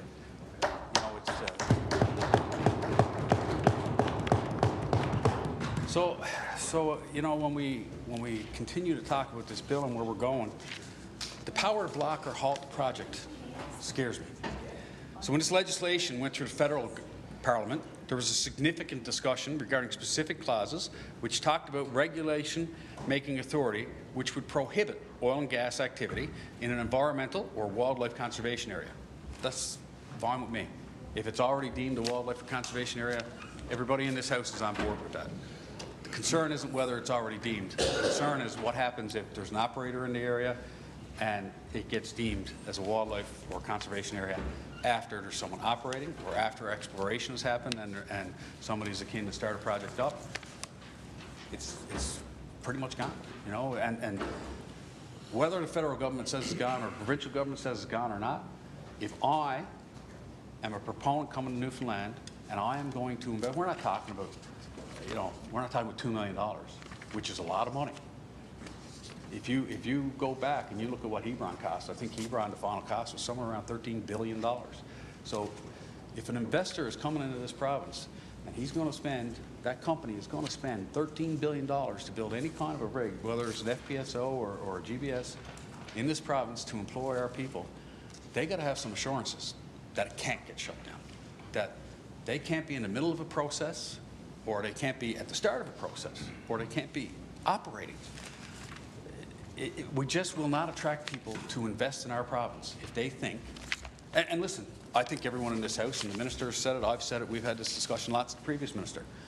One of our biggest problems with the development of our offshore, whether it's going to be wind in the future or previously oil and gas, and hopefully oil and gas in the future, is the red tape around the environmental approvals from Ottawa. It's the time it takes from day one to start construction. That has been our biggest problem for development of our offshore for a very long time. And I'm not convinced that this bill doesn't make that worse. And it doesn't, it certainly will not excite people to come and invest their money off the shores of Newfoundland and Labrador. So I guess there's, you know, for me, what does this bill, what does the Accord have to do with wind? The legislation is supposed to be about paving the way for the province to manage some near-shore wind energy projects. So again, I'll say, why does it have to go into the Accord? And you know what, I bet you the minister has an answer for this later on. But why couldn't it be separate legislation? And I understand that this has to be mirror legislation with Ottawa, so I'm not putting this back on the minister. We had no choice but to bring this legislation forward for the record. But what I am saying is that why couldn't Ottawa have done it different? And where does it leave us as a province? I really struggle with the fact that I believe, and I still do believe, that Ottawa is in the driver's seat with this. And there has been amendments made, and the minister alluded to it last week, and I'm sure, again, sometime this evening he'll allude to it. And when I get to the point where we're asking questions in committee, I've got a lot of questions, and you know, hopefully he'll quell any fears we have, but I'm not convinced right now. Why is the wind clause even in there? What we're being told is there's no worries, it's perfectly okay. Because federal and Liberal cabinets need to agree.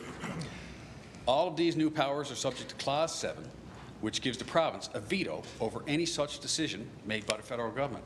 But guess what? The federal government also has a veto. And from my limited time in the legislature, since 2019, I would argue that the federal government would have authority over any veto. If we veto it, they still have the authority. The federal government would override, you know, I guess for lack of a word, supersede. And again, I just really don't understand how that works for the people in this province. There's two problems with it. First of all, if you keep reading the rest of Section 61, this clause is written from the perspective of the federal government having authority over the Act. All of this involves a federal decision, a federal opinion, a federal decision again, and a federal regulation.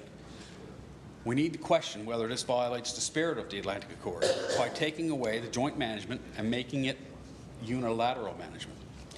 The language appears as an initiative of controlling government, exercising its new authority to impose control over the offshore. Secondly, what about our provincial veto? Well, we all know how federal governments work when they want to be bullies, and we've seen it. We know how they say, play ball or you're going to lose something. And as I highlighted a little earlier, that is a major fear of mine. If you don't concede, we're going to block what you're getting. You'll never get what you really want. Scary language, scary language.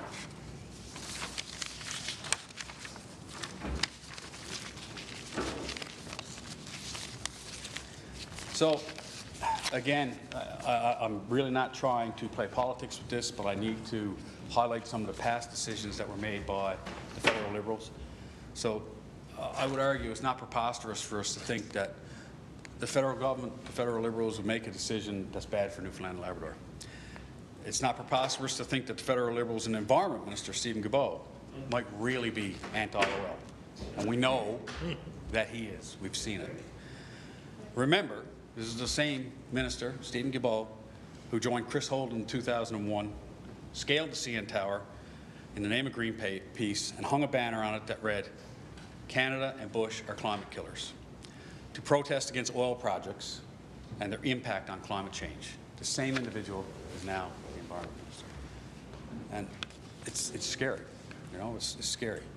And you got to remember that this is the same government whose Fisheries Minister, Joyce Murray, just 2 years ago, think about this, it's just 2 years ago, she shocked not just our fishing community, but the whole country by calling for commercial fishing scale to be scaled back, so the ocean could become a more effective carbon sink to combat climate change. So, again, I strongly believe that we have to be responsible. I strongly believe in climate change. I strongly believe that we are the stewards of our own environment, but I also know what we have offshore Newfoundland and Labrador can help the world achieve all of those goals. It can help the world achieve those goals better than using oil from dictators and war barons.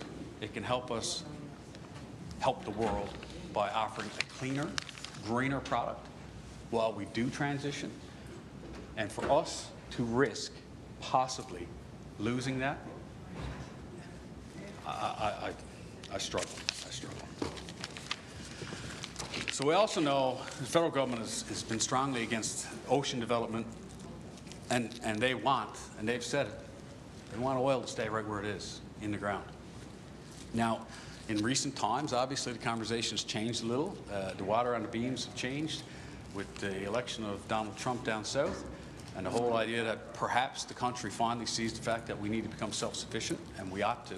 I strongly believe that. I've said that forever. I've said that in this House from 2019 right up until right now. I believe that, you know, I still believe, and I listen, I don't think anybody in here understands any better than I do the expenses associated with it, but I believe that the refinery ought to be operating, that we should be processing our own oil and gas and bringing it to market. I also know that that's not government's responsibility. I understand that too. But we're in a situation where none of us knows what tomorrow brings now.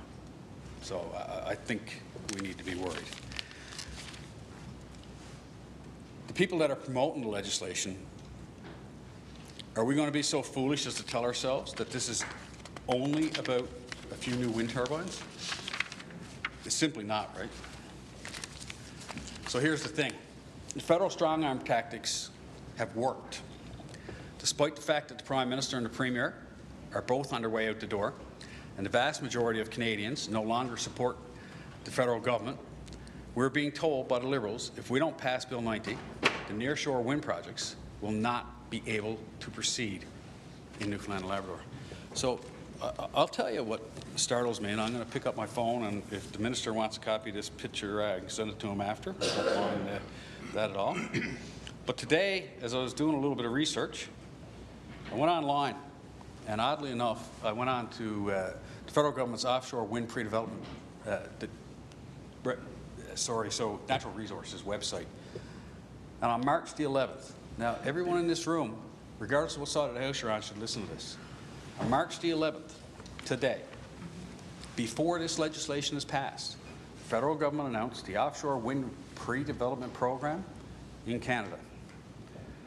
The offshore energy wind pre-development program legislation, regional assessments of offshore wind development to capitalize on Canada's offshore potential off the coast of Nova Scotia and Newfoundland. This is an announcement that they're making prior to our legislation being passed. And if that doesn't give someone a little bit of alarm, then they're not paying attention to what the feds are doing. And the feds certainly aren't paying attention to what we're doing if they don't know this legislation isn't passed. Because it's my understanding that this has to be passed in order for that to move forward. The timing of it stinks. I don't know why they'd announced that today. I can give them the benefit of the doubt and say maybe it's an error. But I suspect that they think this is going through regardless.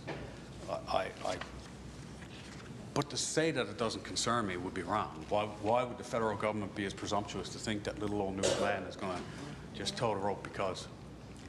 And I think it should concern everyone in the House, to be quite frank. So we're also being told that Nova Scotia will jump ahead on offshore wind and get all the action. So for people in the House that don't know, I mean, Nova Scotia is already ahead of us when it comes to wind energy. They're not going to jump ahead of anything. They've got major wind developments over there. They've got subsea tidal wind generate or wave generation, and they have offshore wind. So we need to act fast, and I'm not suggesting for a second that we don't act fast. What I am saying is that it's far more important for us to be prudent and right than it is for us to be fast. We've been fast before and we've failed at it. Listen, sometimes the first person to cross the finish line is the first loser, and we need to make sure that we're doing this the right way. Nova Scotia signed off on this legislation, so it's one of the things that's been said to me so many times. Well, why would Nova Scotia sign off on this legislation if there's any boogeymen hiding away? Well, the answer is quite simple. Sable Island is pretty much defunct, it's gone away. They don't have offshore oil and gas the way we do. It won't affect them in the same manner. Now, I'm not saying that Nova Scotia doesn't have some offshore resource, but nowhere in the magnitude of what Newfoundland and Labrador does.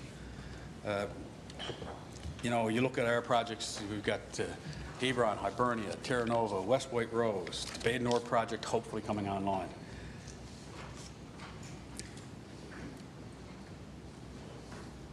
And the other thing I would say is people might be interested to know that Nova Scotia, who was very quick to say okay to this legislation, has pulled back from fast-tracking its nearshore wind sector, despite the new legislation. They've slowed everything down. And I think we can learn a lesson from that. As I said, it's important that we are right.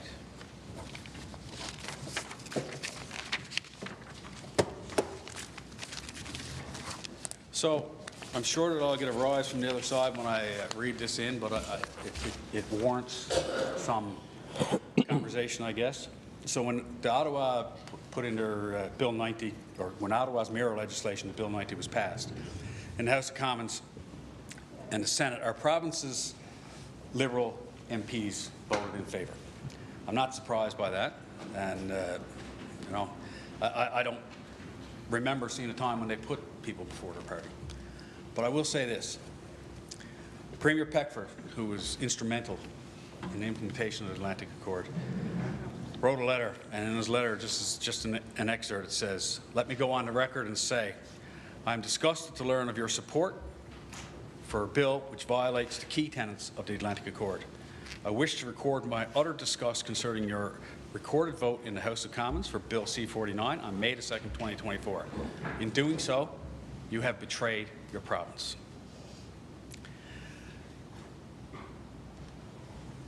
Premier Peckford was upset about the new clause that gives the federal cabinet the sole power to block offshore development. And again, the minister has, and listen, he has really tried to quell that fear.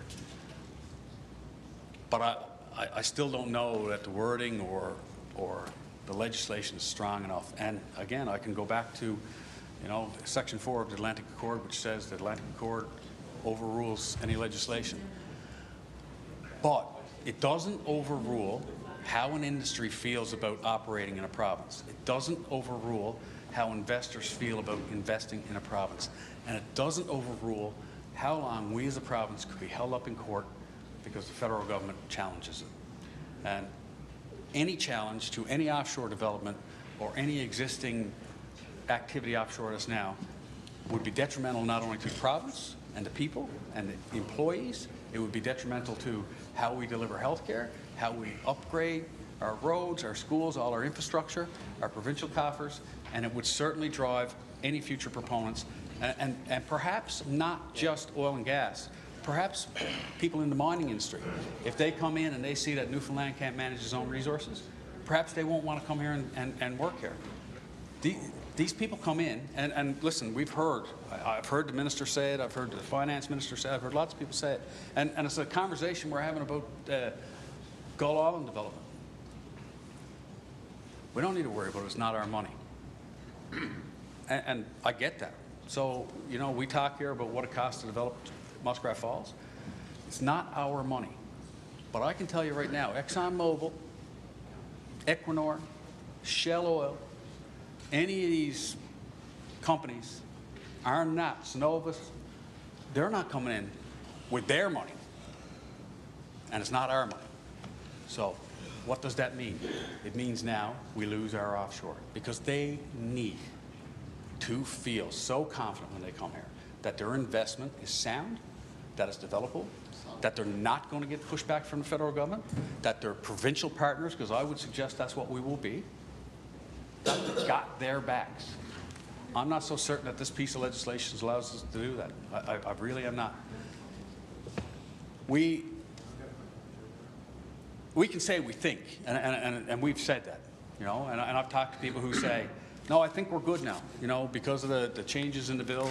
You know, now we talked about the LGIC, and that covers us. But nobody can say that for sure. And again, I will go back and say, and nobody can guarantee that that does not mean the federal government will not take us to court and fight over a piece of legislation that they interpret differently. And if they have the authority, or the perceived authority is very important because, again, I will go back. These companies make investments that are in the billions of dollars. And if you really want to think about what this means, if you go look at what any of these proponents have done, they have all found a way to get greener. They've all found a way to get cleaner.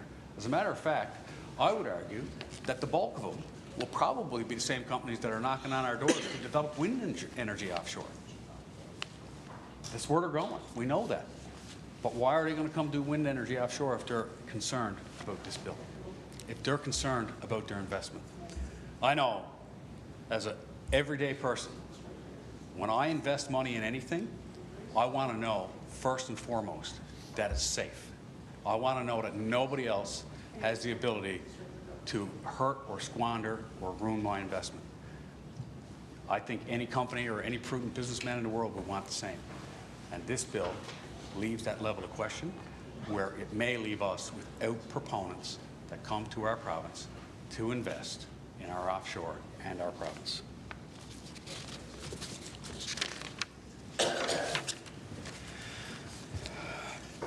So I need you to listen very closely to this, okay? So when this was debated in the Senate, there was an amendment that was passed, and that was voted down in the House of Assembly. House of Commons, sorry. Thank you. But let's listen to the words of Senator Iris Petton about the legislation. Now, senators, I guess, we're not going to say that they have affiliation, but Senator Petton was appointed by the Liberals, so I'll make an assumption that she's a Liberal senator. Clause 28 and its reference to in Clause 7 are essential to Canada's achievement of internationally negotiated commitment to protect 30% of Canada's oceans by 2030. So, this is something that we need to really be clear on. And I'm just going to throw a number out there, and I can tell you it's not accurate because we have more than 30% on our side. We could say 50% is in British Columbia, 50% is in Newfoundland, which isn't accurate because we got the Northwest Passage, which again, we're not going to see any oil development up there. But if we take into consideration British Columbia and Newfoundland, that's it. That's our offshore. 30% of our waters are to be protected. 30%. Now you imagine what that means to our offshore oil and gas or any wind segment. It's right from the words of Senator Petton. Listen carefully to her stated priority. She's expressed no desire whatsoever about advancing our offshore oil and gas economy. She wants to subordinate the offshore oil and gas industry to marine protection, and she believes Clause 28 is the way to do that. She's willing to put marine protection ahead of our oil and gas industry. We have a long history of Ottawa dictating what marine protection is in Newfoundland and Labrador's offshore. Ottawa mismanaged our fisheries resource to the brink of extinction, without Newfoundland and Labrador having any say whatsoever. We have all long lobbied, and I will go again and I'll say I believe members on the other side would love nothing more than to see joint management of our offshore. Globally, not just fisheries, everything we do. They continue to oppose letting this province, with its century-old fishery communities, to have a direct say through joint management. So let's go to Liberal Senator Stan Kuchar. He echoed Senator Petton's words when he said the following: the overall intent of Clause 28 is to support the Government of Canada in achieving its marine conservation targets, conserving 25% of Canada's oceans by 2025 and 30% by 2030. And again, I'll say to everyone in the House of Assembly, close your eyes. Imagine our country. Imagine where our oceans lie in our country. And now imagine that 30% of that has to be marine conservation areas. And if you can't picture how that is going to affect Newfoundland and Labrador, our industry, how we operate offshore, whether it's oil and gas, inshore wind, or our fishery, and perhaps you should just keep your eyes closed maybe, because it is going to be catastrophic.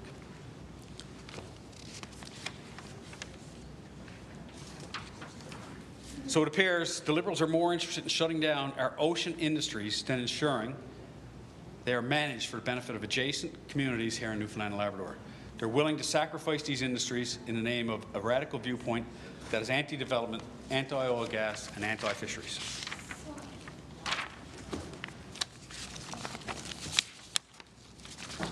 So I'm going to go away from the notes now, and I won't talk too much longer.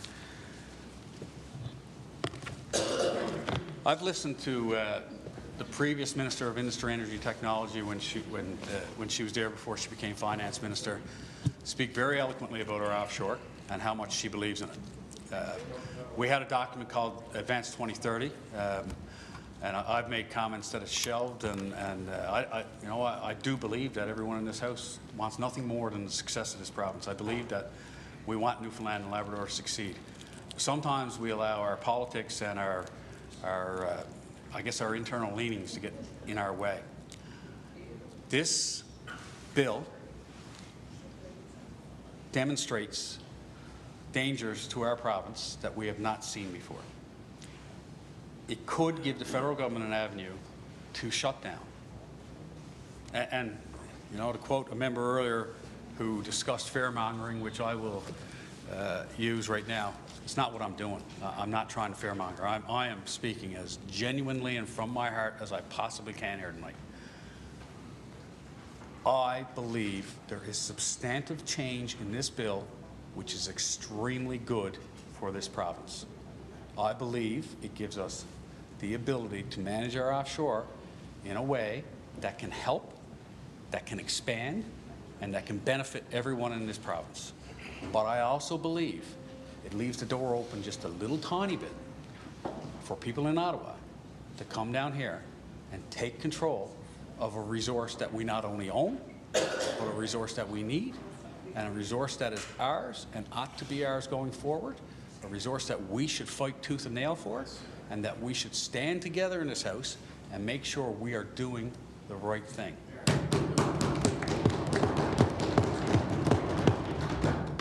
We can find a way. I don't know. I mean, I would say this is probably a bill that we ought to have had joint consultation on. This is the type of legislation that we really should discuss before it comes to the House. This is the type of legislation that we should come together because of what it means to every single one of us. And not every one of us lives on the ocean. Not every one of our districts is on the coast. But I can tell you, every single person in this House has someone who either works in the fishery or works in the offshore or is going to work in wind. And I would say a whole lot more than one. I would say every single community in this province has individuals that are associated with every single one of those industries. And we've heard it, our fishery, billion-dollar, well over $1 billion industry. Oil and gas in the billions of dollars of revenue. It's just so crucial right now. So, Speaker, on that note, I will say when we go to committee, I'm going to have a substantial amount of questions. I hope that what I said here this evening has touched a chord with some people, because I think that it's important that we understand what we're doing here. And the most important thing I will say is that we can't just accept people's word for it. We cannot just accept people's word for it. If we're not certain that this legislation is bulletproof, if we're not certain that this allows us to have full authority over all of this, then I think we ought to put it on hold and maybe do some joint consultation and find a way to make it so it does. And, I get the fact that it has to be mirror legislation, but I'll go back and I'll say again, it bewilders me why Ottawa would bundle this into the Accord. Now, I'm not claiming to be any kind of a political scholar, but I do know that this wind management portion could be outside the Accord. I do know that we've all experienced in this House, anyone who's had anything to do with oil and gas or sat in this House since 2019, we know how long it takes to get things approved for any type of construction offshore. We know that all the red tape comes through Ottawa. We know that this province has worked extremely hard through OilCo, through the members that sit in this House and that have led the way, all the way back from 1985 till now. This has been, the province's battle cry. It really has. Oil and gas is a big deal here. Now we're at a point in 2025 where we could open the door just that little tiny bit to change our future in a very significantly bad way. And I, for one, really want to make sure we're doing the right thing. So, thank you, Mr. Speaker. The Honourable the Member for Labrador West. Thank you, Speaker, and stand here now and I guess discuss the bill here now, the new bill on I guess the mirrored legislation between us and the federal government on what was I guess the CNLPB and the Atlantic Accord. And I guess we're opening the door to I guess something different. You know, we're moving into having them help jointly manage renewable offshore wind, which I guess is a very new industry even in Canada. It's not very, it's very much more developed over in Asia and Europe compared to here. And we're looking at, you know, a joint management scheme. And it's hard to wrap my head around the point that, and I'll mention the member from Terranova, like, with this being added to the Accord. And I agree. I had a hard time wrapping my head around how that's a part of this. And, but also, I guess my own thing is I don't like the idea of Ottawa having too much say in the, I guess, into the governance of resources here in this province either. I agree with that as well. I don't think that, you know, I'm a strong believer that if it's next to us, we're responsible, and we should be the primary things. And having this, I guess, jointly managed, I have a hard time wrapping my head around that as well. But that, so be it, is now that I guess this is here, it's before us, and you know. It is important that we do have, I guess, offshore regulation and an important part of that. But yes, like I said, it's still hard to wrap my head around the fact that Ottawa is a part of this, and it's interesting. But seeing that, you know, we do have to make sure that there is some regulation here, either so be it the province or the feds.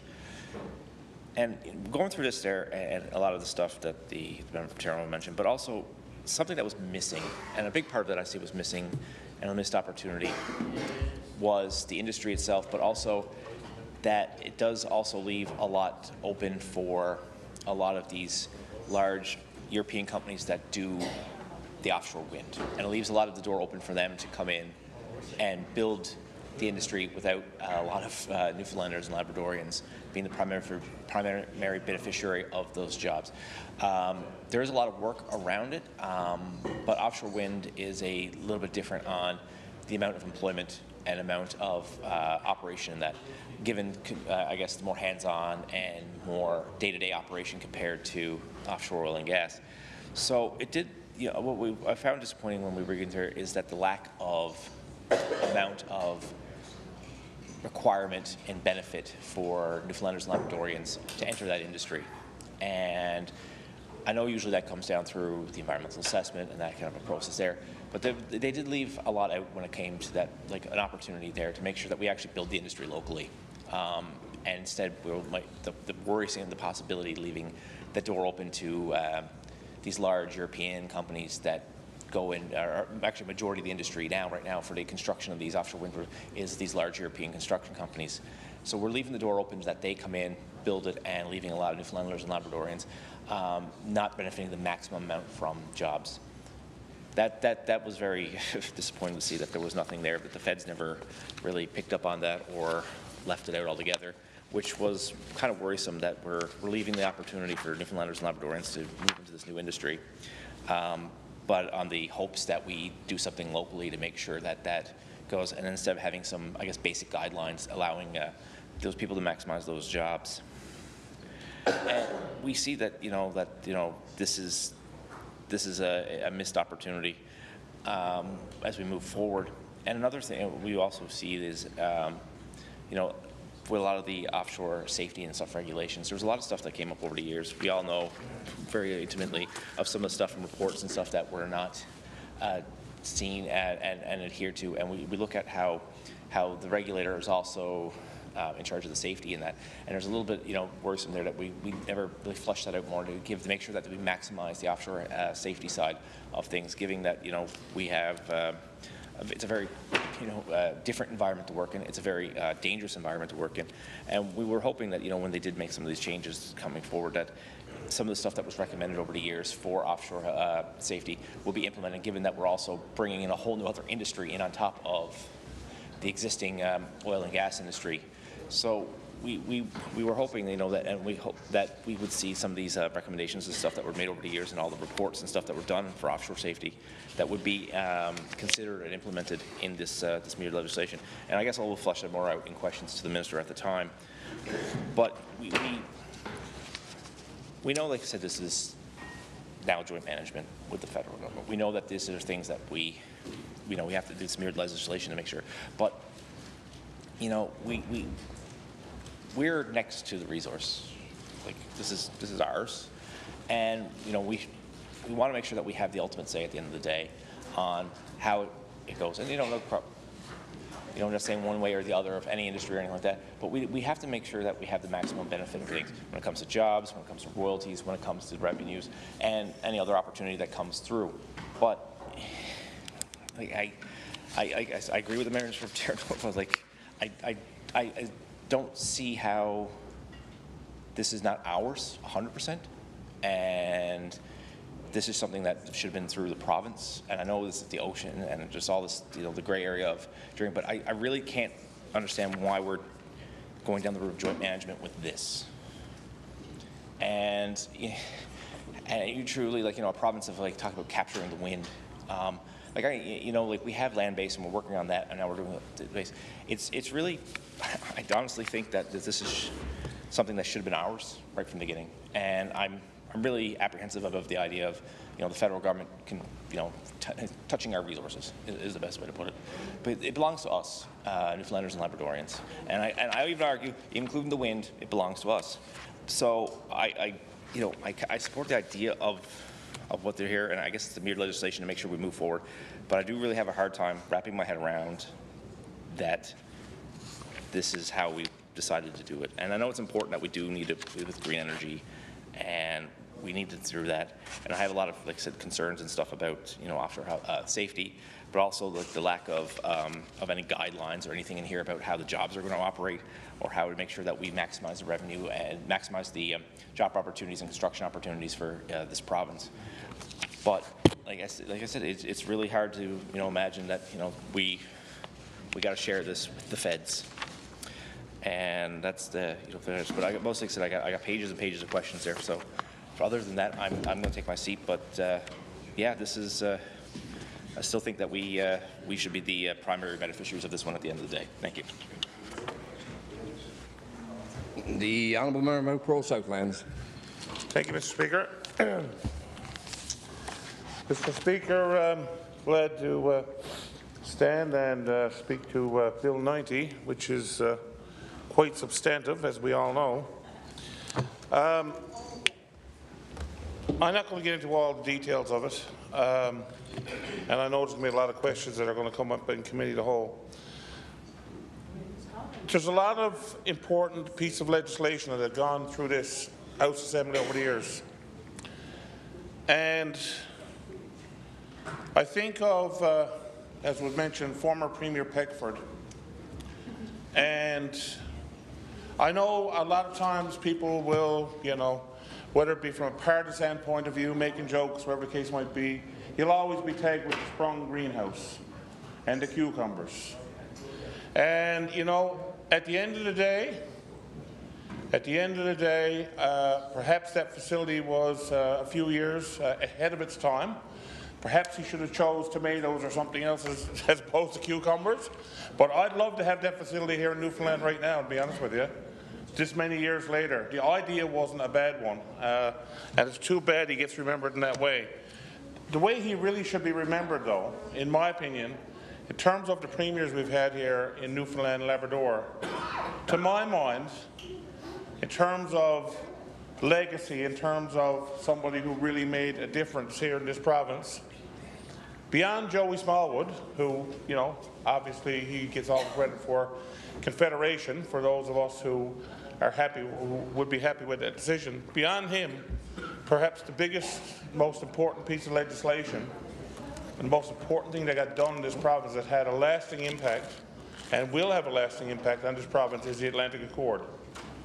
And Premier Peckford perhaps does not always get the credit he deserves in terms of bringing that piece of legislation in, but it's something that certainly I'm thankful for Brian Peckford for doing what he did and bringing this forward.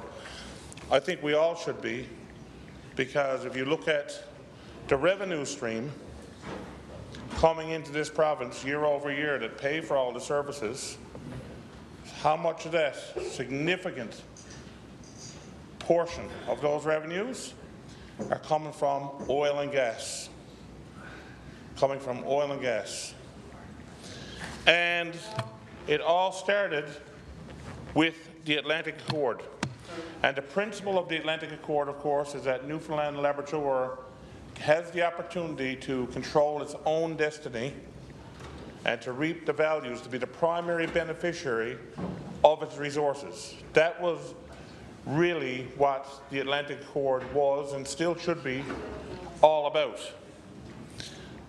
I don't have a problem with adding wind energy to the mix. As the member from Terranova has said, it could have been done perhaps separately. I can kind of see why they threw it all under the one umbrella, I suppose. I could see it. I'm not necessarily opposed to it, to be honest with you, as long as that same principle of Newfoundland and Labrador having control of its offshore resources and being the primary beneficiary of its offshore resources, as long as that remains the same, whether it be gas, whether it be oil, whether it be LNG, or whether it be wind, whether it be tidal, whatever the case might be, whatever it is, the same principle can apply. And as long as that principle applies, I'm okay with it, regardless of what piece of legislation it happens to fall under. The concern I have, as has been expressed certainly by the member from Terranova, he did it in a way which was more eloquent than I can. He has more knowledge of it, very well versed and well read in when it comes to our resources. I will give him credit. Every time he stands up to speak about our resources, I'm not just saying that now because he's here to give a big head, but I will always put in my earpiece and listen. I learn a lot from him. I really do. Just like I like listening to the member from Bonavista because I love his stories and stuff like that. But but I have to say, the member from Terranova, and I listen to the member from CBS because I love the entertainment value, but I always do. I always listen intently because he is very well read and well versed on the Atlantic Accord, on natural resources and so on, and I value his opinion. And I do share the concern that he has. When we start relinquishing control, or even in the smallest bits, like they say, if you open up that door, even a little bit, and somebody can get in there and put it, then they stick a wedge in there, that is problematic. Especially when you have a government who may be ideologically driven. And we know, and this is not a conservative liberal thing, believe me, it's really not. It's really not. But I am concerned, and especially our provincial liberals, because I know that all members in this House Assembly, I really believe that, for the most part, we all support our offshore and so on. But up in Ottawa is a little different. Up in Ottawa is a little different.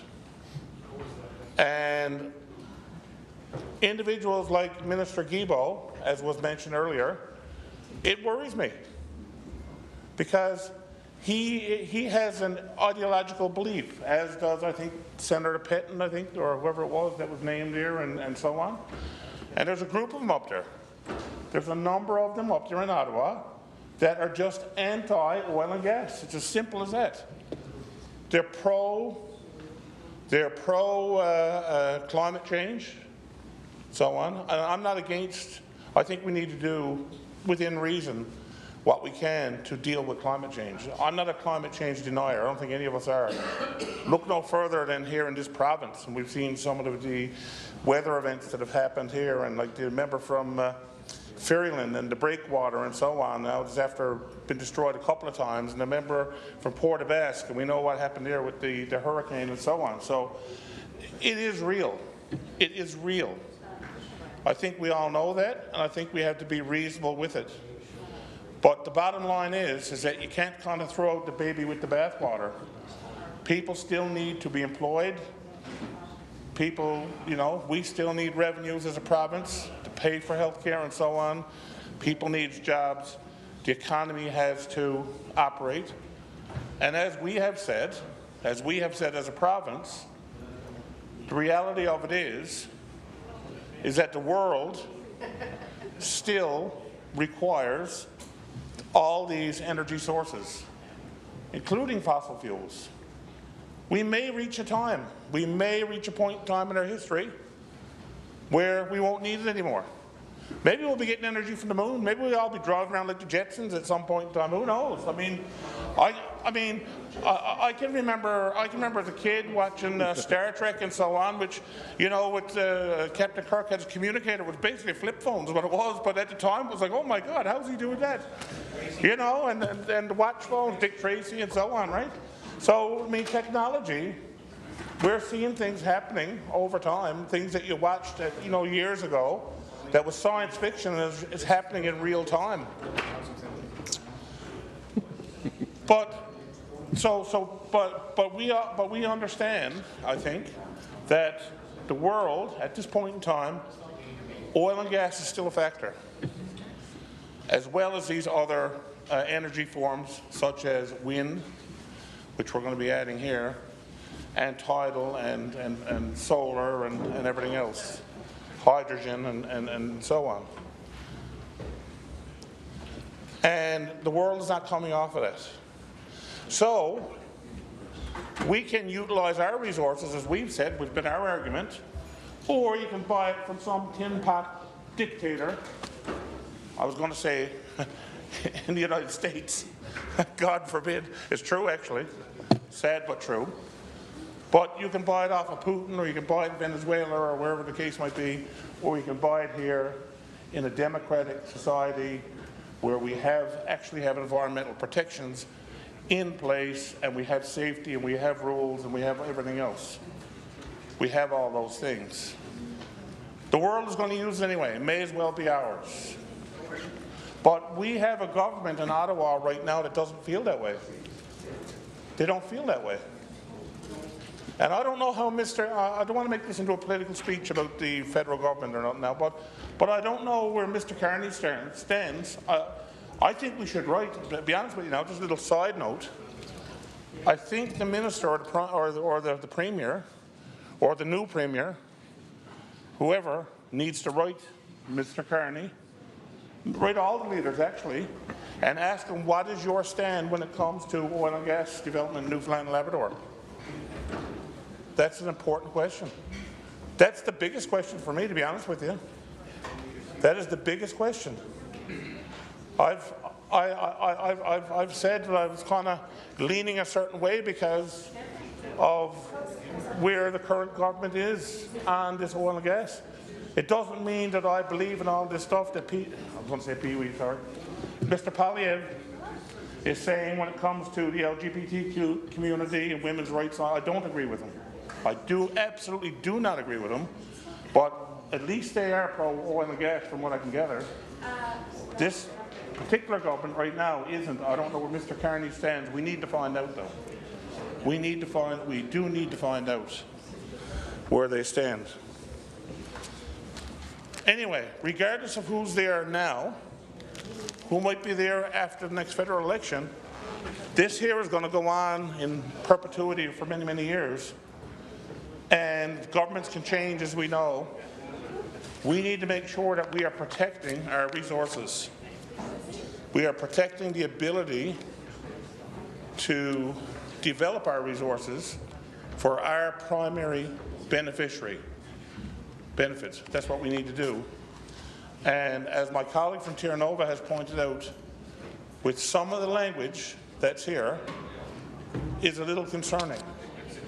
Some of the language would suggest that perhaps there's an opportunity for an ideologically driven federal administration, regardless of which one that is, that could step in there and start making our decisions for us.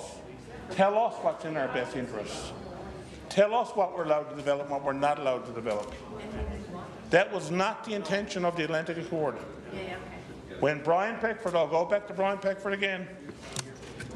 When Brian Peckford and his colleagues brought forward the Atlantic Accord and this agreement was made, that was never the intent to open the door for someone else to come in and to start dictating to us what we were going to do with our natural resources, how we were going to develop them, when we were going to develop them. That was never the case.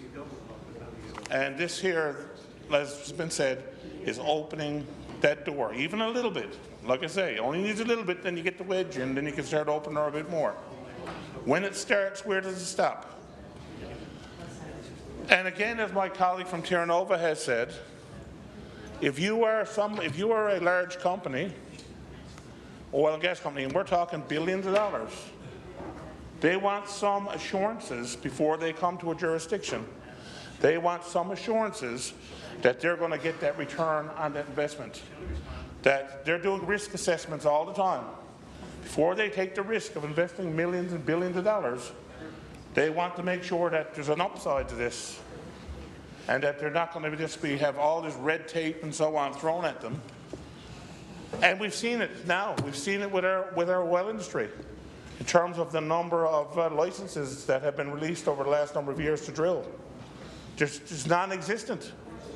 It is non-existent. At this point in time with Beta Nord, since that Beta Nord discovery plus all we had, plus all the seismic data, I was up in the Minister of Natural Resources. When was the Minister of Finance? Actually, she was the Minister at the time, and did a briefing around Elizabeth Avenue up in her office. I can remember that a few years ago. It showed me all the seismic. I'm sure we all probably saw it, the seismic data. I mean, we got oil galore out there. We haven't even come close, not a fraction, have we even tapped into of what's out there. We could be sitting pretty forever. Oh, not forever, but for an awful long time. A lot of generations can benefit from that offshore if we can gain access to it and we can develop it. But right now, even though everybody knows that data has been shared, but how many companies are coming to drill? Zero. Goose egg. The last couple of years has been a goose egg. With the developments we got, Beta Nord in the wings, there should be companies coming there now. We should have no trouble selling off those land sales now. There should be exploration going on out there on an ongoing basis. It should be happening. It's not happening. Why is it not happening? Because we have a federal government that is anti-oil and gas. That's the truth. That's the truth. That's not politics. That is the truth. They are anti-oil and gas. And that's having an impact on us. So if anyone thinks for a second that if we put in a piece of legislation that gives additional access to some of that crowd up in Ottawa to be able to interfere in our industry, if you think they're not going to do it, you're dreaming. You're dreaming. They absolutely are. So we need to do whatever we can to shut that door. I don't know how we do it here tonight. I don't know how we can just simply shut this door tonight. It's not, we can't really, unless we were to perhaps withdraw this bill temporarily and do like my colleague from Terranova said, and actually have, I don't know if you want to call it an all-party committee or what. I know that word gets a little stale after a while, but to have additional eyes, people on all sides, to really go through this, get more briefings, a greater understanding, make suggestions, and see if there is anything here that opens that door, to see if we can shut that door. To collectively, it's not a done deal. Until we pass it, it's not a done deal, right? Like, it's fine, we can take the edge of wells here now is all you can do. You're either for it or you're against it. We don't have to be. We don't have to be. There is an opportunity to make some change. Anyway, with that said, I'll take my seat, Mr. Speaker, and, you know, I'm all for developing our resources. Absolutely am. It's critical to our province. This will be a great addition to some of the stuff that we're already doing.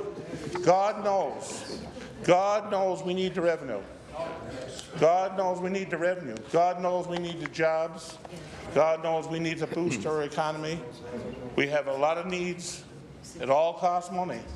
We can't continue to borrow, and go deeper and deeper in debt. We need more revenue. We need more revenue.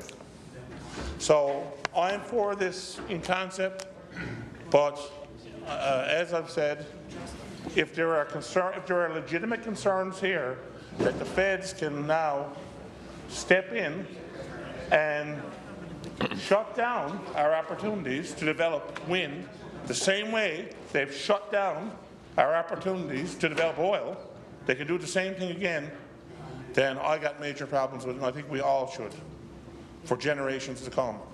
This, what Brian Peckford did in 1985, whatever it was so important. This, likewise, believe it or not, this is very, very important. We cannot undo what was done. Thank you. The Honourable, the Leader of the Official Opposition. Thank you, Speaker. They've put an hour on the clock, but rest assured I probably won't need a full hour. Far from it. I do have a few points, though, I want to make about that. Now, I can go and continue to go, but I think the first thing I want you to do is think back to 1985. Where were you? Where were everybody that's currently sitting here in this chamber today? Where were you in 1985? Some of you were still in school. Some of you were still in school. Kindergarten. Not even. There you go. But for most people, well, your parents would certainly remember 1985, and those of you that were in other careers or working somewhere else would certainly remember 1985 and would remember the celebration that took place when this Atlantic Accord was actually signed. This Atlantic Accord has been one of the most beneficial pieces of legislation ever for the province of Newfoundland and Labrador, and I think we all agree with that. I don't think anybody can argue that. For 40 years, this Atlantic Accord has served the people of Newfoundland and Labrador, whether they have been Liberal governments or PC governments. This Atlantic Accord has stood the test of time and allowed us to develop our offshore oil and gas when those opportunities probably would not have existed. When we think back to Confederation, we joined Confederation in 1949, and because of some arbitrary decision that ocean territory has to be treated differently from dry land, that was something that was arbitrarily decided. Newfoundland and Labrador's right to manage our ocean resources were stolen away from us and put under the control of the Government of Canada.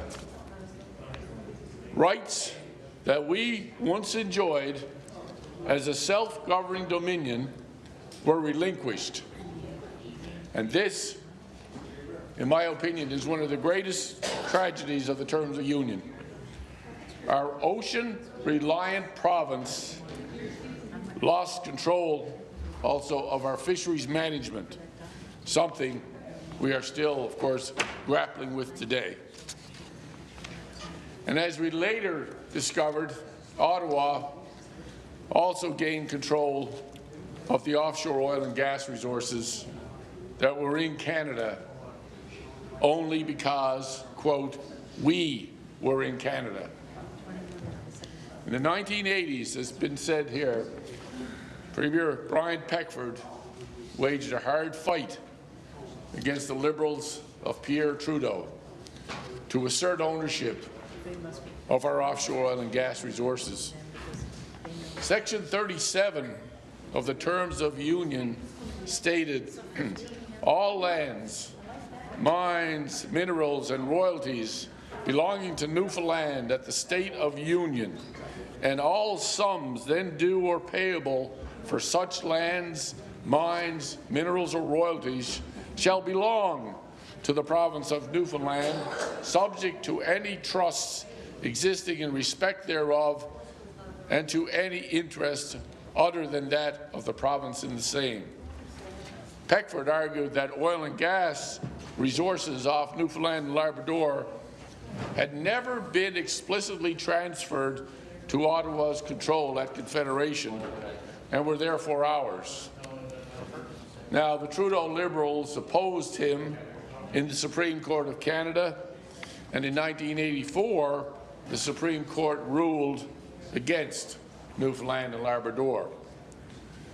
So Premier Peckford at the time turned up the heat and kept on fighting, and he turned his attention towards achieving joint management and making Newfoundland and Labrador the principal beneficiary of all offshore developments.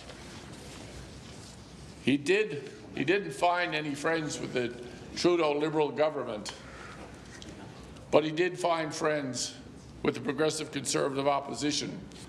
In 1984, PC leader Brian Mulroney promised that Newfoundland and Labrador would achieve joint management as an equal partner over offshore oil and gas and become the principal beneficiary of its development. And we all know what came next. The Mulroney Conservatives defeated the Liberals in 1984 and followed through on their commitment the following year. And in 1985, Brian Peckford and William Marshall, along with Brian Mulroney, John Crosby and Pat Carney, signed the historic Atlantic Accord, one of the most important documents, as I said, in the history of Newfoundland and Labrador. Hard won and not to be toyed with.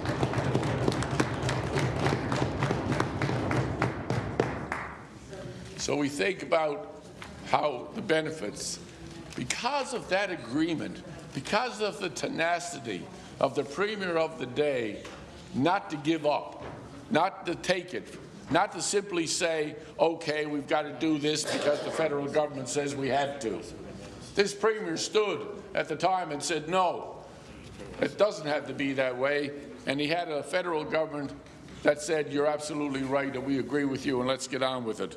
And because of that agreement, offshore projects like Hibernia, Terra Nova, White Rose expansion, Hebron, Hibernia South, all of those projects, because of that Atlantic Accord.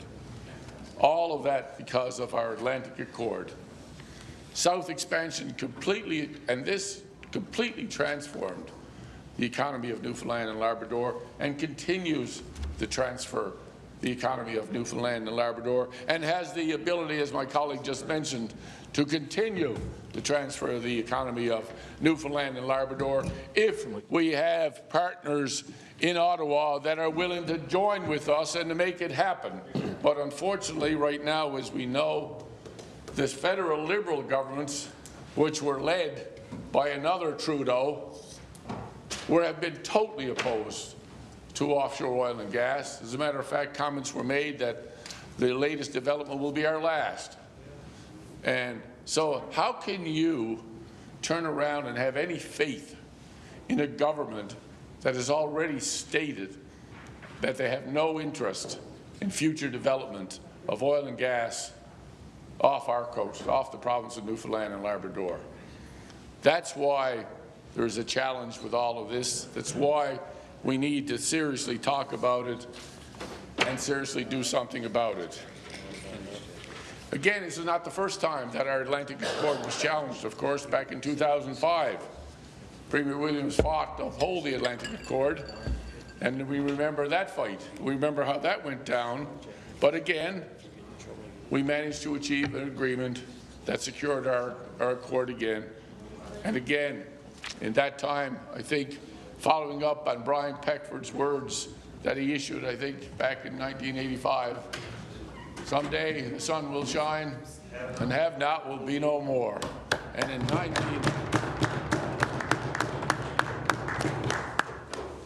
And in 2005, actually, we came off of equalization for the first time in the history of our province. And I think we were all proud of that at the moment.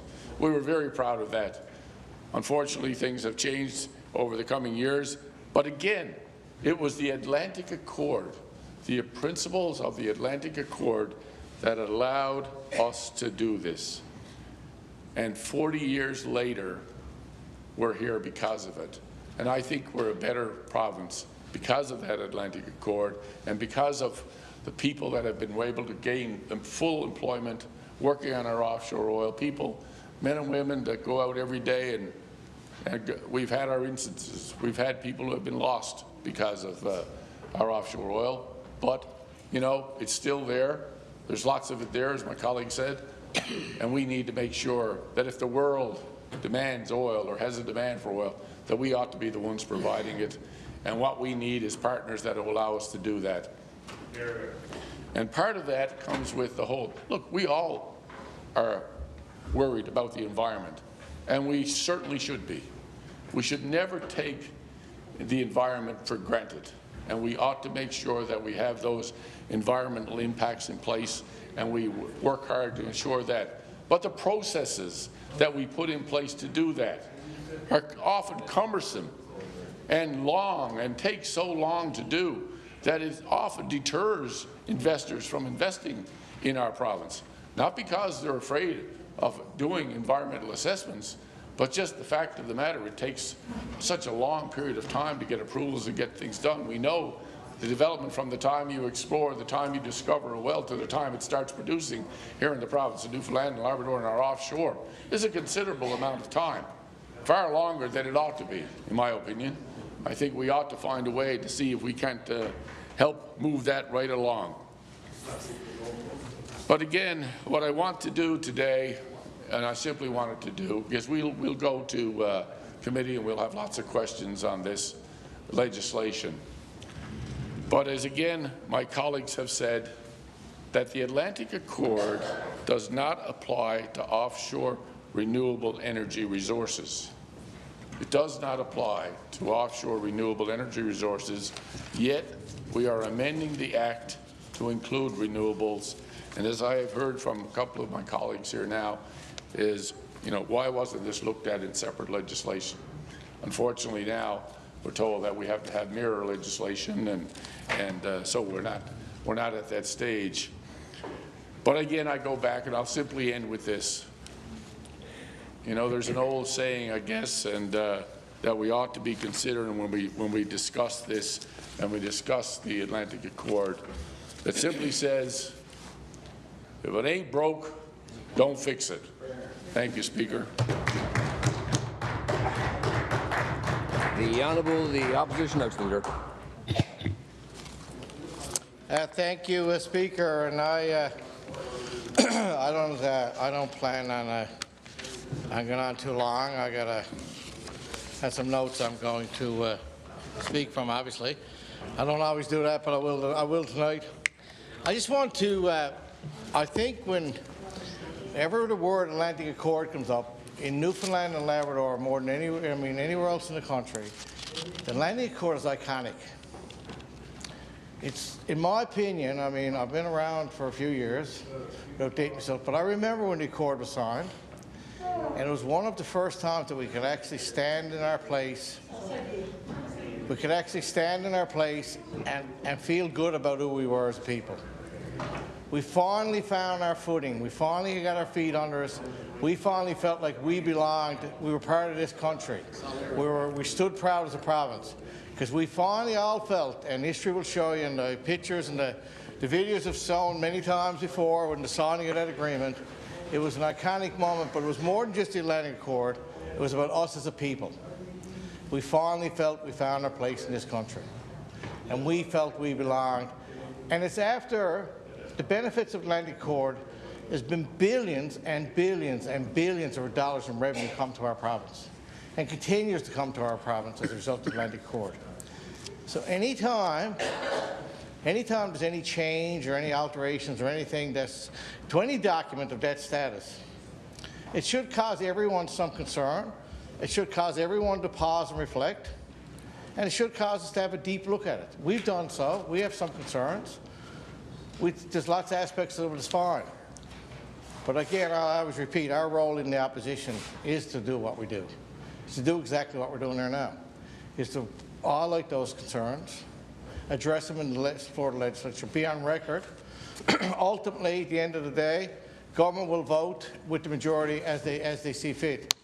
It's incumbent on us, though, to lay out our concerns and lay there in the Florida legislature for all to see, and then everyone can make their own decision from that moment on. But I do believe, as every Newfoundland and Labradorian will agree, the Atlantic Accord is a sacred document in this province.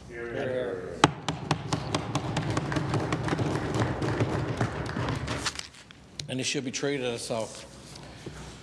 Speaker, requesting the bill be referred to a legislative committee where it can undergo proper review and scrutiny. When mirror legislation went through the federal parliament, there was a significant review through the legislative committee process. This included having expert witnesses join the committee to testify what they anticipate the impacts of the legislation to be on the oil and gas industry. Why are we asking for this? First of all, the Atlantic Accord was a hard-fought battle which gave us all our benefits from the offshore oil and gas industry. Anytime this agreement is opened or modified, it is our duty as Newfoundlanders and Labradorians to do due diligence. There has to be concerns raised publicly about this legislation and the possible watering down of the Atlantic Accord. These concerns must be investigated, as I've already said. The federal Liberal record on oil and gas is dismal. Their anti-oil policies have resulted in a decreased investment in our offshore. Simply put, we don't trust the federal Liberals with our oil and gas. An open and transparent legislative process would allow us to ask detailed questions to the experts, legal experts, oil and gas experts, wind energy experts, the offshore board, and more. That way, we can rise above the political rhetoric and truly understand what the impact of the legislation will be. Trusting the Liberal government opposite, they tried to sell the people of the province on the Churchill Falls MOU. But the people of the province saw through the heavy political spin. Now the Liberal minister is saying this is a good legislation and there is nothing to see here. Frankly, we don't trust them. They tried to fast-track the MOU through the House. They may try to do the same with this legislation. To refuse to allow the independent experts to testify in the House to the MOU, will they make the same mistake this time and refuse the legislative committee who can call in the experts? Oil and gas assets. The Liberals have mused publicly about selling offshore oil and gas assets. They have even undertaken an evaluation of the assets, but they have not been fully transparent on the matter. Are they going to sell away our stake in the offshore oil and gas? To whom? For how much? And before we consent to any change in legislation, we demand a full story.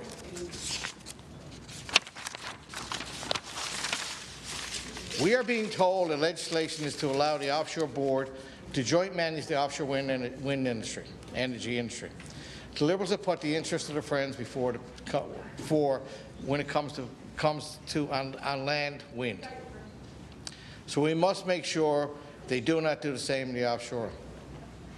We cannot support this 129-page bill which deals with one of our most important industries without turning over every stone, investigating every clause and doing our due diligence that this is in the people's best interest, in the industry's best interest, in the workers' best interest. We are concerned that there could be something hidden in 129 pages that is not in our best interest. Our process. Let me begin with a few words about the process. Decades ago in the House, the government would publish draft legislation before it came to the House. Then require a legislative review committee to hold hearings and give public and interested parties the chance to be openly and transparently consulted so they could recommend changes to draft legislation before it came to the House for debate and decision. There was nothing in our standing orders then, and there's nothing in our standing orders now, to prevent such disclosure, hearings and consultations. The difference now is that we no longer have a government willing to be open and transparent and consultative when it comes to the legislation. Democratic reform has never been a priority to Liberals opposite through their decade in office. We have seen the consequence of this. Last spring, government brought badly written limitation legislation to the House that would have been impossible to fix through an ordinary rules of debate. The legislation wouldn't even have been applied to the gentleman whose terrible predicament as an abused child had been exposed the need for legislation. It was only through the immense public pressure that the government was embarrassed into writing its own bill and bringing it to the floor. The same thing happened in the fall of 2022 when the government body terribly flawed Public Health Authority Act to the House and then had to delete the entire part of the bill. Ask the member to stay relevant to the bill. Quality Council because it was so poorly constructed. And given examples of my reasoning for my debate, Speaker, respectfully, it's based on my, as background of what our position is, Speaker. Because people tell you it's relevant or not relevant, what I'm saying should be relevant or not relevant, not what you're being told. Stay relevant to the bill. Past record in this House. This continues to happen in this House. Being interrupted on a serious matter, Speaker. It is a serious matter. It is a serious matter, and I expect the same respect that every member gets in this House. And you have begun respect. People are not given an opportunity to see bills before debate has already started. And the opposition is prevented from fulfilling its role of consulting under the penalty of punishment by government majority. It's not what you would expect to see in a healthy democracy, given the serious impacts that legislation can have on people of our province and on our province. We've seen the MOU being rushed. This House tried to avoid public scrutiny by not allowing outside independent experts, tried to consult public conversation, but not sending it to a truly independent review panel. And now we're seeing it again with this bill, proving the government has learned absolutely nothing about the importance of openness, transparency, due process, public consultation. We are not prepared to stand for it. Speaker, nothing is more important in our province than the management authority of our ocean resources, whether it's fisheries, wind, oil and gas. We cannot agree to water down provisions of our Atlantic Accord and throw enormous uncertainty into the mix to chase away prospective investors from offshore oil and gas. Are you expecting us to pass legislation that binds us to agreeing that the Atlantic Accord does not apply to offshore renewable energy resources? Is the government opposite eager to water down joint management rights we already have when it claims it wants more joint management, not less? Is government opposite so eager to kowtow to Trudeau's Liberals for whom they claim to have lost respect? Why is there a rush to ram this through when grave concerns have been raised by people who have fought so hard for the rights of the province already gained? There may be some members of the House who are ready to rubber stamp this agenda. We are not. And perhaps some members opposite will have the courage to agree that it needs to be a more judicious approach. There's no harm in opening things up before the final votes are cast.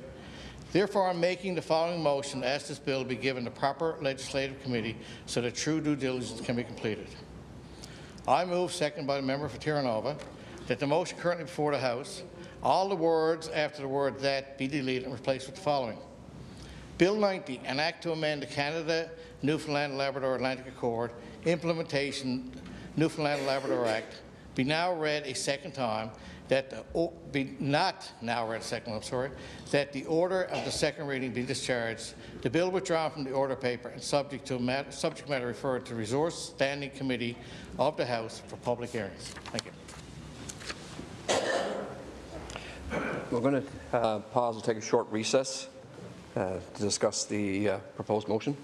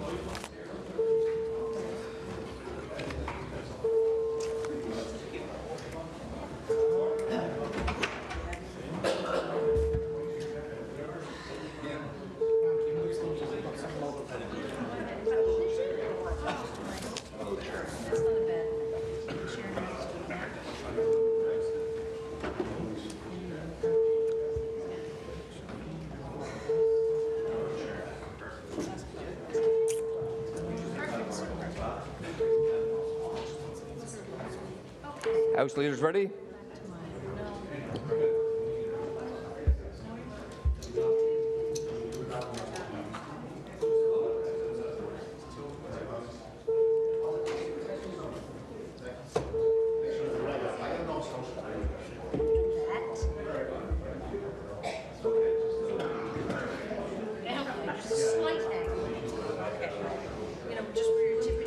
House leaders ready?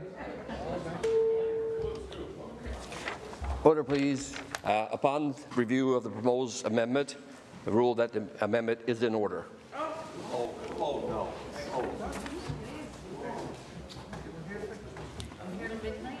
The Honourable, the Opposition House Leader.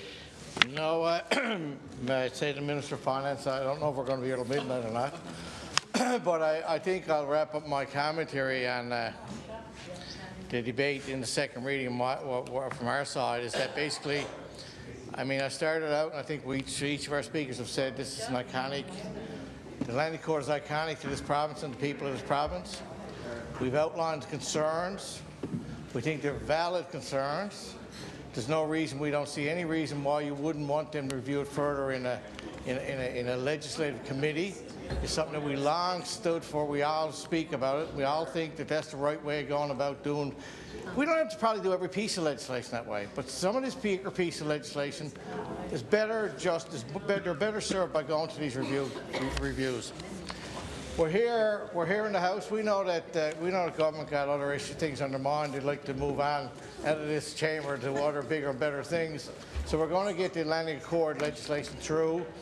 We have the federal government making a release today that they assume that we've already passed this legislation. On that note, I know my colleague from Terranova brought it up. On that note, I got to be honest, as a parliamentarian, as a member of this legislature that represents the District of Exception Bay South, I find that so disrespectful and to be so dismissive of our legislature that the federal government, the federal Liberal government, would put out a release in advance of this legislation even being received second reading in this House. I think it's shameful. And I think we all should, and government opposites should as well, because it's their legislation. To be taken for granted, the federal government to take us for granted. We've been took for granted for a long time. And the basis of the Atlantic Accord, as I said when I started, the Atlantic Accord gave us that wind in our wings, wind at our back. We actually felt we belonged in this country because of the Atlantic Accord. Now we're bringing in revisions to the Atlantic Accord, and they're dismissing us again. That's the irony. When I heard that today, I said, my God, of all things to be doing this with, it's on revisions to our Atlantic Accord. Just think about that. Put that in context. And what a poor example to show your disrespect and the dismissiveness of our province to be taking the Atlantic Accord, opening it up. Basically, we're adding things to the Atlantic Accord. Before it was ever debated in this legislature, for them to come out with a news release to say today that we never had it passed. So when I heard that, I thought that was ridiculous. I think we all should be shocked, and a government opposite should definitely be shocked. There's no reason why we can't do a legislative review. Why should we rush it? Because Ottawa wants us to rush it. Why? Why do we rush? Why are we rushing anything like that? Again, why would you rush a piece of legislation, a document so important as Atlantic Accord? We all should be, that should be first and foremost on our minds to get it right. And I don't mind saying, the Speaker, I've said in this legislature before, and I think I'm surrounded by my colleagues, all my caucus there, our caucus, we don't mind standing on principle. And we'll do it again and again and again. We'll always do what we think is right and do right by the people of our districts and the province. And on this one, I truly believe we're doing right. It should go to a legislative committee and get proper review. Witnesses come in. Then we got a good piece of legislation. We can come back in this legislature and vote on it now like we should do. Thank you very much. The Honourable Minister of Industry, Energy and Technology. Thank you, Speaker, and if it's okay, if I'm allowed, I have a bunch of notes here and stuff if I could refer to. If I leave the colleagues across the way, if I could sit in my seat and speak, I'm sure it's still heard on the microphone, if that's okay. Yeah. Good. Members good? Thank you. Thank you. Thank you. First of all, I want to thank my colleagues for the contributions to this very important debate. And I guess I would preface what I was going to say, what I'm going to say, by saying that the legislation is no less iconic on this side of the House either. It's absolutely, we all recognize its origins. We recognize when it came, who was the architect, what it's done, how important it's been. But certainly it's an achievement that we all understand as Newfoundlanders and Labradorians, and is one that we don't look at with any less significance or sense of importance than anybody else. I think we all share that. What I'm going to do is I'm just going to go through a little bit of the notes that I made over the commentary, because instead of some of the members made very pertinent and good points, so I'll try to answer now, but we also have committee to answer. But I do thank everybody for the contribution. So one of the things, and my colleague across the way, the I guess Deputy Opposition House Leader, the critic for IET, brought up, and I think he made a lot of very good points, and in fact, a lot of what he was saying, I was nodding throughout what he had to say, because we're very much aligned during some of this. So I'll go through it. The fear is the ambiguity. Feels that it's not certain. The proponents in oil and gas are worried. I think the quote he used was not rock solid. Maybe there's a possibility of loss of investment. So a few things I would say sort of in response to that is that we do have, in this case, joint jurisdiction. Without this accord, offshore renewables would be under the jurisdiction solely of the federal government. That's the reason we have the accord that we're expanding, is to bring in offshore renewables into the fold so that it is jointly managed, which is, I think, what the members want to see. But the second part of this is that we lose absolutely nothing in this legislation, and in fact we gain. I think we have strengthened it. And I know that's the concern the members feel, and that's the one we want to support. Proponents in oil and gas worried. I would suggest that, proponents in oil and gas have been worried over the last number of years, certainly with the comments made by the Federal Minister of Environment. Of course I share that. We've had, believe me, plenty of conversations on that. This bill is not what deters them. It's the overall, sometimes the ideology of the federal government. I get that. We've had these rackets. I don't think anybody can doubt. I think one of the comments was that the federal Liberals have sort of failed dismally. There's times I believe that, but I can tell you what, the provincial Liberals have certainly strengthened this and fought for oil and gas every single step of the way. And I would suggest that a recap of the achievements we have done in oil and gas over the last 4 years, I think, would be very, very, very worthy of respect, and certainly in many ways support from all around. Now, I point out too, Energy NL, supportive of this. CAP, the Canadian Association of Petroleum Producers, they are supportive of this. We have met with them. Is members appreciative of going from 99 years to 25? Again, industry driven. We agree with it's a good chance to do this. Talking about allowing two entities to work together. I think the thing that scares the member, and I get it, because we went through this over the last year, is that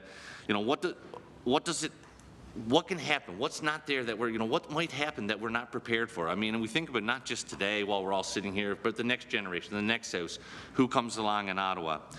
The one thing I would say, one of the questions was, why do we need to take wind into this accord?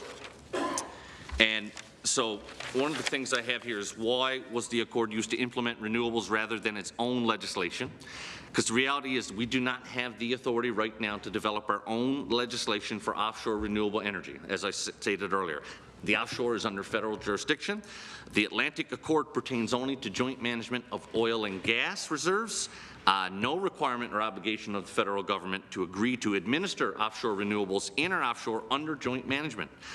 They've been implementing an offshore renewables regulatory regime for federal waters under the Canada Energy Regulator, and could have pursued that option if they wanted it in Newfoundland, Labrador, and Nova Scotia as well. But they've amended the accord, which we are supporting through, and I quote, mirror legislation. That'll come up later. We're mirroring this to include offshore renewable so that it ensures, like oil and gas, that the province and Canada will jointly manage the renewable energy in our offshore. Amending this also establishes the CNLOPB as the joint regulator, which I think was actually supported by members opposite. It gives the province exclusive jurisdiction over renewable energy development in our inshore, joint management in our offshore. So that is the simple reason why we are choosing to go through this route. Quite frankly, it's because we have to, and it's the best step forward. The member talks about, believes in green transition, but it comes from oil and gas. I actually agree. I feel, and I've said this, we had a lot of pressure early on because ideologies changed, the world's changed. I mean, things changed from 2017 to 2020 to now 2025. When you see a group like BP take their green energy aspirations, sort of put them to the side and go back to fossil fuels, that tells you where the money's going. And that's why we never on this side gave up on oil and gas, although there were many people wanting us to do that. Why would you give up on something that has provided for us for decades? But at the same time, why would you not take the opportunity to develop another resource? Why not have the best of both worlds? Why would you give up one for the other? It doesn't make any sense. So I agree. The money from our offshore that goes into future funds and goes into renewable energy and green transition funds, absolutely. But I still believe there is a long path ahead yet for our offshore. It ranks favorably anywhere in the world and certainly in the rest of Canada. Again, not to take away from the members' points, though, about concern. Fair points, absolutely fair points. I need to say that. Sometimes we talk about scary language, and one of the things I want to come to, and I get it, because when you read it, the problem we have here is we're dealing with legislation. We have the provincial accord in front of us, federal accord in Ottawa. They mirror each other. So in fact, the language complements each other and strengthens each other. So one of the things that the member opposite mentions is, and we got into the marine conservation. So I took the time over the break to put this together. So one of the concerns is Section 61 of the provincial bill seems to be the one that's causing concern because it provides the feds with an authority that didn't exist under the Atlantic Accord. That's the concern. And I think that's what generated a lot of the debate in Ottawa as well. The primary federal legislation governing marine conservation in Canada is the Oceans Act and the Canada National Marine Conservation Areas Act. Prior to these amendments, the federal government could unilaterally designate marine conservation areas. They could. These amendments bring the regulation of such areas under the joint management regime of the Atlantic Accord rather than the sole regulatory regime of the federal government. Section 56.1 of the Federal Accord, available online, is now enshrined. Introduces these marine conservation areas into the Accord. However, and this is the key, this is the one that hopefully provides that surety, the confidence that we want. Section 7.1 of the Federal Accord recognizes that any regulations under Section 56.1 must be approved by the provincial minister. There it is. It's black and white. It is in legislation. It has been passed in Ottawa. It stands and it is the law. What we have here is a mirror legislation that says the same thing, but it actually says the federal government. So the fact is we had to consult, but they cannot do it according to the law without whoever sits in this chair, whoever sits in government, they have to sign off on that. The mirror provincial legislation introduces the marine conservation areas under Section 55.1 of the Accord Act, and similarly, Section 7.1 says the provincial minister must consult with the federal minister. So yes, we had to consult, but at the end of the day, go to the Federal Accord Act, the protection is there. That's the one that concerned us. That's the one that caused the concern felt by many people. So now we just need to get the agreement done. We need to move this forward. And I'm going to come to a few other points. I think the member opposite, this is one of the big things we talked about, Section 55.1. So I think I've explained that. And the fact is, this is complex because we have our court, we have their court, we have other federal legislation. It's not just like we're dealing with a new bill. For anybody that's never debated legislation, looking at a new clean bill is quite easy compared to looking at an amendment to a bill where you're seeing Section 56 replaces Section 72 and all these different changes. It can be daunting. But in this case, I am very clear and I'm very safe with where we are and I feel confident about it. How do you think I'm going to feel, or anybody else, if you inadvertently signed away our accord rights? Believe me, I think we've done our research, Mr. Speaker. Now, I think that my colleagues also spoke from the NDP, from the Independent. I moved forward and I appreciate what they had to say. It was not as comprehensive, but I think it just brought the same concerns forward. The member for the leader of the official opposition had a lot of comments, much of it echoing what the member had to say, much of it the same thing, wanting to ensure protection. The one line, though, that stuck with me: if it ain't broke, don't fix it. If we don't fix this, we say no to offshore renewable energy, full stop, or us having any jurisdiction over that. Now, to anybody that's worried that there's a boat out there with a turbine ready to go tomorrow, there's not. We have not had significant conversations on this recently because it's been an onshore conversation. But it allows us to know that we can be a part of the conversation rather than the federal government take it upon themselves to do that. And I don't want that. I don't want the federal government, any stripe, making those decisions on their own. I feel the same way as members on the other side. I think we all do. Now, I'm going to move into, I think, some of the, one of the comments was sacred document and treated as such. Absolutely. Couldn't agree more. Now, I'm going to move into the House Leader for the Opposition, who made some comments here that certainly I think I would take exception to, and I don't think they had a lot to do with the actual bill.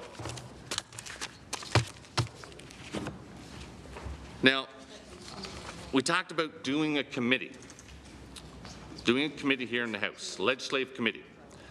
Now, I'd have to refer to the member for Bay of Islands, because I don't know if he recalls the last time there was a legislative committee in the House of Assembly. I don't think there has been one since the 90s. Maybe the Minister for Indigenous Affairs, who's actually done some scholarly work on Skatak. We haven't seen a legislative committee here in decades. But I will point out, and I appreciate the member opposite, because the opposition leader talked about trust. Talked about ramming this through. So a couple things I point out. This has been on the order paper for some time. There was a briefing last week. Now, I can tell you, when I was in opposition, we were lucky sometimes to get a briefing, and you might get it the day before you did the bill. I didn't like it. I certainly wouldn't want to treat the other side like that. The member for Terra Nova came to me and said, wasn't the greatest briefing. You know, there's a couple things we wanted to do. So what did we do? And tell me if I'm wrong. We organized another briefing a few days later after the weekend. The members did not want to, as was our legislative right, they didn't want to debate that day because they wanted a second briefing. Fair ball. What did we say? I said, let me do my 20. We'll do another briefing for you on Monday. Did another briefing. Sounds an awful lot like a crowd trying to ram it through. Sounds an awful lot like that. We weren't trying to force nothing through. The federal bill has been debated for over a year. And I point out, this is where the word comes back, mirror legislation. Mirror legislation. The member brings up the Churchill MOU. Now, what in the heck does that have to do with this? I don't know. But if we want to relitigate that, we can. Because what I would say to the leader, or the House Leader of the official opposition, I hope you vote this time. I hope you vote this time. And the part that got me the most here today, the member, he goes into this diatribe. Oh, this crowd over there, transparency and openness, nothing there. He talks about no democratic reform over there. I seem to recall actually forming government in 2015 and actually forming a standing orders committee in the House. Dave Brazel was on it.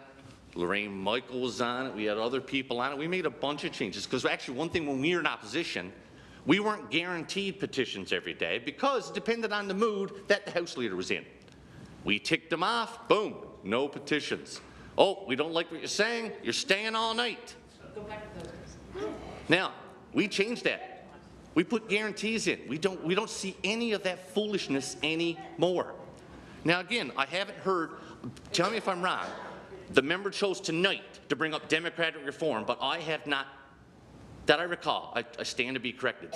In almost 10 years I've been over here, I don't know if the members mentioned democratic reform to me. Okay? Many times. Oh, many times. Oh, we have the real House reformer on the other side tonight, Mr. Speaker. I don't think he has ever, because you know what? He hasn't. He has never. And in fact, he said, you know, we're talking about all stuff. I don't trust him. I don't trust him. Now, I don't think he was talking about the federal Liberals that he don't trust. because he was actually said that after he mentioned the Churchill MOU, and I don't think that the federal Liberals talked about the Churchill MOU. So what I would say to the member opposite, you don't have to trust me, but thankfully, there are other members on that side that we've established a good working relationship with, and we can try to get things done for the betterment of Newfoundlanders and Labradorians. Not just foolishness to pander to people just for this, just absolute foolishness, because there was no relevance or value to 90% of what the member said tonight. No relevance. It started to get into health bills. Now it's funny. It's funny. I sat there and listened everywhere, but again, he can't help it. He has to speak. He has to speak. I didn't say a word while you were talking, sir. Oh, there he is. There. Oh, there he is. Order, oh, there he is. Mr. Speaker. Order, please. Mr. Speaker. Mr. Speaker. Mr. Speaker. Order, please. Oh, see, the record shows, again, the record shows the member can't stop. The member can't stop. Look, well, go ahead and prove us wrong. Go ahead and see, the member doesn't have the common decency to know when he's wrong. Do you see me saying this to any other member of that side, Speaker? I'm not, because we actually had valid points made by members of the Independents, the NDPs, and other members of the official opposition.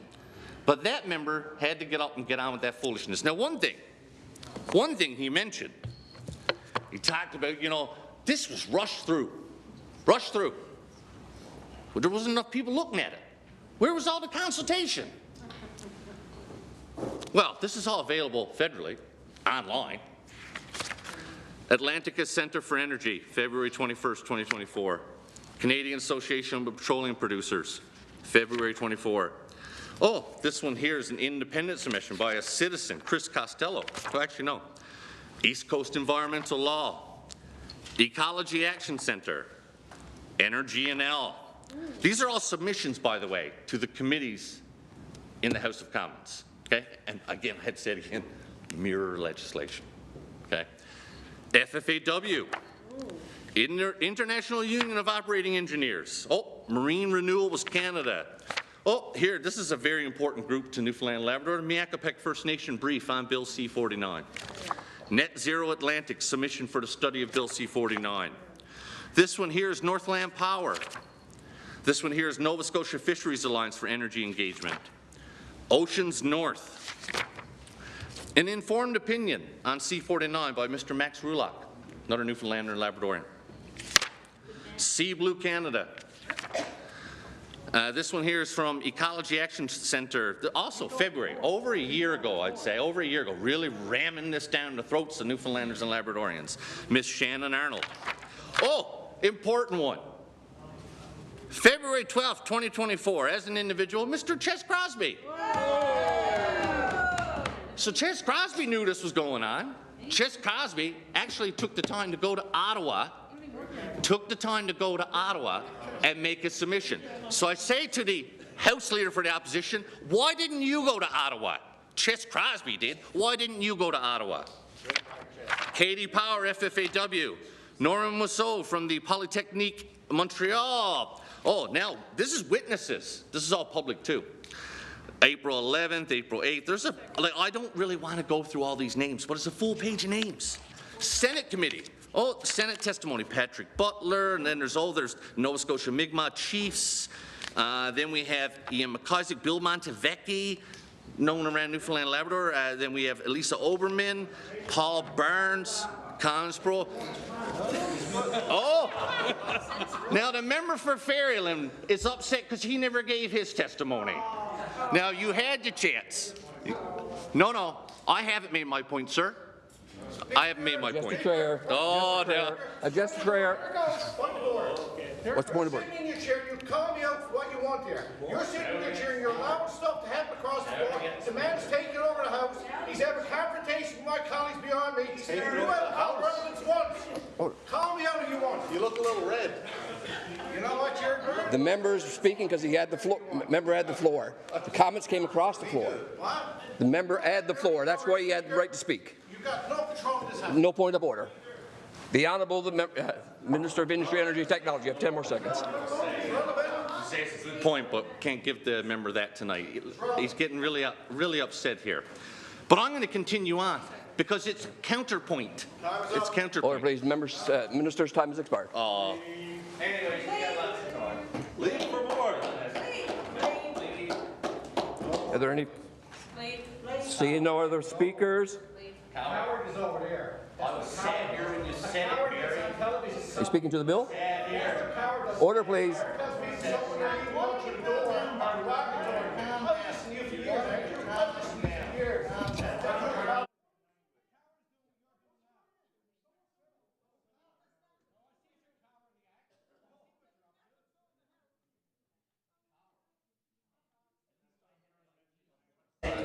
Order, please. Order, please. I ask the Minister and the Government House and Opposition House Leader, please. Member for Humber Bay of Islands, we're speaking to the amendment. Thank you. I'm just going to stand just for a few minutes. I don't need to go through the Atlantic Accord. And I just asked the Minister. Order, please. I'm just going to make a few small.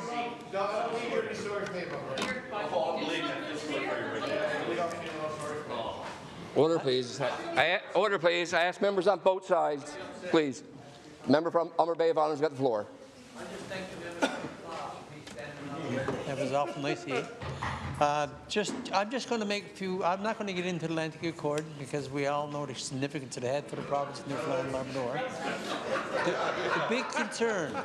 The big concern that we all have, and I have, going through the full legislation, is, and this is pertinent to the minister.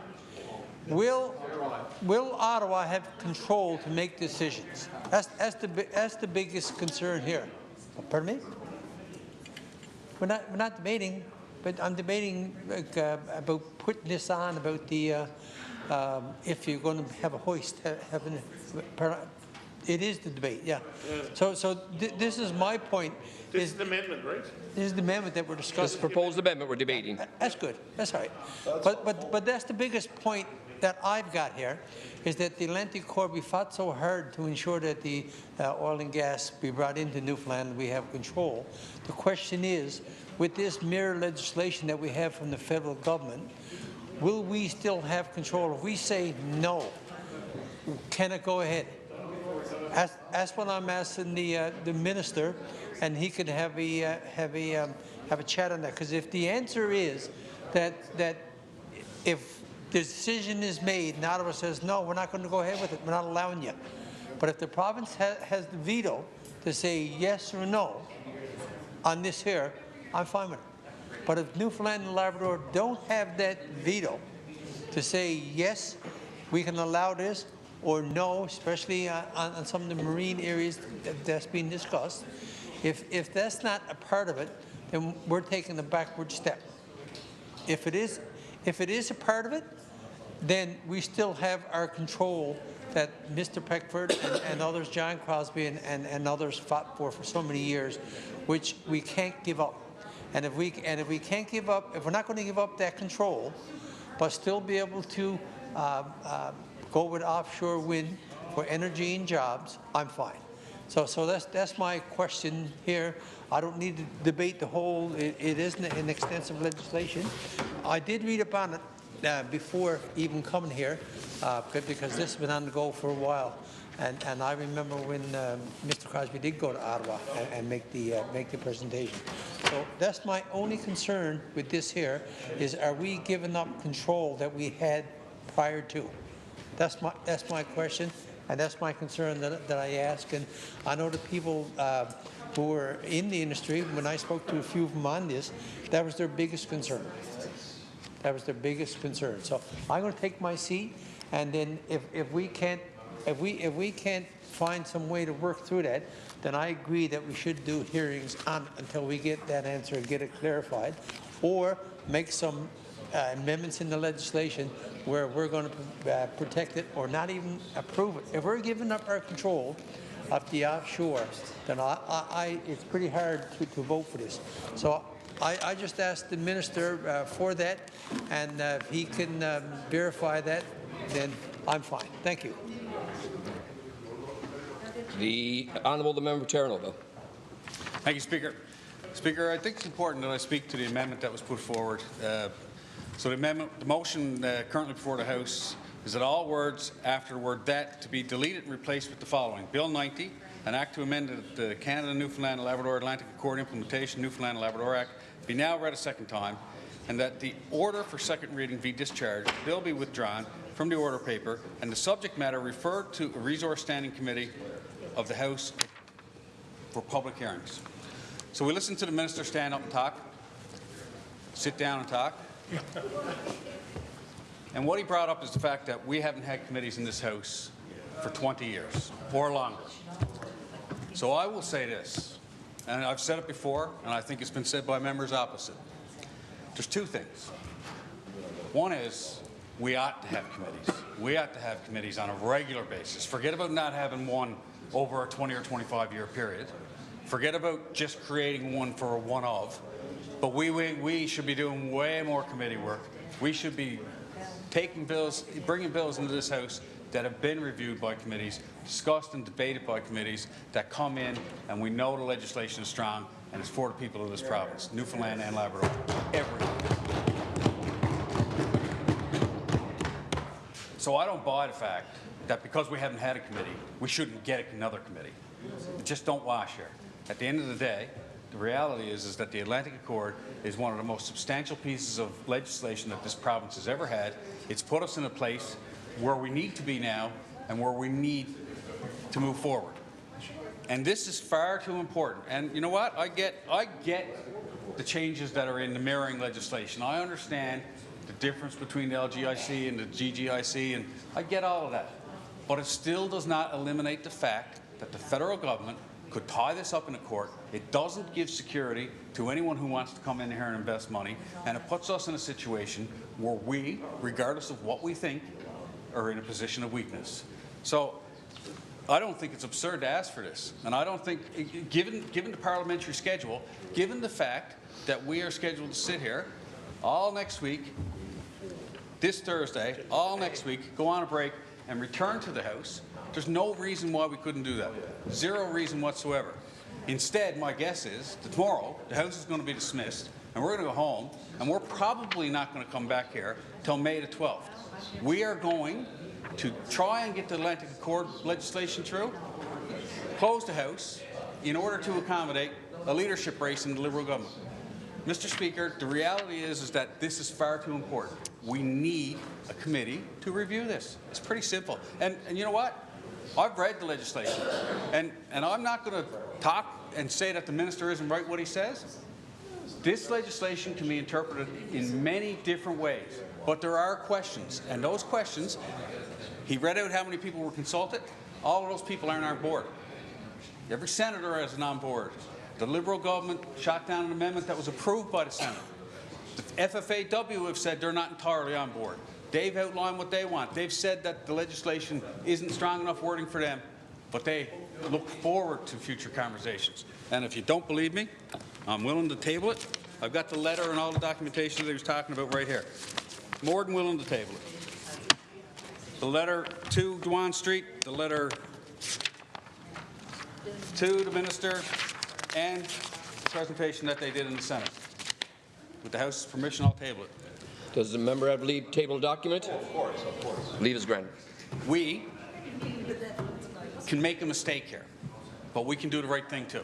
And I'm not suggesting for a second that this isn't good legislation, but I don't feel like we're bulletproof here, and it's far too important for it not to be. And why not have conversations? Why not sit down and make sure we're getting this right? This is not about getting a piece of legislation. This is about getting the right piece of legislation for the people of this province. Thank you, Mr. Speaker. The Honourable Member Mount Pro Southlands. Speaker, I just want to briefly just speak to the amendment.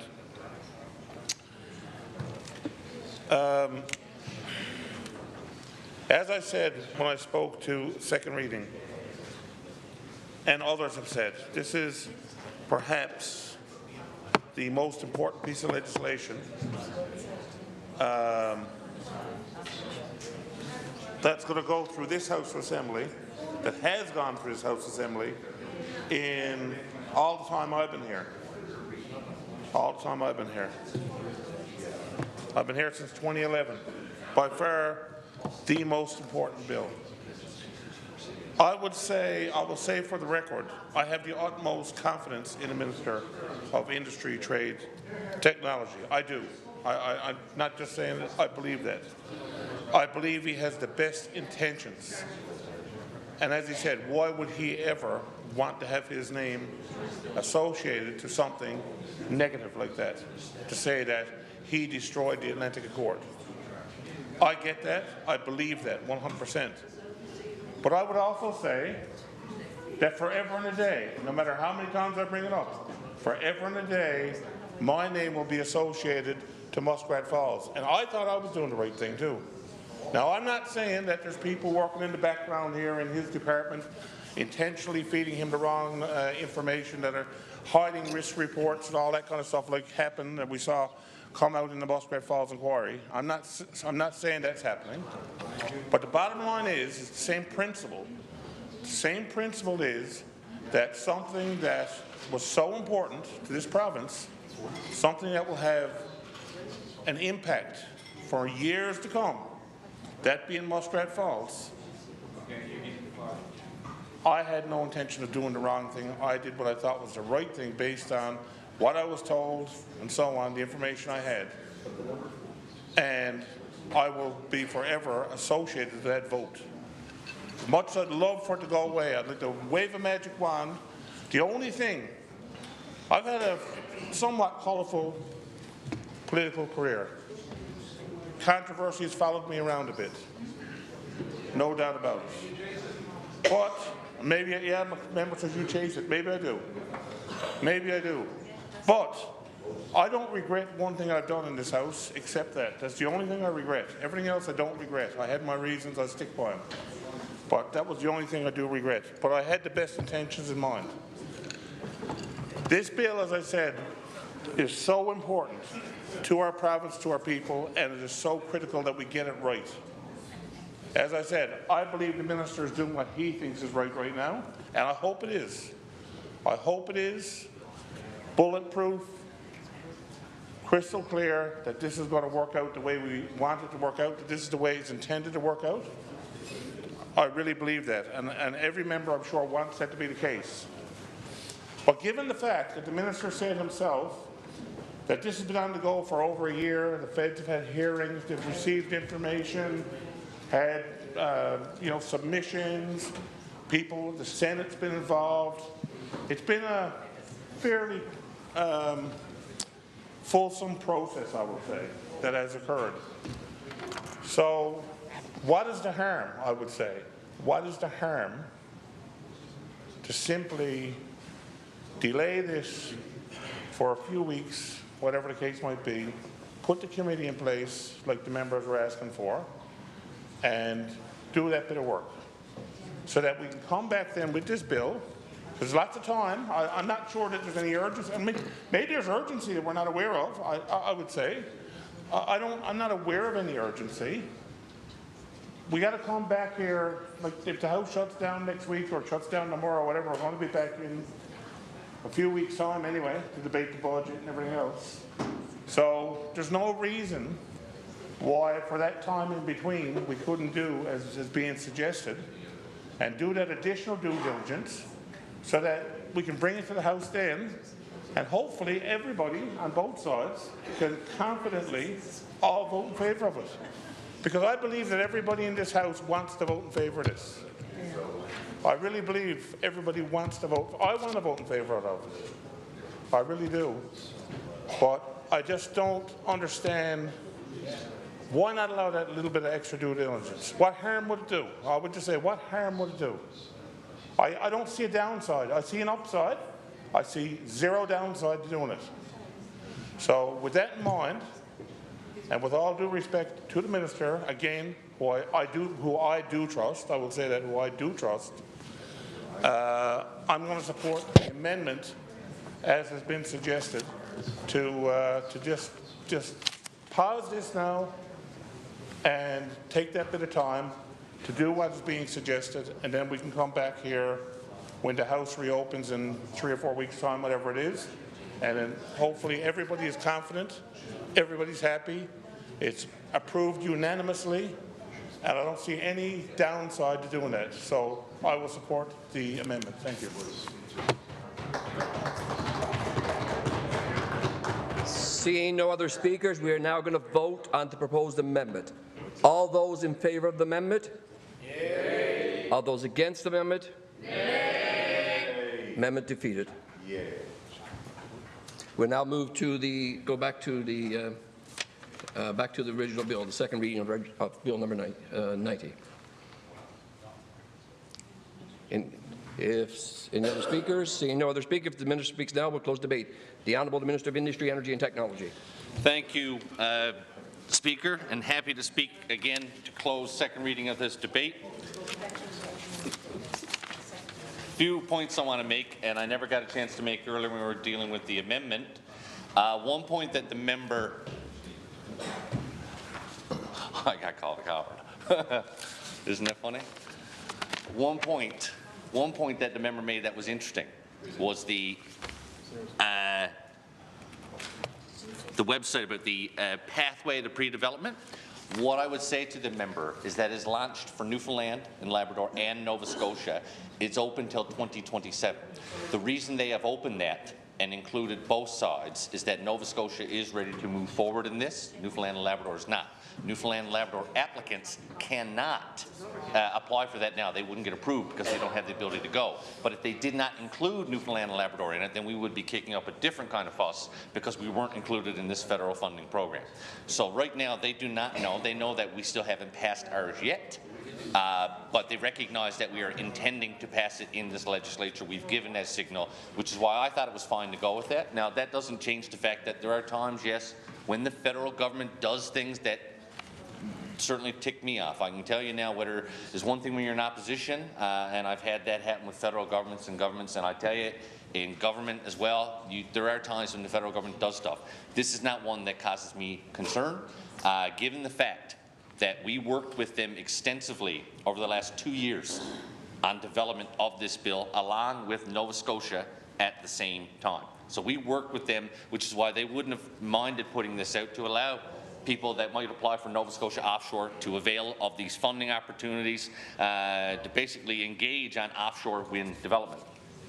The reason that I'm not supportive of a delay in this is that the fact is that this has been discussed extensively. I know it hasn't been discussed extensively in this House, but the fact is that it has been reviewed by multiple committees at the federal level. The provincial governments have been engaged, and in fact the general public, more so than any bill I've seen in some time, has been engaged. And again, Mr. Speaker, I will be tabling this binder, of which I never got to everybody that has spoken, and everybody can have access to that. But I can tell you now, the fact that the Ches Crosbys, the Max Rulocks, the Chris Costellos, all citizens, not with any organization, all had a chance to go and present to the Senate and to the House of Commons, shows that everybody had a chance for some time.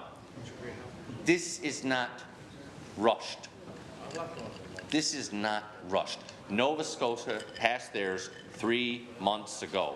And in fact, we've had this for some time, but I held off. One of the reasons I held off is I did want to have further consultations with the FFAW, especially in light of the fact that they were getting new leadership.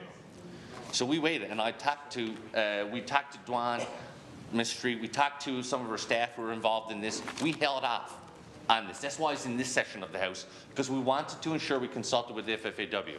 And I think the member from Terra Nova mentioned, well, the FFAW is supportive now, but if things go sideways, I always assume that things are good until they aren't good.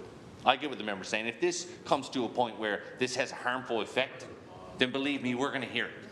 But I can tell you now that I think the actual legislation has changed federally and provincially to take into account fishing grounds. It was specifically done to ensure there's a mechanism. And as I pointed out last week, we are actually forming a mechanism for them to engage with the CNL OPB. The other thing I want to point out, and maybe this is where we get to committee, I've heard the term watering down the accord rights. I heard the term like we're worried. So here's what I specifically want to ask. What sections of the bill give us the worry? and I'm not saying that in any other way but with sincerity. What are the sections of the bill that hold us from debating this bill continuing on? That's what I need to know. And that's why we have a committee to go through that. And that's a chance for a full, wide-ranging debate. To answer the member from Bay of Islands' point, I think during the last part of the debate, he stood up and said, you know, if you can say to me no, that it doesn't give away our rights, then that's one thing. If not, I want to see committee.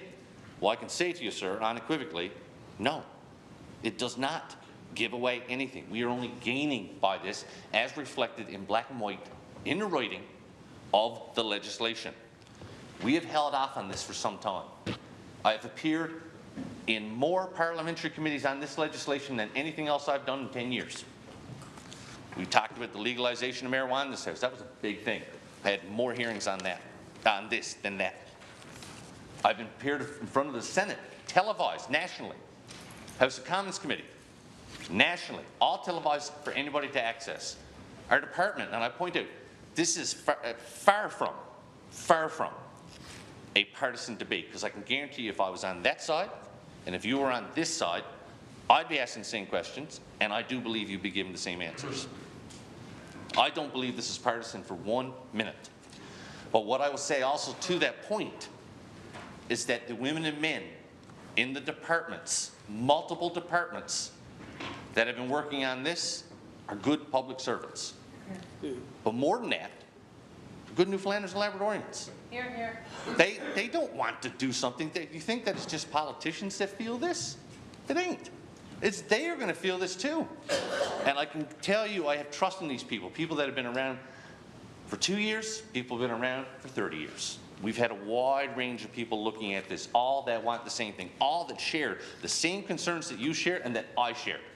And what I'm saying to you, and then I'll sit down, I don't share those concerns now because I think they have been addressed through the amount of time we have put in this. But we can have that committee, we can go through that, and I appreciate the opportunity to speak to this. Thank you. Is the House ready for question? The motion is that Bill number 90 be now read a second time. Is it the pleasure of the House to adopt the motion? All those in favour? Aye. All those against? Motion carried. A bill, an act to amend the Canada, Newfoundland and Labrador Atlantic Accord Implementation, Newfoundland and Labrador Act, Bill 90. This bill has now been read a second time. When should the said bill be referred to the Committee of the Whole? Now, the Honourable the Government House Leader. Thank you, Speaker. Call from the order paper number 11. I move that this House do now resolve itself into Committee of the Whole to consider Bill number 90. And a second for that motion. Minister for Industry, Energy and Technology. Sit down. It is moved and second that I do now lead the chair for the House to resolve itself in Committee O to consider Bill number 90. It is a pleasure of the House to adopt the motion. All those in favour? Aye. All those against? Motion carried.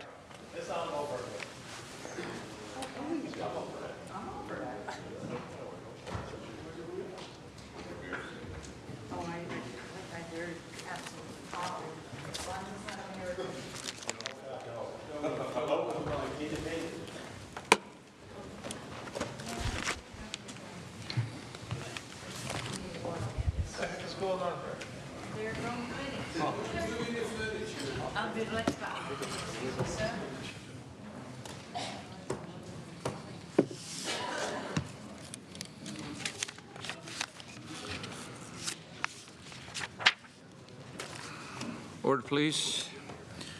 We are now considering Bill 90, an act to amend the Canada, Newfoundland and Labrador Atlantic Accord Implementation Newfoundland and Labrador Act. Clause 1. Shall Clause 1 carry? The Honourable the Member for Terranova. Thank you, Mr. Chair. I'm not going to spend any time talking on this. I do have a multitude of questions, so I'll get right to it. The Minister indicated that he was willing to put forth his bonder. I'll highlight the fact that last week on Thursday when he introduced the legislation, he used some prepared notes to speak on specific parts of the bill. I'd ask if he'd be willing to make them publicly available also. The Honourable the Minister. Absolutely. The Member for Terranova. Obviously, one of the larger issues with offshore is the impact the timeline and the regulatory process has had on our ability to develop new projects. Is there any feeling as to how this could impact timelines associated with offshore oil and gas from I guess, cradle to grave, really. The Honourable the Minister. I don't think that the changes to this bill are going to have any significant effect, pro or con. I think the impacts that we have to expedite oil and gas development come down to federal changes as it relates to environmental impact statements, assessments, things like that. The bigger thing that's had a chilling effect on all this, and we've said this, is that the federal government comments at times, the ones you referenced tonight and other members referenced tonight, that's what has a chilling effect on investment. But the other thing that has a chilling effect on investment, and this is why I want to move this forward, I'm looking at a press release here, is Government of Canada and Nova Scotia moving forward to seize the enormous economic opportunities of offshore wind. Right now, there's a bit of a chill in the air when it comes to offshore renewables here in the province because they want to have the regulatory certainty before they invest that money. They will go to Nova Scotia first before they come here, even though I think we have a better opportunity here. So I don't think this is going to impact it. I think, in fact, when this gets done, I think people will look at it and still say that there's no changes to the protections and everything else that was driven in the Accord. As for the bigger picture, sort of non-tangible, well, that comes with new administrations, and we have a new Prime Minister now. We'll see what happens in a federal election, and that changes where do people want to invest, plus the whole down south situation. The member for Terranova. So obviously during this process, the debate was around the Atlantic Accord, and one of our bigger issues, certainly with our offshore, and it will be a part of our wind issues too, is the environmental assessment and approval. Was there any thought to try and capture greater responsibility provincially in that process rather than depend on the federal government to do it? The Minister of Industry, Energy and Technology. It's not a conversation that I had because I've dealt mainly with the Minister for Natural Resources, but I would imagine it was a non-starter. No more than we want to have more, they probably do not want to give it up. So it's not a conversation I had on that aspect. Our biggest concern was ensuring that the language stayed similar when it came to the offshore oil and not changing anything on that front. The member for Terranova. This one will be a little winded. So the federal parliament public discourse, there was concerns raised about specific section of legislation and the ability that Ottawa could use it to shut down the offshore oil industry. Federal legislation reads as follows: 56.1, subject to Section 7, the Governor and Council may, for the purpose of the protection of the environment, make regulations prohibiting, in respect of any portion of the offshore area that is specified in those regulations and that is located in an area that is, or, in the opinion of the Governor and Council, may be identified under the Act of Parliament or the legislature of the province as an area for environmental wildlife conservation and protection. A, the commencement or continuation of I, any work or activity relating to the exploration or drilling for the production of conservation, processing or transportation of petroleum, or II, an offshore renewable energy project, or B, the issuance of interest. The legislation before us today replaces Governor General and Council with Lieutenant Governor and Council, but the rest remains the same. Can the minister provide some comment on this and the public commentary that was made when the debate occurred in Ottawa? Given the concerns raised in the federal debate, how comfortable is the minister with this section? The Honourable the Minister. Absolutely. I think this is the section that drove all of the commentary, really, besides the fact that I think not as it related to a specific section. I'm not taking away from the offshore fisheries concerns. That's one thing. I think anytime you deal with any kind of development offshore, harvesters worry about, does that impact fishing grounds? So that's one thing. On this one, though, it came into this new marine conservation, the whole concept of environmental protection. So I think you're mentioning section 56.1. That is it. Yeah, so 56.1 is new. It's in addition to 56, which introduces the environmental or wildlife conservation or protection into the Accord. And that, read by itself, causes concern. But then you go back to section 7.1. Which is also introduced, which says that before a regulation is made under section 56, the federal minister shall consult the provincial minister with respect to the proposed regulation, and the regulation shall not be made without the provincial minister's approval. That's why I feel okay about this. Member for Terranova. So, for argument's sake, during the consultation process, there's a stalemate. It's your assertion that the provincial minister has full authority over the decision? The Honourable the Minister. So that's the thing, okay? Because I look at the law, same as you do. I look at the interpretation.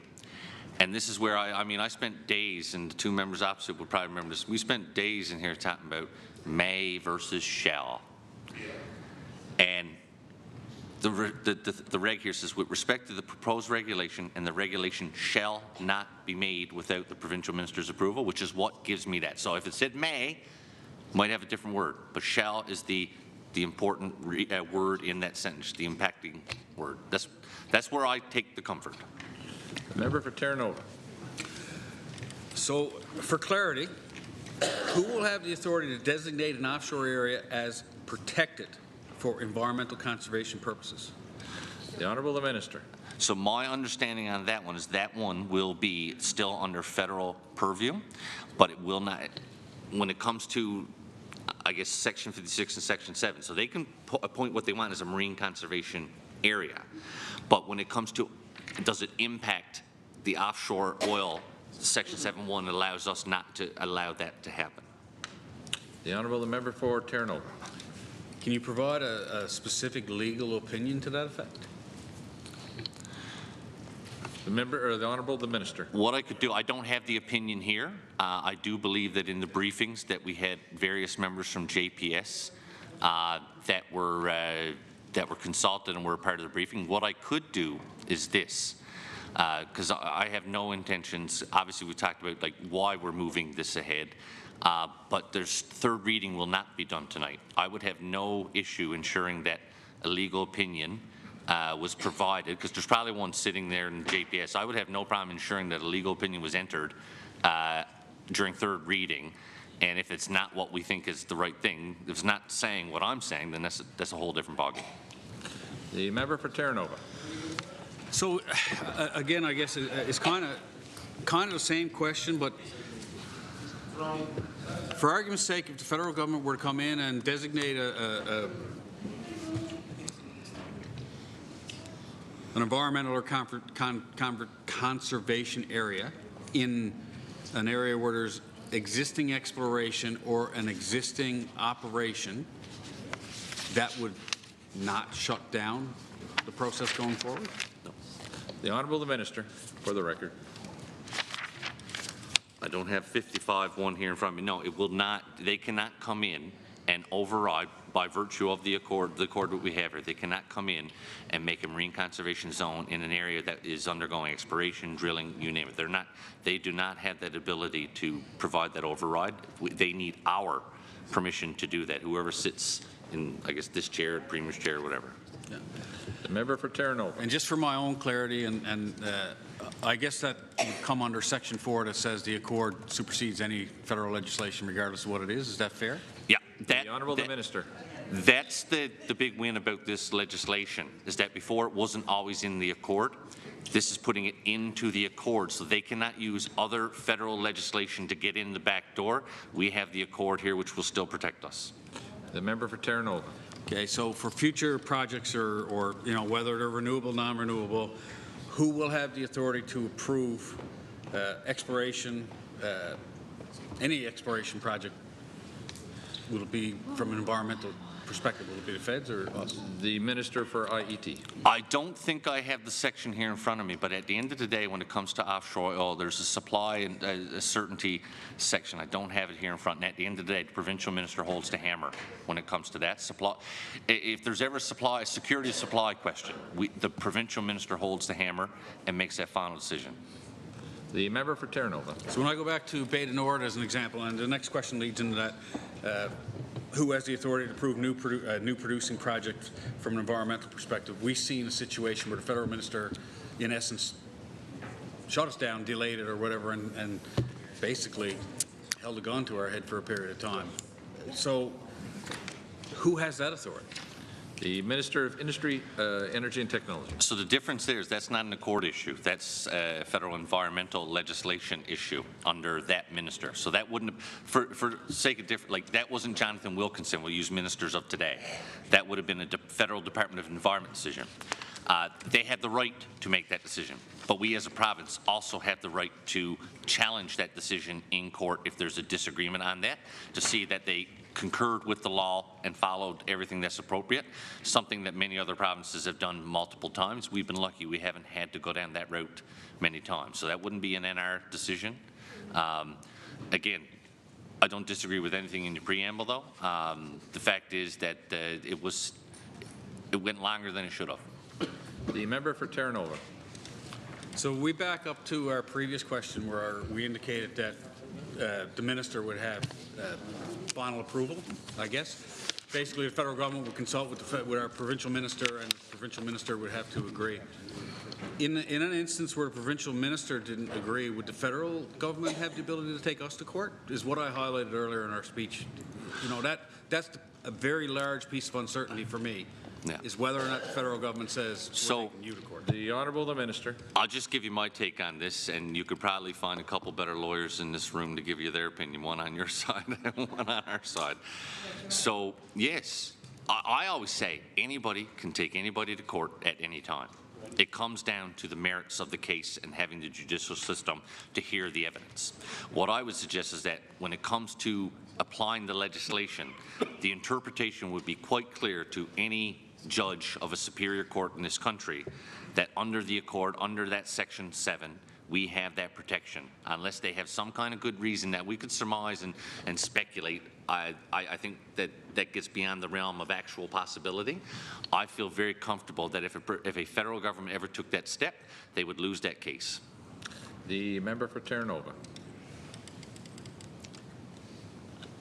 The wheels are spinning now.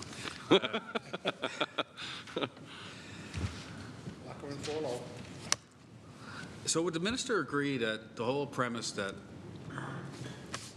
the ability for either the province or the federal government to take one another to court in some kind of a stalemate adds a level of uncertainty to industry that may make them worry about new. Again, I'll go back and say, we're not talking about a small investment. We're not talking about an investment that's backed by government. We're talking about billions of dollars. And uncertainty is certainly there. The Honourable the Minister. Look, what you're suggesting is not wrong, but I mean, uncertainty exists everywhere. I'll just use Alberta, for example. I mean, they're probably more at loggerheads with the federal government than we are, even on regular day-to-day things, but it doesn't cease that investment there. I think the biggest thing we can do as a provincial government, that any provincial government could do, is to show that we as a province are supportive of it and that we want that investment there. No different than any federal government of any stripe could come in and think things differently. We'll fight them with the law we have. We have good law here. We'll never stop them. That's one of the things, like we always had the case, well, Norway does this and Norway does that. Well, it's too bad because Norway is a sovereign jurisdiction. We're just one part of the federation. So yeah, we're always going to have that. But generally speaking, I think that I feel comfortable where we are on that. More would be a worry if as a province we weren't demonstrating that we wanted that here. But Alberta seems to do fine. Saskatchewan seems to do fine. You know, we look at the issues that we've had elsewhere in terms of the federal government and pipelines and things like that. I mean, that stuff exists. Might not be able to ever get away from it, but try to control what we can control. The member for Terranova. So in the minister's opinion, once this bill receives royal assent, does it change anything for us as a province from an environmental perspective? Again, back to the same two questions I asked a few minutes ago. Like, does it help us be involved in the environmental approval from an exploration or operation standpoint? I don't. The minister. Sorry, I don't think this changes any of that. We still have the approval for the development plans the rest of it still falls under that, the different environmental pieces. In the same way that any offshore plan, oil or renewables will go through an environmental assessment. What I do think this does is now once we have this certainty here, hopefully we will start to see those conversations about the possibility of offshore and electrification and, you know, along those lines. Right now people just, until it's done, I think people don't fully want to go down that road. The member for Terranova. Yeah, so I'll say from my perspective, I mean, we're lucky as a province that we've had, you know, oil co as an example, and we've got an abundance of seismic data, and we know what's what and where it is, and I would argue and hope and think that that is our proprietary data, and in the event that we decide to sell off oil co, we still keep that data. I'm thinking out loud here. But knowing that and knowing who would have access to that data, was there any consideration to allow the offshore board to be the adjudicator of which areas should be environmental protection areas? The Honourable the Minister. My understanding is I think that might go beyond the scope of this. I think the biggest thing about this legislation was twofold. One, it was geared at the offshore renewables, allowing for that to happen, making it joint jurisdiction as opposed to what it is right now, which is just federal. On the oil and gas side, I think it was very much just a housekeeping exercise. They did not want to poke at it too much and change that. I don't think there was any federal appetite for that, and maybe that's a fight for a different day. Yeah, I mean, that wasn't really the consideration here. This was about getting the renewables under the regulator. As for changing the regulator, let them do that. I mean, that's a whole different, maybe, like you say, it's a fight for another day. The member for Terranova. Was it? Yeah. You should say it. Yeah, it don't matter who made it, was all. Okay. So the minister said a few minutes ago, and I'm not going to quote or paraphrase, but basically, when I asked about what changes for us from an environmental standpoint and all that good stuff in this bill once it gets royal assent, basically that nothing, you didn't think anything would change. So I guess if that's the case, then why is Section 61 even in the bill? The Honourable the Minister. Yes, let me go to Section 61.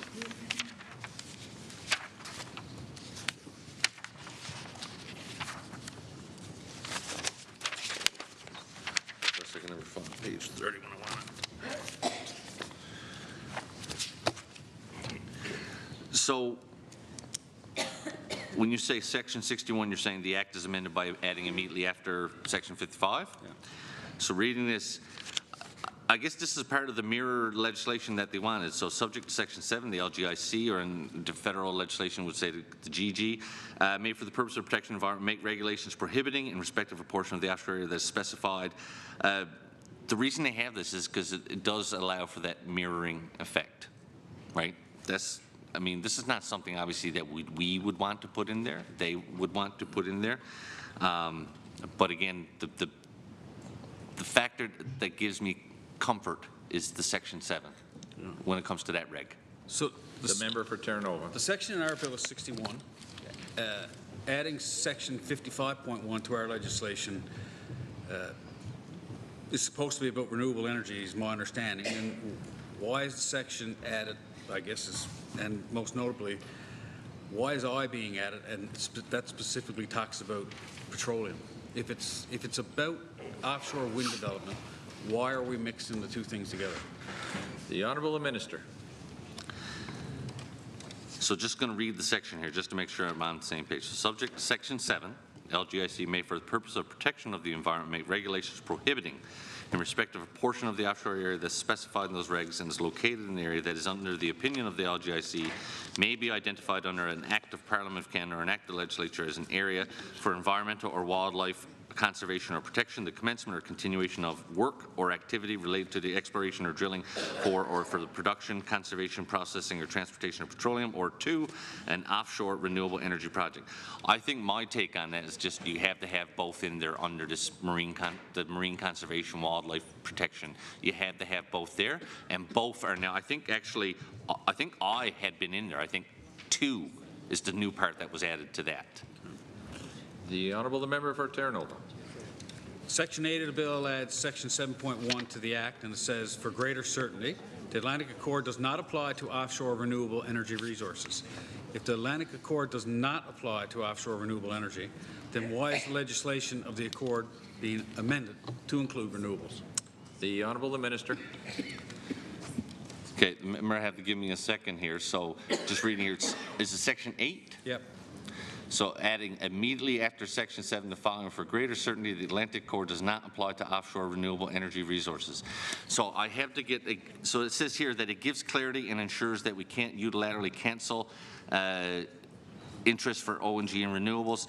So the Accord does not necessarily, I'm just reading it here now, does not necessarily apply to renewable energy. There are some differences between the Accord and this. One of them is just under the benefits. Some of the protections we have for oil and gas do not necessarily exist for this, because the first right that we have under oil and gas for local citizens is actually not allowed these days under trade protections. So this one's a bit different. The member for Terranova. So I guess what I'll say here is you mentioned earlier some of the people that you consulted and letters that you've gotten, so I'm not going to go through 5 or 6 different questions, but I'll give you a broad spectrum of it. Is there recent written support of from the FFAW, CAP, Energy NL, Trades NL, Unifor, any others? Recent, not their submissions to Senate, yeah. But have we received the Minister any recent support letters? The Honourable the Minister. There's been nothing sent to us since the federal implementation of the legislation in Nova Scotia. Under the FFAW, I haven't had any anything from them in writing. I had a meeting with the President and a couple of their staff, and in fact I actually made a phone call to the President last week to have a conversation. Did not get a follow-up call, and again, just not saying any nefarious reason, I made the call. CAP, we have met with in the Premier's office. I think CAP was a little bit, did not want to be put into the politics of this going on at the federal level. CAP is absolutely agreeable to where we are going. CAP knows where the provincial government stands on this, so I haven't had anything from them. Energy NL, I haven't had anything new, but Energy NL, from my knowledge and from their submission, is supportive of this and is okay. They would be the first ones to give us a hard time if we were doing anything to infringe on oil and gas, and they didn't go down that road. The member for Terranova. Yeah, so I got to go back to the previous question when you highlighted the fact that portions of the Accord will not apply to offshore wind. Is the minister's contention that, for example, the Accord has very strong wording with, hiring practices and Newfoundlanders and Labradorians first and all that kind of stuff? Is it the minister's contention that we could be doing offshore projects that don't have firm rules for our hiring practices, and Newfoundlanders and Labradorians won't be the ones doing this? The Honourable the Minister. Not at all. That would be an important concern. We do have a benefits agreement that's a part of that. This is Newfoundlanders and Labradorians get fair consideration, like the primary, same ones I think that we have under the hydro. You can't say first because it's not trade compliant. I have it here somewhere, but the overall question to you generically is no, it's not my concern. It's just the legislation, the wording that we have for oil and gas is better than what we can get now because of the new trade agreements that we are part of. I would like to get that wording in there. We can't get that wording in there, but I'm satisfied with where we are now, and I don't have concerns, no more than we have any time, where I think it's on governments and regulators to ensure that companies live up to their end of the bargain when it comes to hiring processes, points that you've brought up before. Yes, member for Terranova. I guess my concern, listen, twofold, I guess. So from my standpoint, and obviously we don't need to go through my history, but I strongly believe it should be Newfoundlanders and Labradorians that are carrying out the work. But secondarily to that component is that I believe that any construction, certainly the civil portion of any GBS that's associated with putting a wind tower out there, and I realize from a manufacturing standpoint some of these blades and stuff have to come from away, but I guess what I'm asking is, is there guidelines that dictate that, from a purchasing standpoint, and the same as the Accord? The Accord is very strong in those words. Is it the same for offshore wind with regards to local procurement? And so, Honourable the Minister. With respect to benefits, so this legislation will expand the benefit principles to these offshore renewable energy projects. Proponents are required to have a benefits plan and provide full and fair opportunity to Newfoundland and Labrador residents for contracting and employment opportunities. So I think the language is good. I think it protects us, but I think the point you're making is that we always have to be vigilant. I don't know if we can make the wording any stronger and not get ourselves in trouble with trade agreements. Yep. But I don't think for a second you can just expect contractors to come in and do what the law says or what's right. And we've had similar situations recently, actually, and not in this industry, but ones that you've reached out to me on, where we'll just say in the mining industry, where people have brought these concerns forward. We wouldn't know of these until they happen. And we have since gone back to those companies to say, here's what our information is. It's on you now to show us or else. So same thing here. The member for Terranova. So, obviously with our offshore oil and gas, we know that there's, I guess a framework for royalties and stuff. Is there any kind of a framework in place for wind? The Honourable the Minister. The only thing we have now is the fiscal framework for onshore wind. We have not developed the offshore framework. Still a fair amount of work to do to figure out that and what the economics of that are. So that part is not done yet. That will be, obviously, I think, the next step forward in figuring this out. The member for Terranova. Yeah, so you explained this earlier, but just for clarity, I'd like for you to explain it again. And it's the whole idea of the legislation and the timing. And so last week when you introduced the legislation, we knew the discussion. We wanted it to come forth this sitting and get through it. Federal Parliament took way more time, and obviously they're the architects of this, and we know that, and the people were involved. Is there a reason why the legislation wasn't brought in last fall? And that's the first question. And the second question is, there was an instance here last fall when we had wind protesters here in the House, and there was a comment made about legislation that was going to come forward on wind. Yep. Were you referring to this specific legislation as that, or is there a different piece of legislation coming forward for? The Honourable the Minister. I cannot recall for sure. The only other one would be the Renewable Energy Act, which I don't know if I was talking about that. So what I would point out is the good part about this is that the federal government did the lion's share of the work for Newfoundland and Labrador and Nova Scotia. Nova Scotia is in the same boat as us, except they got ahead of the draw quicker in terms of, I think they got it done in their legislature just before Christmas. One of the reasons, so they had some issues, especially when we did the House of Commons hearings, they had some issues with their Indigenous partners.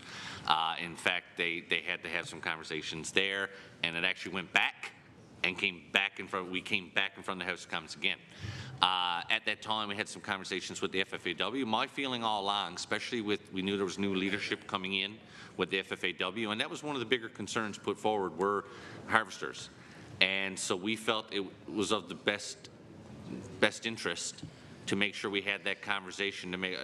You didn't want to bring the legislation to the House without feeling we were on the same page. I feel like we're on the same page, and at least there's a working relationship. We probably would have had, this is the first opportunity to bring it in, but coming back to the comments about rushed, I mean, you think about it, we could have had it here in the fall. We probably would have had more trouble because I don't know if I would have satisfied what the FFAW was looking for, or that comfort level, that conversation level. I feel better about it now, and that's why I'm happy to put it here. So, the member for Terranova. So the minister said a few minutes ago that the offshore framework, and you can correct me if I get this wrong, offshore framework is not yet completed. But today, obviously the federal government released what looks like offshore framework. How do we know that we're going to get the maximum benefit from this? So the Minister for IET. What I can put out, and I want to make sure we're on the same page, the Offshore Wind Pre-Development Program is an offshore wind Indigenous and coastal communities grant funding call for proposals, which helps to aim the enabling conditions for wind development off the coast by conducting science-based activities and supporting engagement with Indigenous and coastal communities. It's an investment which will grant funding to support Indigenous and coastal communities' engagement on offshore wind development. So the reason we can do that is giving them money to do the consultation and science work that they want to do, which doesn't have anything to do with a province making the award of it. We still have a lot of work left to do on that part, but that doesn't mean that these communities and Indigenous leaders can't do the research they want to do with federal funding.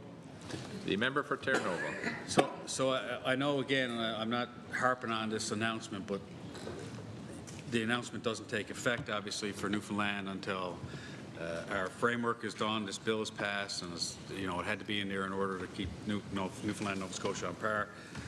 I still struggle with the fact that it came out ahead of our legislation sitting and it being passed. Did you know this announcement was being made today? The Honourable Minister. I didn't know about this specific program, which in the grand scheme of things, when you're talking about $10,000 per recipient, it's not massive. No. It's not a massive program. I'm actually looking at it now, and I can already see a mistake in the press release that they put out. So, look, there's times when the feds are doing stuff, and I'm sat there going, what are they doing? Why are they doing it? But the feds are always going to be feds. No matter who's up there, they're always going to do their thing. I appreciate the fact that sometimes also you can't win. If they had done this with just Nova Scotia, we would probably have people down here getting upset that how come we're not included because we're moving in that direction. All will happen with this is that if somebody today picked that up and said, I'm going to apply for that, the federal government officer would probably say to them, well, Newfoundland Labrador hasn't passed this yet, so you're going to have to wait. The program's there. I'm glad you know about it. We'll hold your application on file, and then when and if the province passes this, then we can deal with it. The Honourable Member for Terranova. As we sit here right now, are there any companies that are interested in generating wind offshore in Newfoundland, and can you provide any details on that? The Honourable Minister. I've had very few recent conversations on offshore wind for a few reasons. Number one, a lot of places that are doing offshore wind are trying to green their own grid, and that's not necessarily where we need to go given where we are. They need it as opposed to us. The second part is that companies right here now, onshore is economically the best bet. That is the most feasible. That's where the capital is going. A lot of places consider offshore because they don't have the space, they don't have the ability, they don't have the wind to do it onshore. The third thing is I think proponents, look, I remember having an offshore wind conversation when I was in opposition with the crowd about the West Coast. And we talked about it and everything else, but it just wasn't going anywhere. That's not where the province was going at that time. Right now with this here, I'm hoping this stems or stirs some of those conversations, and we'll be happy to do them, but there's still work to do on our end. I can tell you the bandwidth we consume trying to get the onshore ready in terms of fiscal framework and everything else has been massive.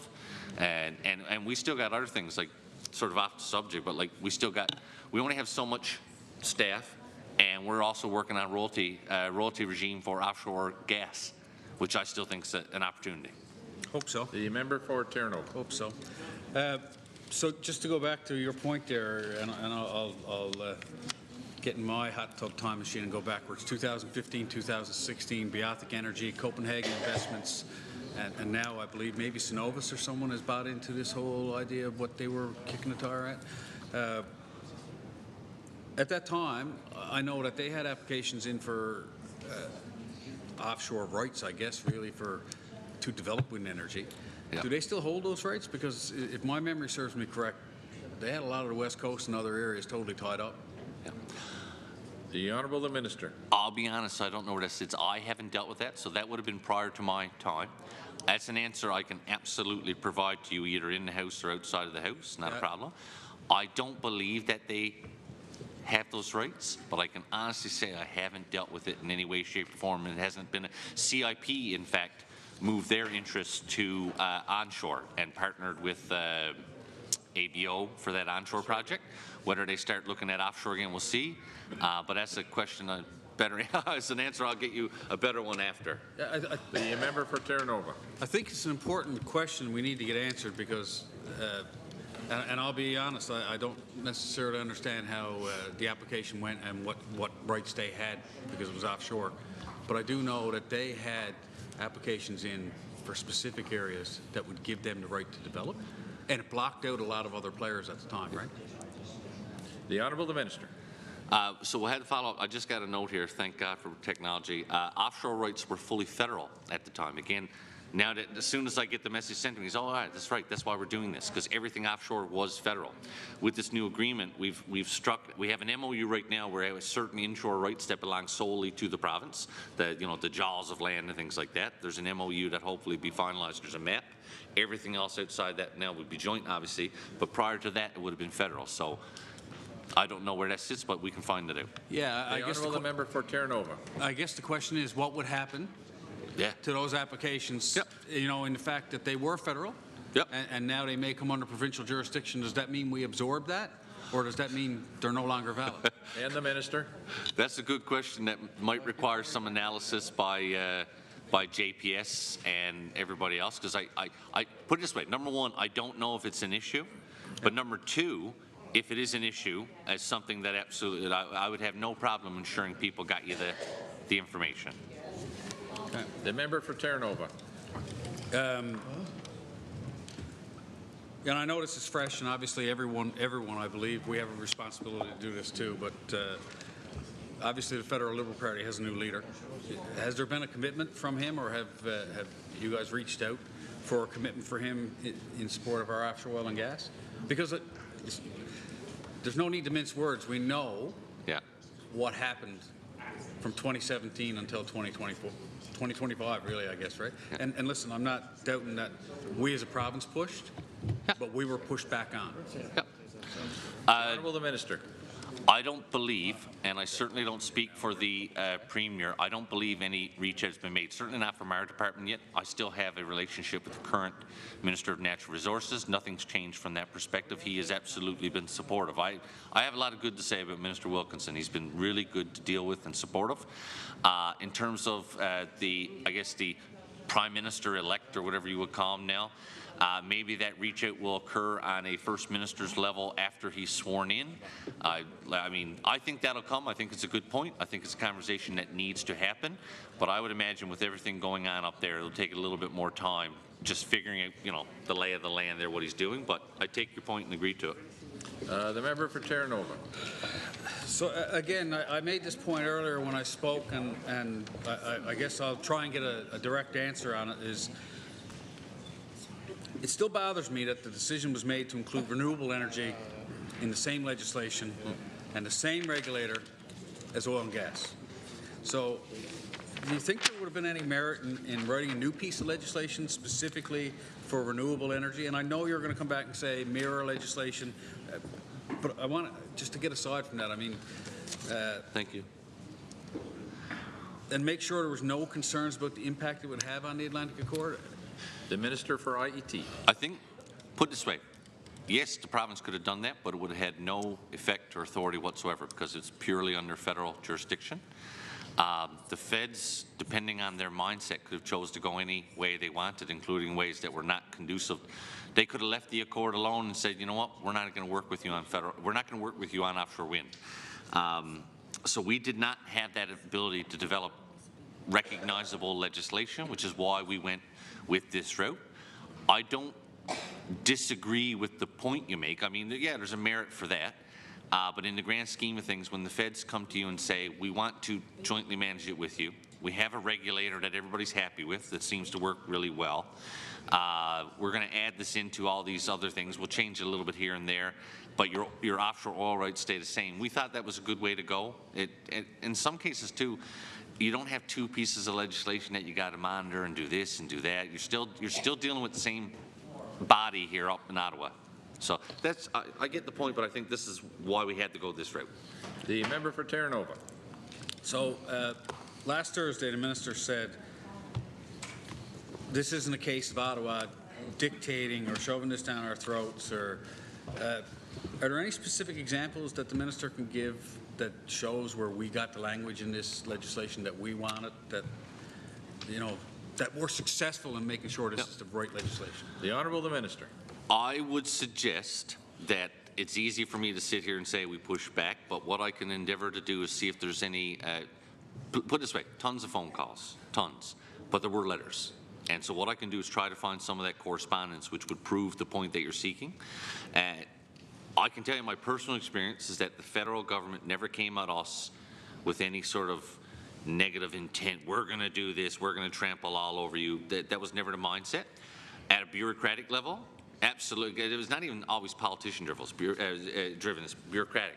There's times when bureaucrats from Ottawa who have no idea about any of this would say, well, what about this? We would have to push back and say, no, this is why you can't do that. A lot of that happens at the bureaucrat level. So I feel good about the process. I don't feel like it was forced, and that's one of the reasons it took a fair amount of time. This was ongoing a couple years back because it required that amount of time to have these conversations to make sure that they understood the point of view of the province. The member for Terranova. And again, I'll reiterate what I said when I spoke earlier. I don't really care who's in Ottawa. I don't really care who the sitting environmental minister is right now. My concern is come next week when the new prime minister is sworn in and he decides who he wants in his cabinet if he doesn't decide to go to the polls, or if he goes to the polls and he wins, that someone like Mr. Guilbeault is back in that seat. And he has proven through his language and through his actions that he really doesn't care about not only our offshore oil and gas, but I would argue, possibly the province when it comes to our requirement and our necessity for oil and gas. Does that not concern you at all? The Honourable the Minister. And I'm not, so we're clear, I'm not trying to get you on The member for the Honourable the Minister. What I would say is that there's certain things that are completely out of our control. No matter who's there, the Prime Minister has the prerogative to put who they want in that chair. I will say, perhaps I can say it like this, I would prefer that the next Prime Minister put someone different in that chair.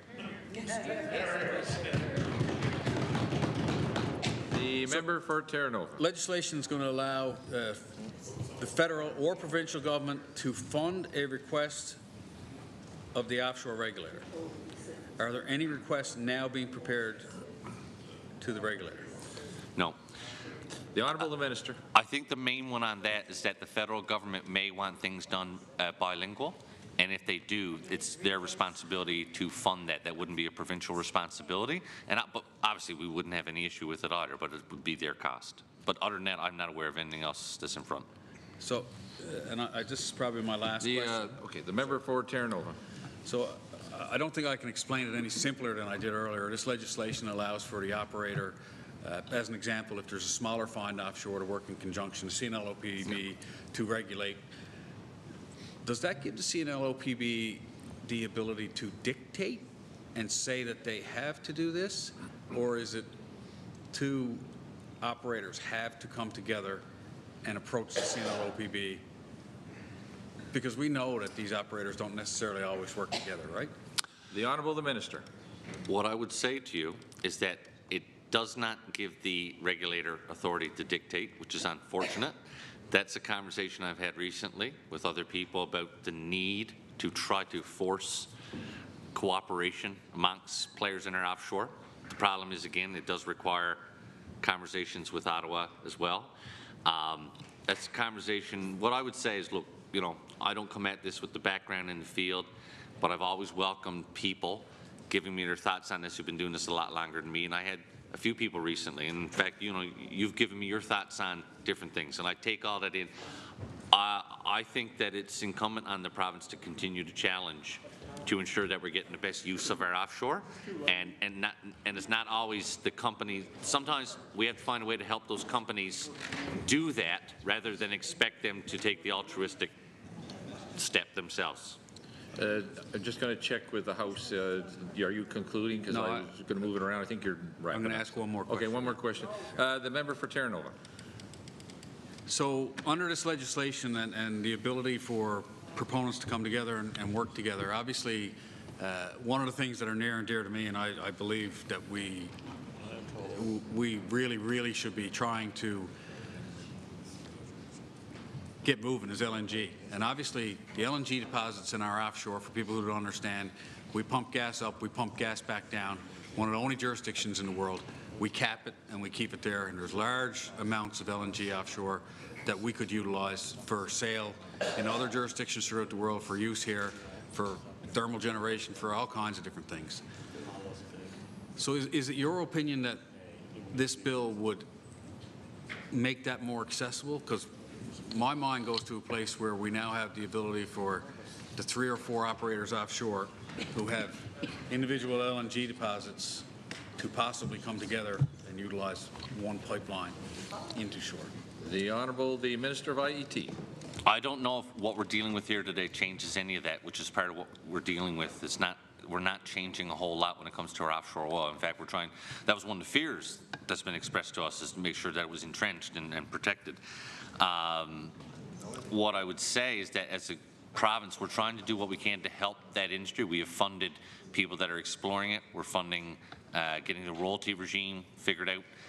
We still have to work with the players, because you know just as well as I do, a lot of them didn't give one lick about whether this was something they wanted to do or not. I think the provincial government probably well over 10 years ago probably could have made some decisions to go down that route, but that wasn't the mindset at the time. The Honourable, the Member for Labrador West. Thank you, Chair. Just start off there with a couple questions. Once this bill receives royal assent, what steps have to be taken place by either government or the new CNLOER for bids for parcels to open up? Are we close like Nova Scotia once this royal assent, or is there still a bit of legwork that has to be done beforehand? The Honourable the Minister. Absolutely legwork that has to happen on submerged licenses, the process that we want to go through. This was just to figure out the legislation for the jurisdiction of it all. So there's still some legwork to do, but this allows us to commence that work. You know, the good news is that we can look to the board and the regulator to help provide guidance on that. They've been doing this work. They've been dealing with both the offshore we have here in terms of oil, as well as what the offshore looks like in other jurisdictions, whether it be in Aberdeen or you name it. So I think we can move fairly quick on it, but at the same time, I'm trying not to downplay how much work is required. The Member for Labrador West. From when that work you were just talking about to do we have a timeline from when this work is going to be completed and to first call for bids, or is that a little bit of ways away yet? The Honourable the Minister. A little ways away yet. I can't put a timeline on that because I don't have any ability to promise that we could even stick to it. Yeah. The Member for Labrador West. Given the LG and Council, under Section 4, why give the LG and Council this flexibility by amending the definition of offshore renewable energy project like this? Does it give government the power to exempt certain projects or works from the legislation? The Honourable the Minister. Can you give me just there was a little bit of trouble here. Can you tell me what section you're looking at? Section 4. The Member for Labrador West. Okay. Back to the Minister. Section 4.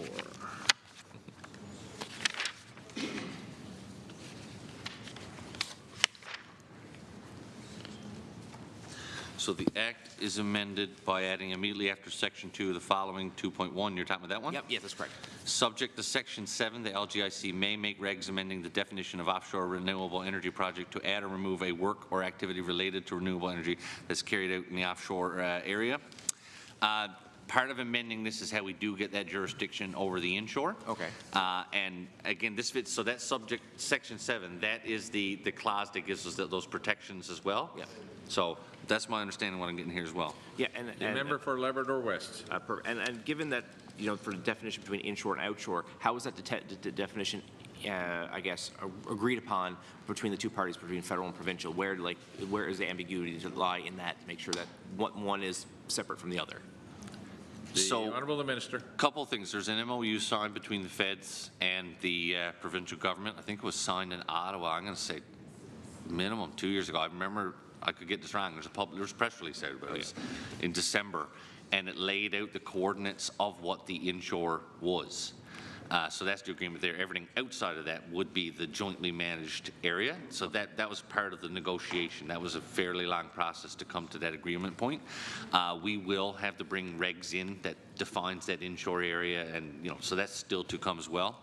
Yeah, so right now, the work I'm reading here, right now the work involves sort of making sure that we have the detailed coordinates in the regulations, but they would be pursuant to the publicly signed MOU. Okay. The member for Labrador West. Under Section 30, what kind of cases might arise where one government will have to have satisfied requirements that would fall under the category and have to be paid for entirely by the government? Does this potentially open up any major liabilities for the provincial government? And the Minister for IET. Okay, I just want to make sure I get the right section here. I got a bill that's falling apart here. What section was that? 30. Section 30. So now what I got here, Section 30, is the exercise of a power performance of duty? I believe so, yes. Just making sure I got that right too myself. So I'm reading Section 30. What page? 22. So Section 30 I'm reading as regulator's decision is final. Yeah. The exercise of a power or the performance of a duty by the regulator under this act is final and not subject to the review or approval of either government or either minister. I think that just doesn't change the language. I think that's what it already was. That it's not one minister or the other saying we're going to change. Depending on like obviously as I've explained, some of these things have the provincial government has the final say. Yeah. Some of these the federal will have to say depending on like the funding and stuff. But okay, so there's okay. The so member for Labrador West. So you're saying that there shouldn't be no large liabilities or anything open up from any of that? No. Honourable the Minister.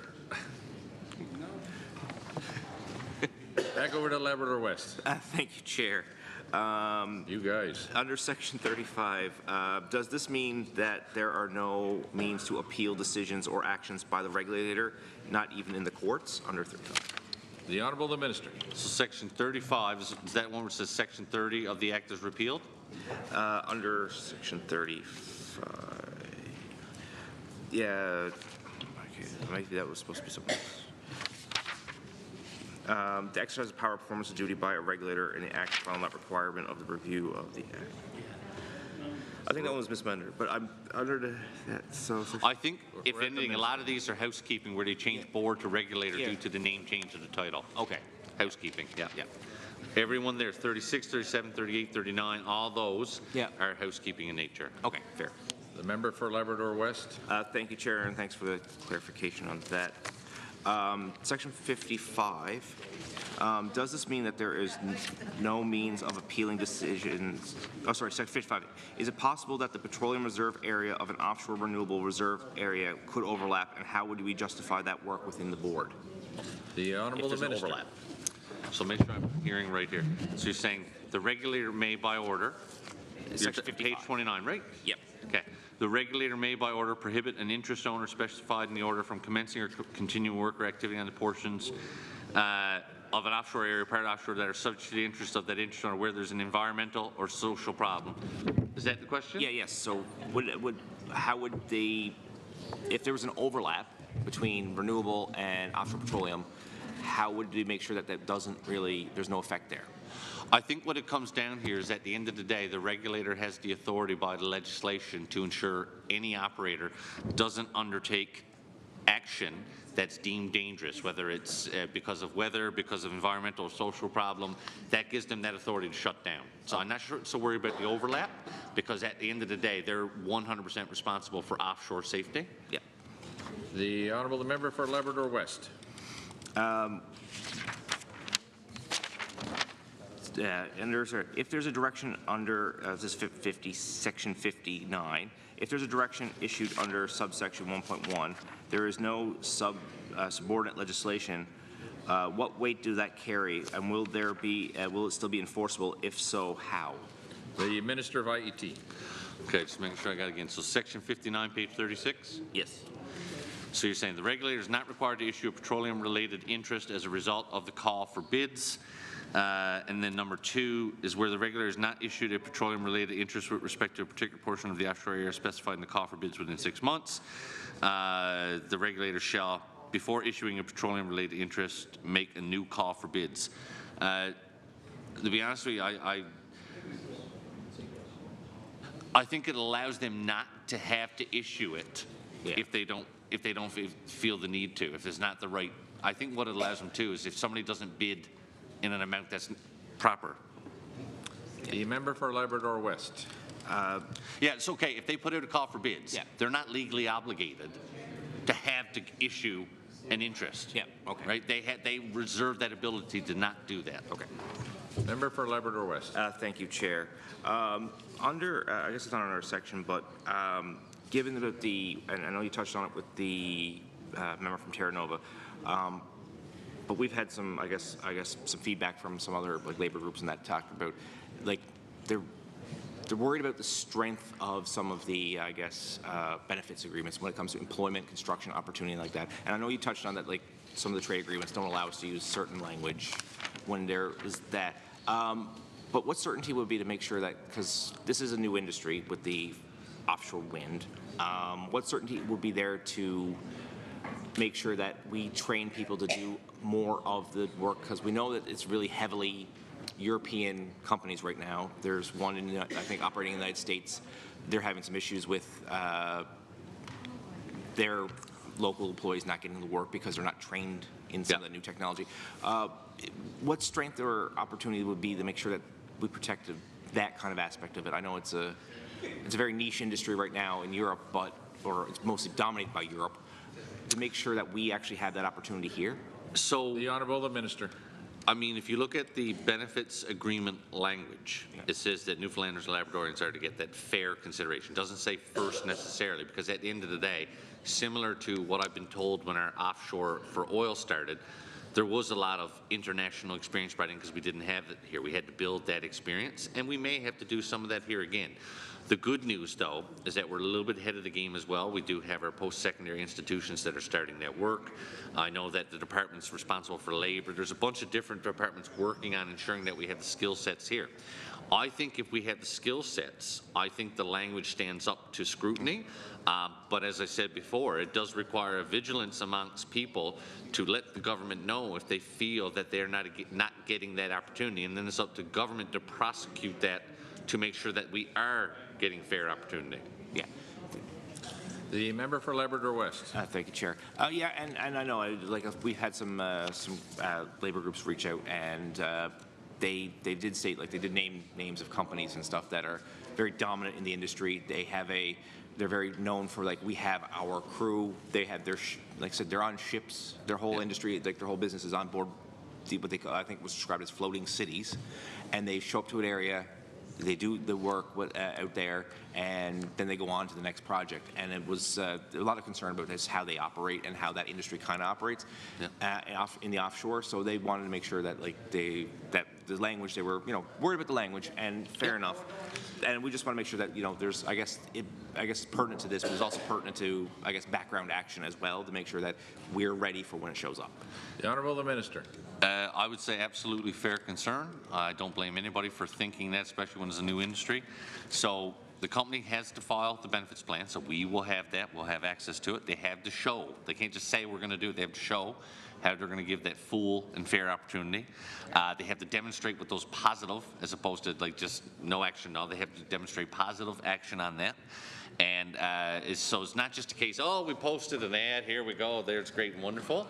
They will have to demonstrate, and we have the ability as the province to keep an eye on that and to check into that.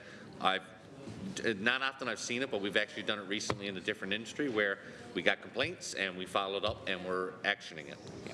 The member for Labrador West. And speaking of actioning and stuff, would it be responsible of the new, I guess the renamed regulator, CNLOER, would they have a role to play in monitoring benefits agreements in that era as well? The Honourable Minister. Absolutely. Right now, when it comes to our offshore, we absolutely work with the regulator on all aspects. When it comes to safety monitoring, when it comes to what they have an idea they have the ability to work on our behalf to ensure that we're getting that full and fair benefit. So I've had different times already in our offshore where I'll get a complaint from somebody and we'll reach out and give them a shout, make sure that things are as they should be. The question is vigilance. The member for Labrador West. Thank you. And I know, and another, I guess, not really under a particular section, but when it comes to, I know the regulator, and they're also responsible for offshore safety And there has been some, over the years, there has been some recommendations and stuff that's been made over the years, and some of that. When this legislation was being opened up in that, some of the recommendations for that, was there any consideration of doing those amendments or changes at this time, or are we still working with the feds and stuff to make sure that some of these recommendations are implemented over time in these regulations? The Honourable Minister. It's my understanding that that's a separate process that we didn't do this time. This was very much concentrated on getting the coverage of the offshore renewable, B, doing some housekeeping on the Accord as we had it to ensure just some changes, housekeeping, mainland oil, nothing significant. Not aware of any other action on the recommendations. I would say to you that if that's something you want to discuss further, I'm happy to have a conversation. I don't know if it actually formed part of this or not. I really can't say. Okay. Order, please. I'm just going to ask for a little cooperation. The conversation is getting a little loud. Need to have this important exchange being heard and recorded. Thank you for your cooperation. The member for Labrador West. Thank you, Chair. And I guess going there for, I know, having like the CNL-ER now, and some of the, I guess, the conversation of, offshore safety. That has already been conversation or with the federal government regarding, a separate entity for offshore safety that could be an oversight or anything like that. I know it's been recommended and talked about over the years. Has any of those conversations you've had with our federal counterparts on, beefing up the offshore safety side? The Honourable the Minister. I can honestly say that's not been a huge conversation that I've had. It's not one I'm opposed to, but it hasn't been one that's sort of been brought to me. A lot of the issues, like there's what I deal with and then there's what's brought to us, that hasn't generally been brought to me by many people that I've dealt with. Primarily I look to Energy Now. We take a lot of guidance from them as the advocates for companies and for workers or for the unions. I've talked to plenty. I haven't had it brought to me. Doesn't mean I wouldn't consider it or have that conversation. The Honourable the Member for Labrador West. I guess changing gears a bit there. So when it comes to offshore wind royalties, how will that framework be developed in conjunction with the federal counterparts? The Honourable the Minister. So what I would suggest is there's a lot of work to do on that. We will likely, similar to our onshore royalty arrangement, we did look around the world to jurisdictional scan. There weren't many to rely on there. I think we'll be better off because we are far from the first ones to do offshore wind. So again, that's still a pile of work that we will start to undertake now. So a bit early for me to say how that's going to work. The biggest issue to me, to be honest with you, is royalties are fine and dandy, but we have to ensure feasibility and viability. We have to help them get to that point where they can generate royalties, and that takes some time. But I think we go at it from the principle that we want the full benefit that is owed to Newfoundlanders and Labradorians for the use of resource, but at the same time recognizing that part of the benefit is job creation, economic development, construction, you name it. So always willing to listen to people on that, and thankfully there's a lot of people that have input and insight and expertise. The member for Labrador West. Thank you. So I guess, and I guess that's a conversation for Tyler down the road is when we get to that point. And I guess going with that is the royalty scheme. Is that a separate conversation than the inshore royalty scheme? Or that's the inshore royalty scheme going to be mirrored, I guess, from the onshore royalty scheme? Or is there going to be some nuances there? The Honourable Minister. I wouldn't be able to tell you whether the two are apples and oranges or apples and apples. I'm sure we can look to the onshore royalty regime fiscal framework to see if there's any comparisons. There may be some differences there, so that's one of the considerations that the smart people in the department will do. So like I said, I can honestly say I don't know yet because we haven't done that work how applicable it is, but it would be one of the guiding points. I would assume we'd look at that and see how it works. The member for Labrador West. I guess for the regs on all this, I know you talked there's some still legwork and stuff to do with this stuff, but what are we looking at timeline for the regs for a lot of this new amendments to come down through, or is that still going to be quite the process yet to get through that point? The Honourable Minister. Still a long process to go, so I don't want to put a timeline on it.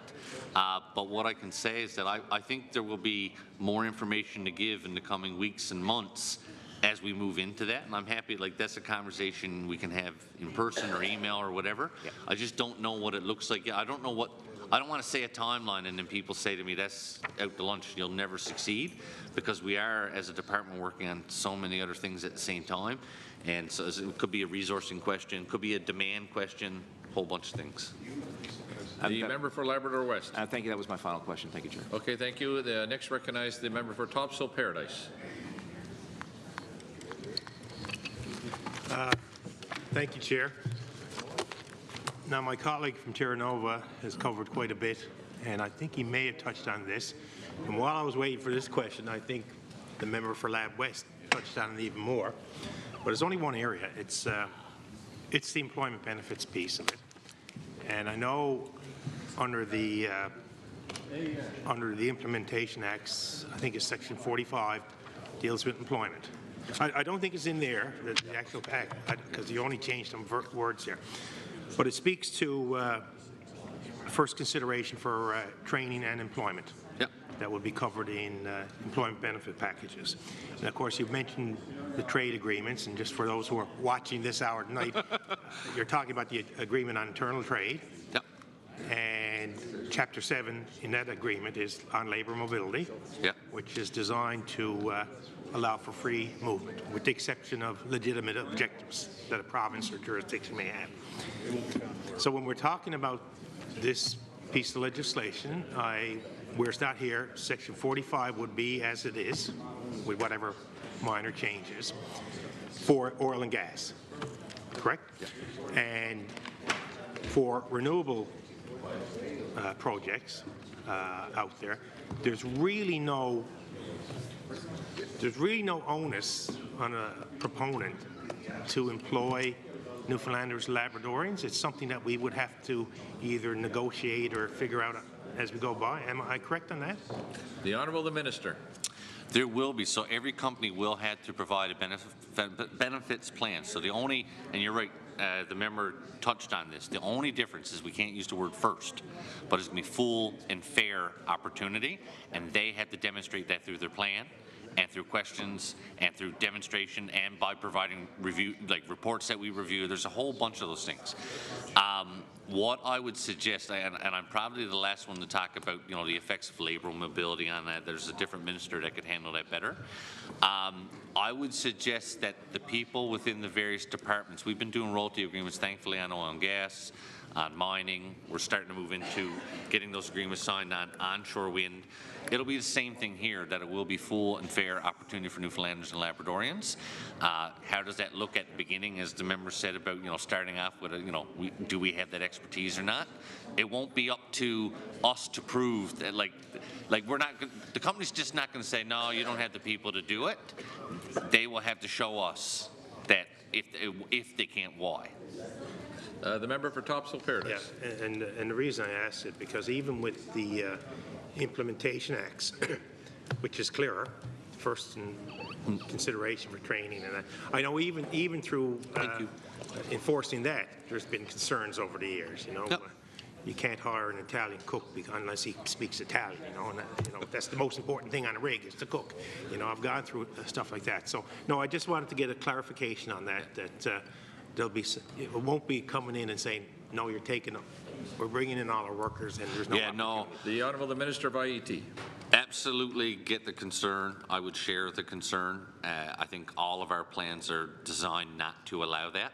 But at the same time, a lot of times you don't know what happens until it happens, which is why we have the ability to deal with it after it's been reported. And as I've said a couple times here, I've heard those things in the past. Sometimes they're not always validated. Recently, I've seen a case where I think we may have validated that, and we're going to take action because that's what we all want. I mean, we're not going to have our workers shut out so somebody else can bring in someone from elsewhere, non-unionized, just bring them in. We don't want that. So, and I'm always open. I will say I don't generally deal with that as much as like the other ministers. I deal with the benefits plan, but like some of the inner stuff, probably people smarter than me, more hands-on with it. No, thank you. The member for Topsail Paradise, you're done. The member for Mount Pearl Southlands. Thank you. Minister, we're talking about wind, but I did hear mention, I don't know if it was you mentioned it, member from Terra Nova, somebody mentioned earlier on tonight, was quite a while ago, I'll say, that I think in Nova Scotia, I think it was you said in Nova Scotia, there's tidal projects that are... That was member for Terra Nova. Okay. Anyway, he said there was tidal projects happening. Yeah. So does this amendment now cover tidal? Or if we want to do tidal, do we need to come back and make yet another amendment, or is that covered now with this? The Honourable the Minister of IET. My take on that, and I would say I've never had a single proponent come to us to talk about tidal. In fact, I think the tidal one in Nova Scotia over in Fundy has actually had some difficulties, and actually there's some litigation ongoing there. What I would say to you is that if it's deemed an offshore renewable energy project, it would be covered by this. If it's inshore, then it would be solely under provincial jurisdiction, and we would deal with it without the accord. Okay. The member from Mount Pearl Southlands. Just to try to get an idea of what this is going to look like, because I've never seen them actually.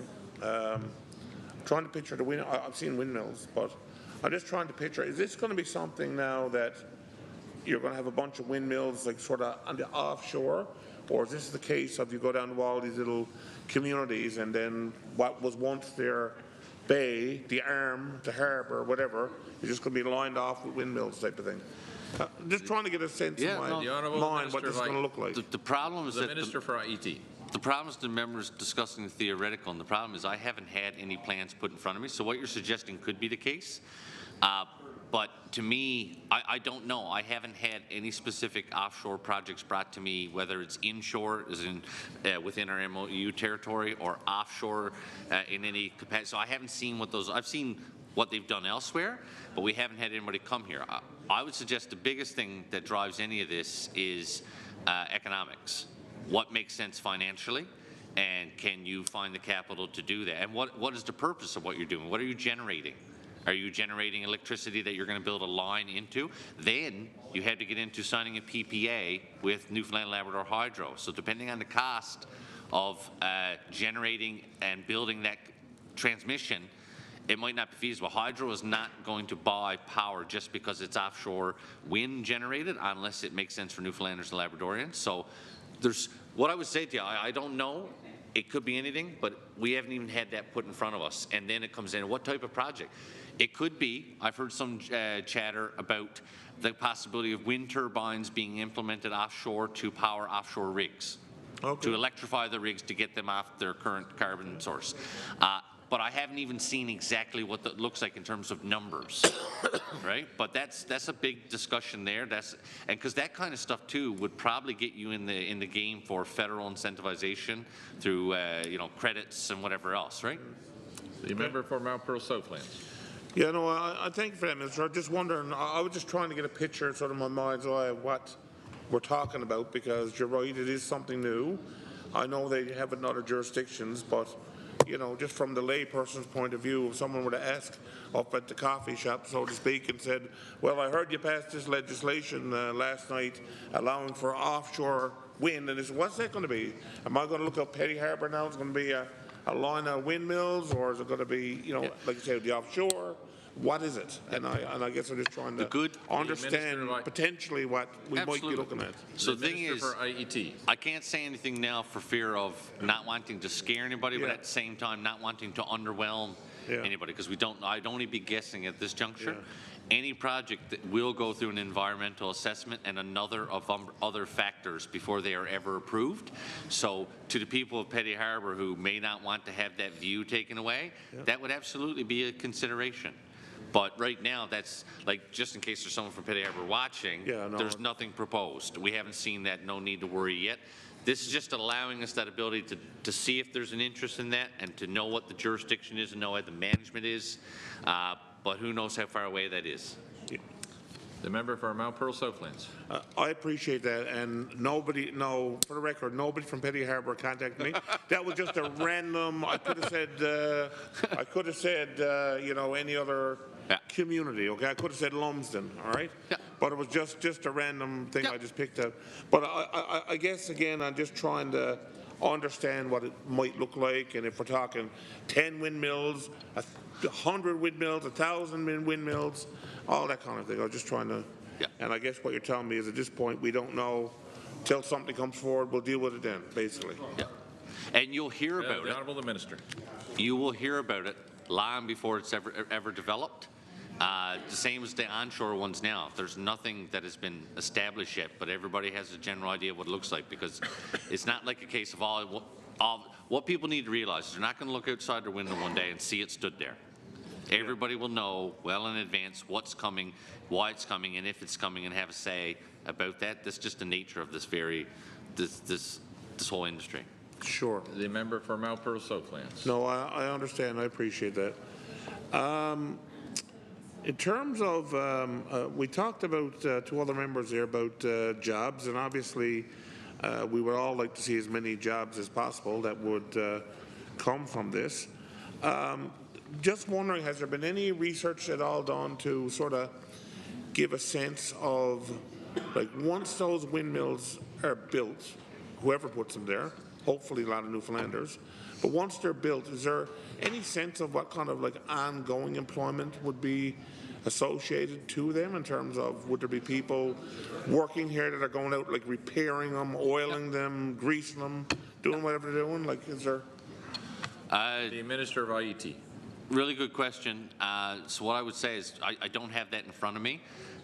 Every project is different in terms of what the capacity and size of it is. What is it they're looking to transmit? Like if we're talking about megs versus gigs, the size of it, the size of the turbines, you name it.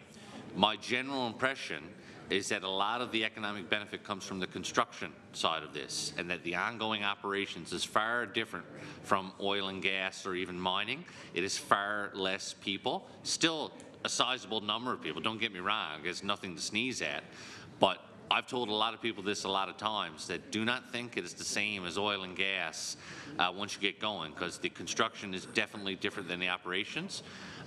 But even that number depends on what's put in front of us, so it's all a guessing game.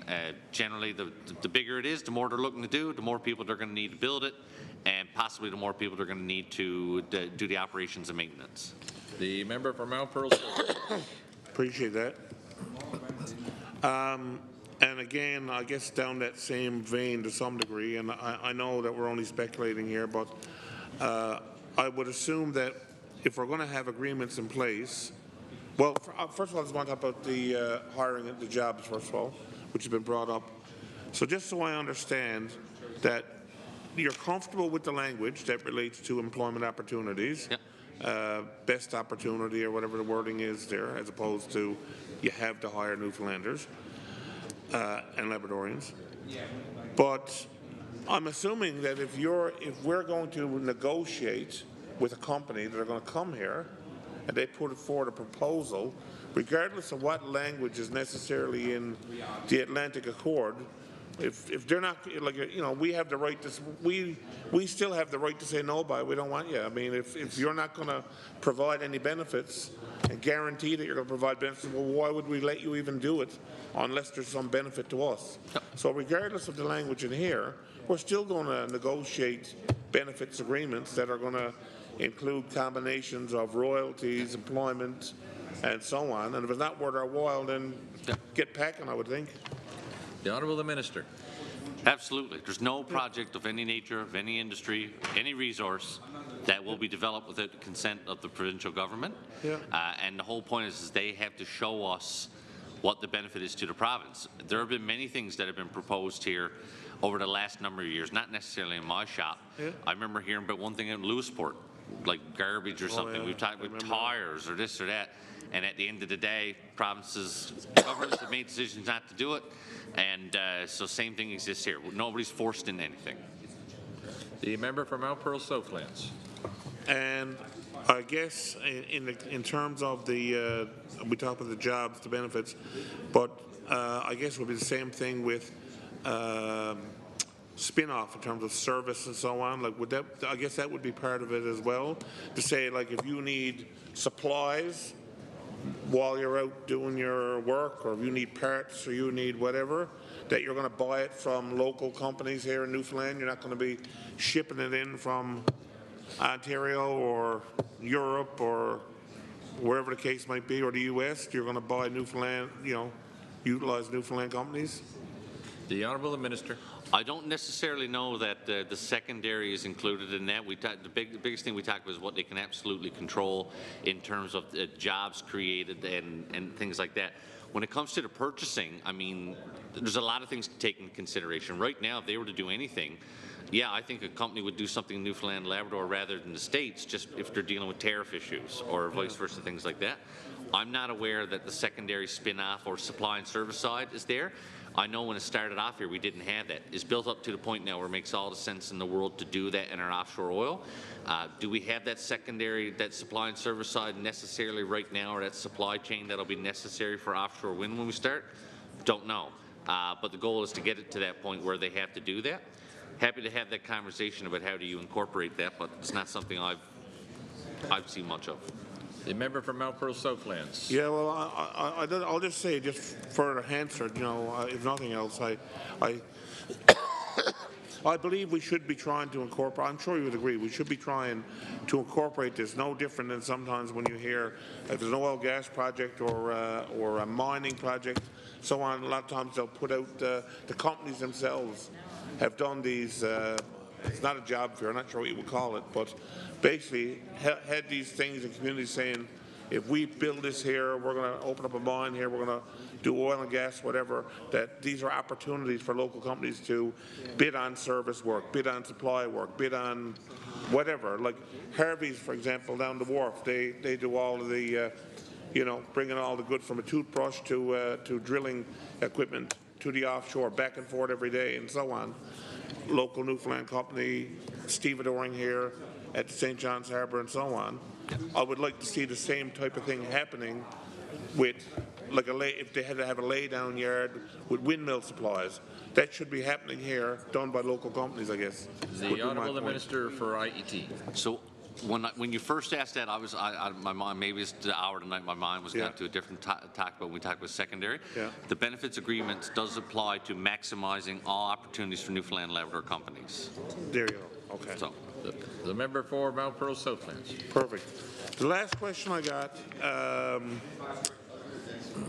just wondering about offices and stuff. I'm not sure how that would work. I mean, I know with oil and gas and so on, like we've had, they've utilized office space, say, for example, in downtown St. John's and stuff for some of these companies. Would there be, in terms of the windmill I'm going to call them windmill companies for lack of a better term, but I guess would there be some requirements that they must have some corporate office space and that type of thing in Newfoundland? Would that be part of it as well? And the Minister for IET. Absolutely. I mean, that's one of the things that we've been talking about. So I look at the onshore wind. Every one of them now has a Newfoundland and Labrador address, a Newfoundland and Labrador storefront in many cases. Yes. Maybe some differing on the numbers that are there, but we would want the same thing here. You want to have that corporate presence. I think personally it makes sense. And so the long and short is that there will be no company in our offshore that is operating offshore that doesn't have some kind of presence in the province. The member for Mount Pearl Southlands. Yeah, that concludes my questions. I will say that I just want to, for the record, I've listened intently to every question asked here tonight, numerous questions by the member from Terranova and the member from Lab West. I've had some questions, and I just want to say I appreciate, Minister, that you've done your best to answer every question, and I do have a lot more confidence, perhaps, than I might have had 2 or 3 hours ago. I'll put it that way, and I do appreciate that. Thank you. Any further speakers? Shall the motion carry? All those in favour? Yay. Against? Carried.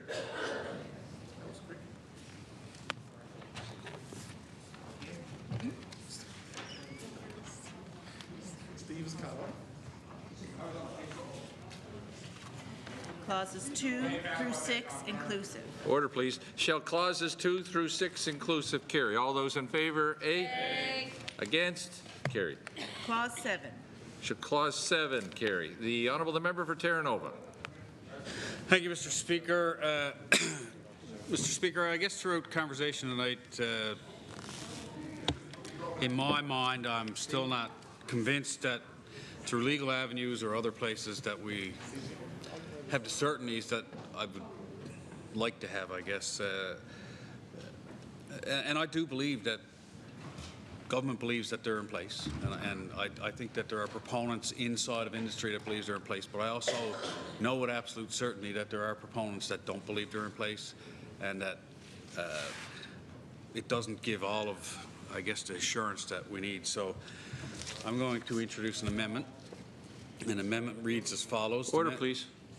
The member from Terra Nova moves the following, seconded by the member for CBS, that Clause 7 of the bill be amended by adding, immediately after subsection 7.1 of the Act, the following subsection 1.1. Section 7, subsection 1.1, before a regulation is made under subsection 5.1, section 29.1, subsection 41.7, section 64, subsection 67.2, section 118, subsection 122.1, 125.1, 149.1, 162, 2.3, 163, 1.02, or 202.01, subsection 1, or section 203 of the Federal Act, Canada, Newfoundland, and Labrador Atlantic Accord Implementation Act. The federal minister shall consult the provincial minister with respect to the proposed regulation, and the regulation shall not be made without the approval of the provincial minister. Speaker, I believe this just strengthens our stance here. It gives us verbiage that puts us in a place that makes us comfortable, and I believe it only makes this bill stronger. So, Okay, thank you. The committee will recess for a few moments to consider this proposed amendment. Thank you.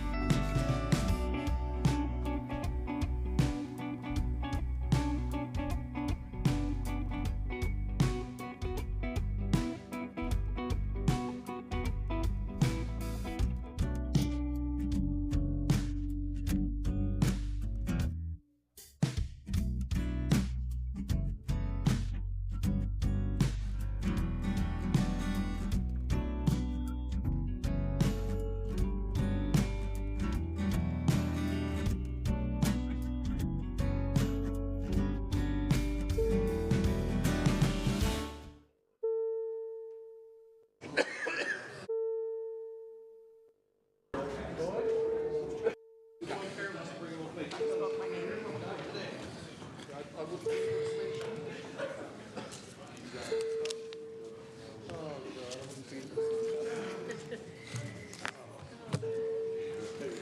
House leaders ready? 1, 2, 3.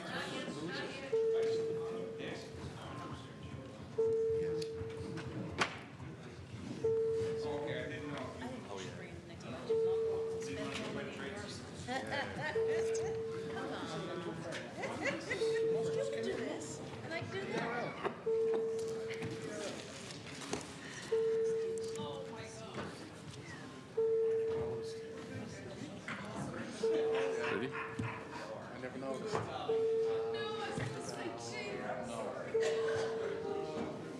Turn the chimes on. House leaders are ready now? House leaders, government house leader, you ready? Yep, thank you. Order, please. So we have reviewed the proposed amendment by the member from Terra Nova, and we find that the proposal was beyond the scope of the intended legislation, therefore it's out of order. Any further speakers? The Honourable the member for Mount Pearl Southlands. And speaking, but I just want to say for Hansard, if nothing else, that although it may have gone beyond the scope, I do feel that that would have strengthened this bill, and had it been within order, I would have definitely supported it. Thank you. Just to make it known. Great. Shake your head. Yeah. Shake your head, Chair. Any? Good job. Shall Clause 7 carry? All those in favor? Against? Clause 7 is carried. Clauses 8 through 60 inclusive. Shall clauses 8 through 60 carry? All inclusive carry. All those in favor? Against? It's carried. Clause 61. Clause 61. Shall clause 61 carry? All those in favor? Hey, against?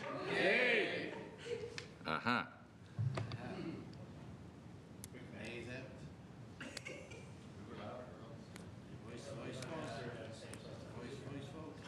Call it, baby.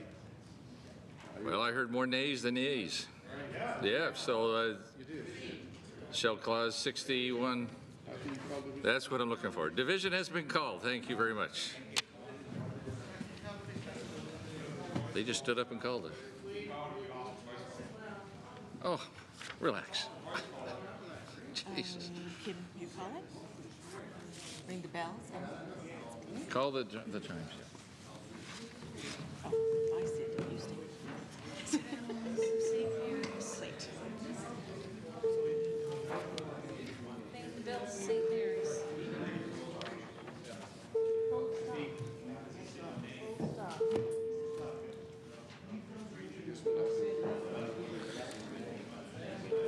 If the House leaders are ready, we'll proceed. House leaders ready? House leaders from the opposition? Not going to look at me now. I'm going to assume he's ready. Anybody objecting? Fine. We're going to turn off the chimes. I'm not seeing any objection, so we're going to proceed with division. Thank you.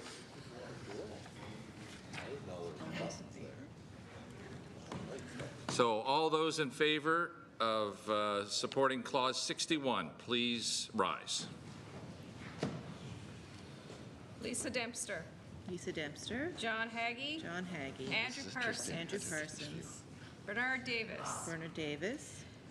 Jerry Byrne. Jerry Byrne. Siobhan Cody. Siobhan Cody. Pam Parsons. Pam Parsons. Elvis Lovelace. Elvis Lovelace. Crystalline Howell. Crystalline Howell. Steve Crocker. Steve Crocker. Sarah Studley. Sarah Studley. Paul Pike. Pike.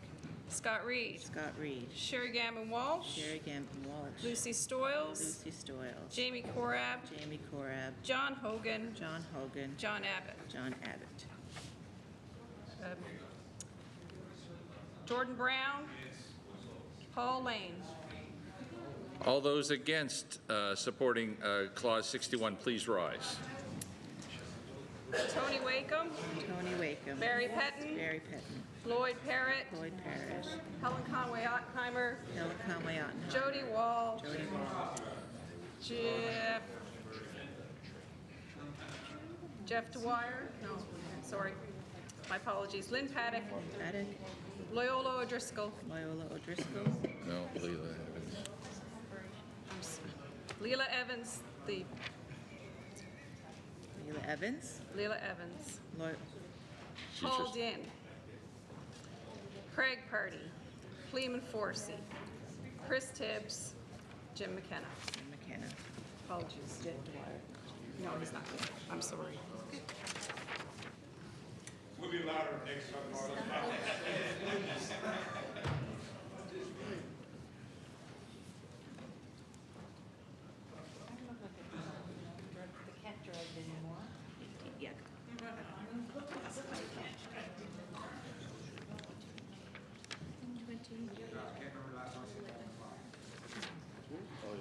Yeah.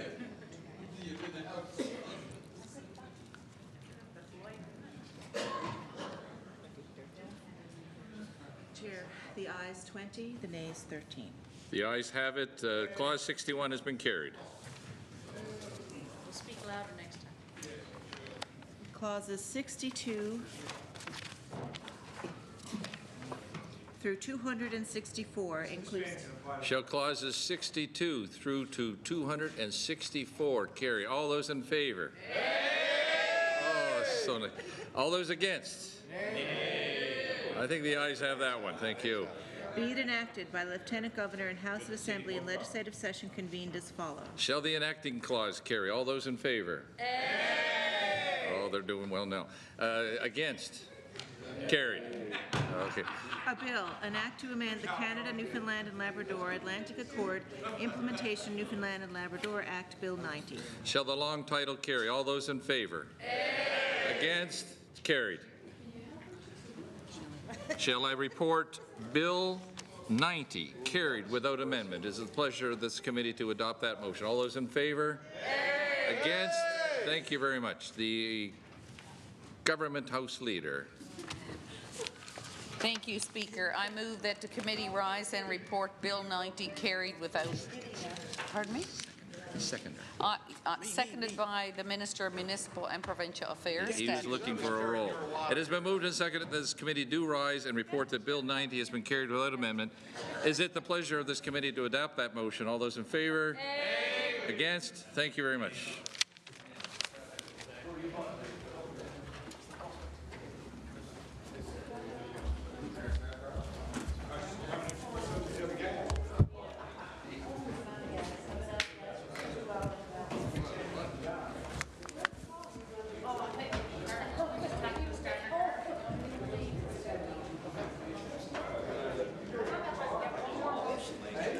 Order, please. The Honourable the Member for Lake Millville, Chair of the Committee of the Whole. Speaker, the Committee of the Whole have considered the matters to them referred and have directed me to report that we have carried Bill 90 without amendment.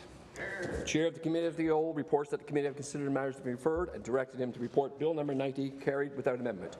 When shall the report be received? Now. When shall the bill be read a third time? Tomorrow.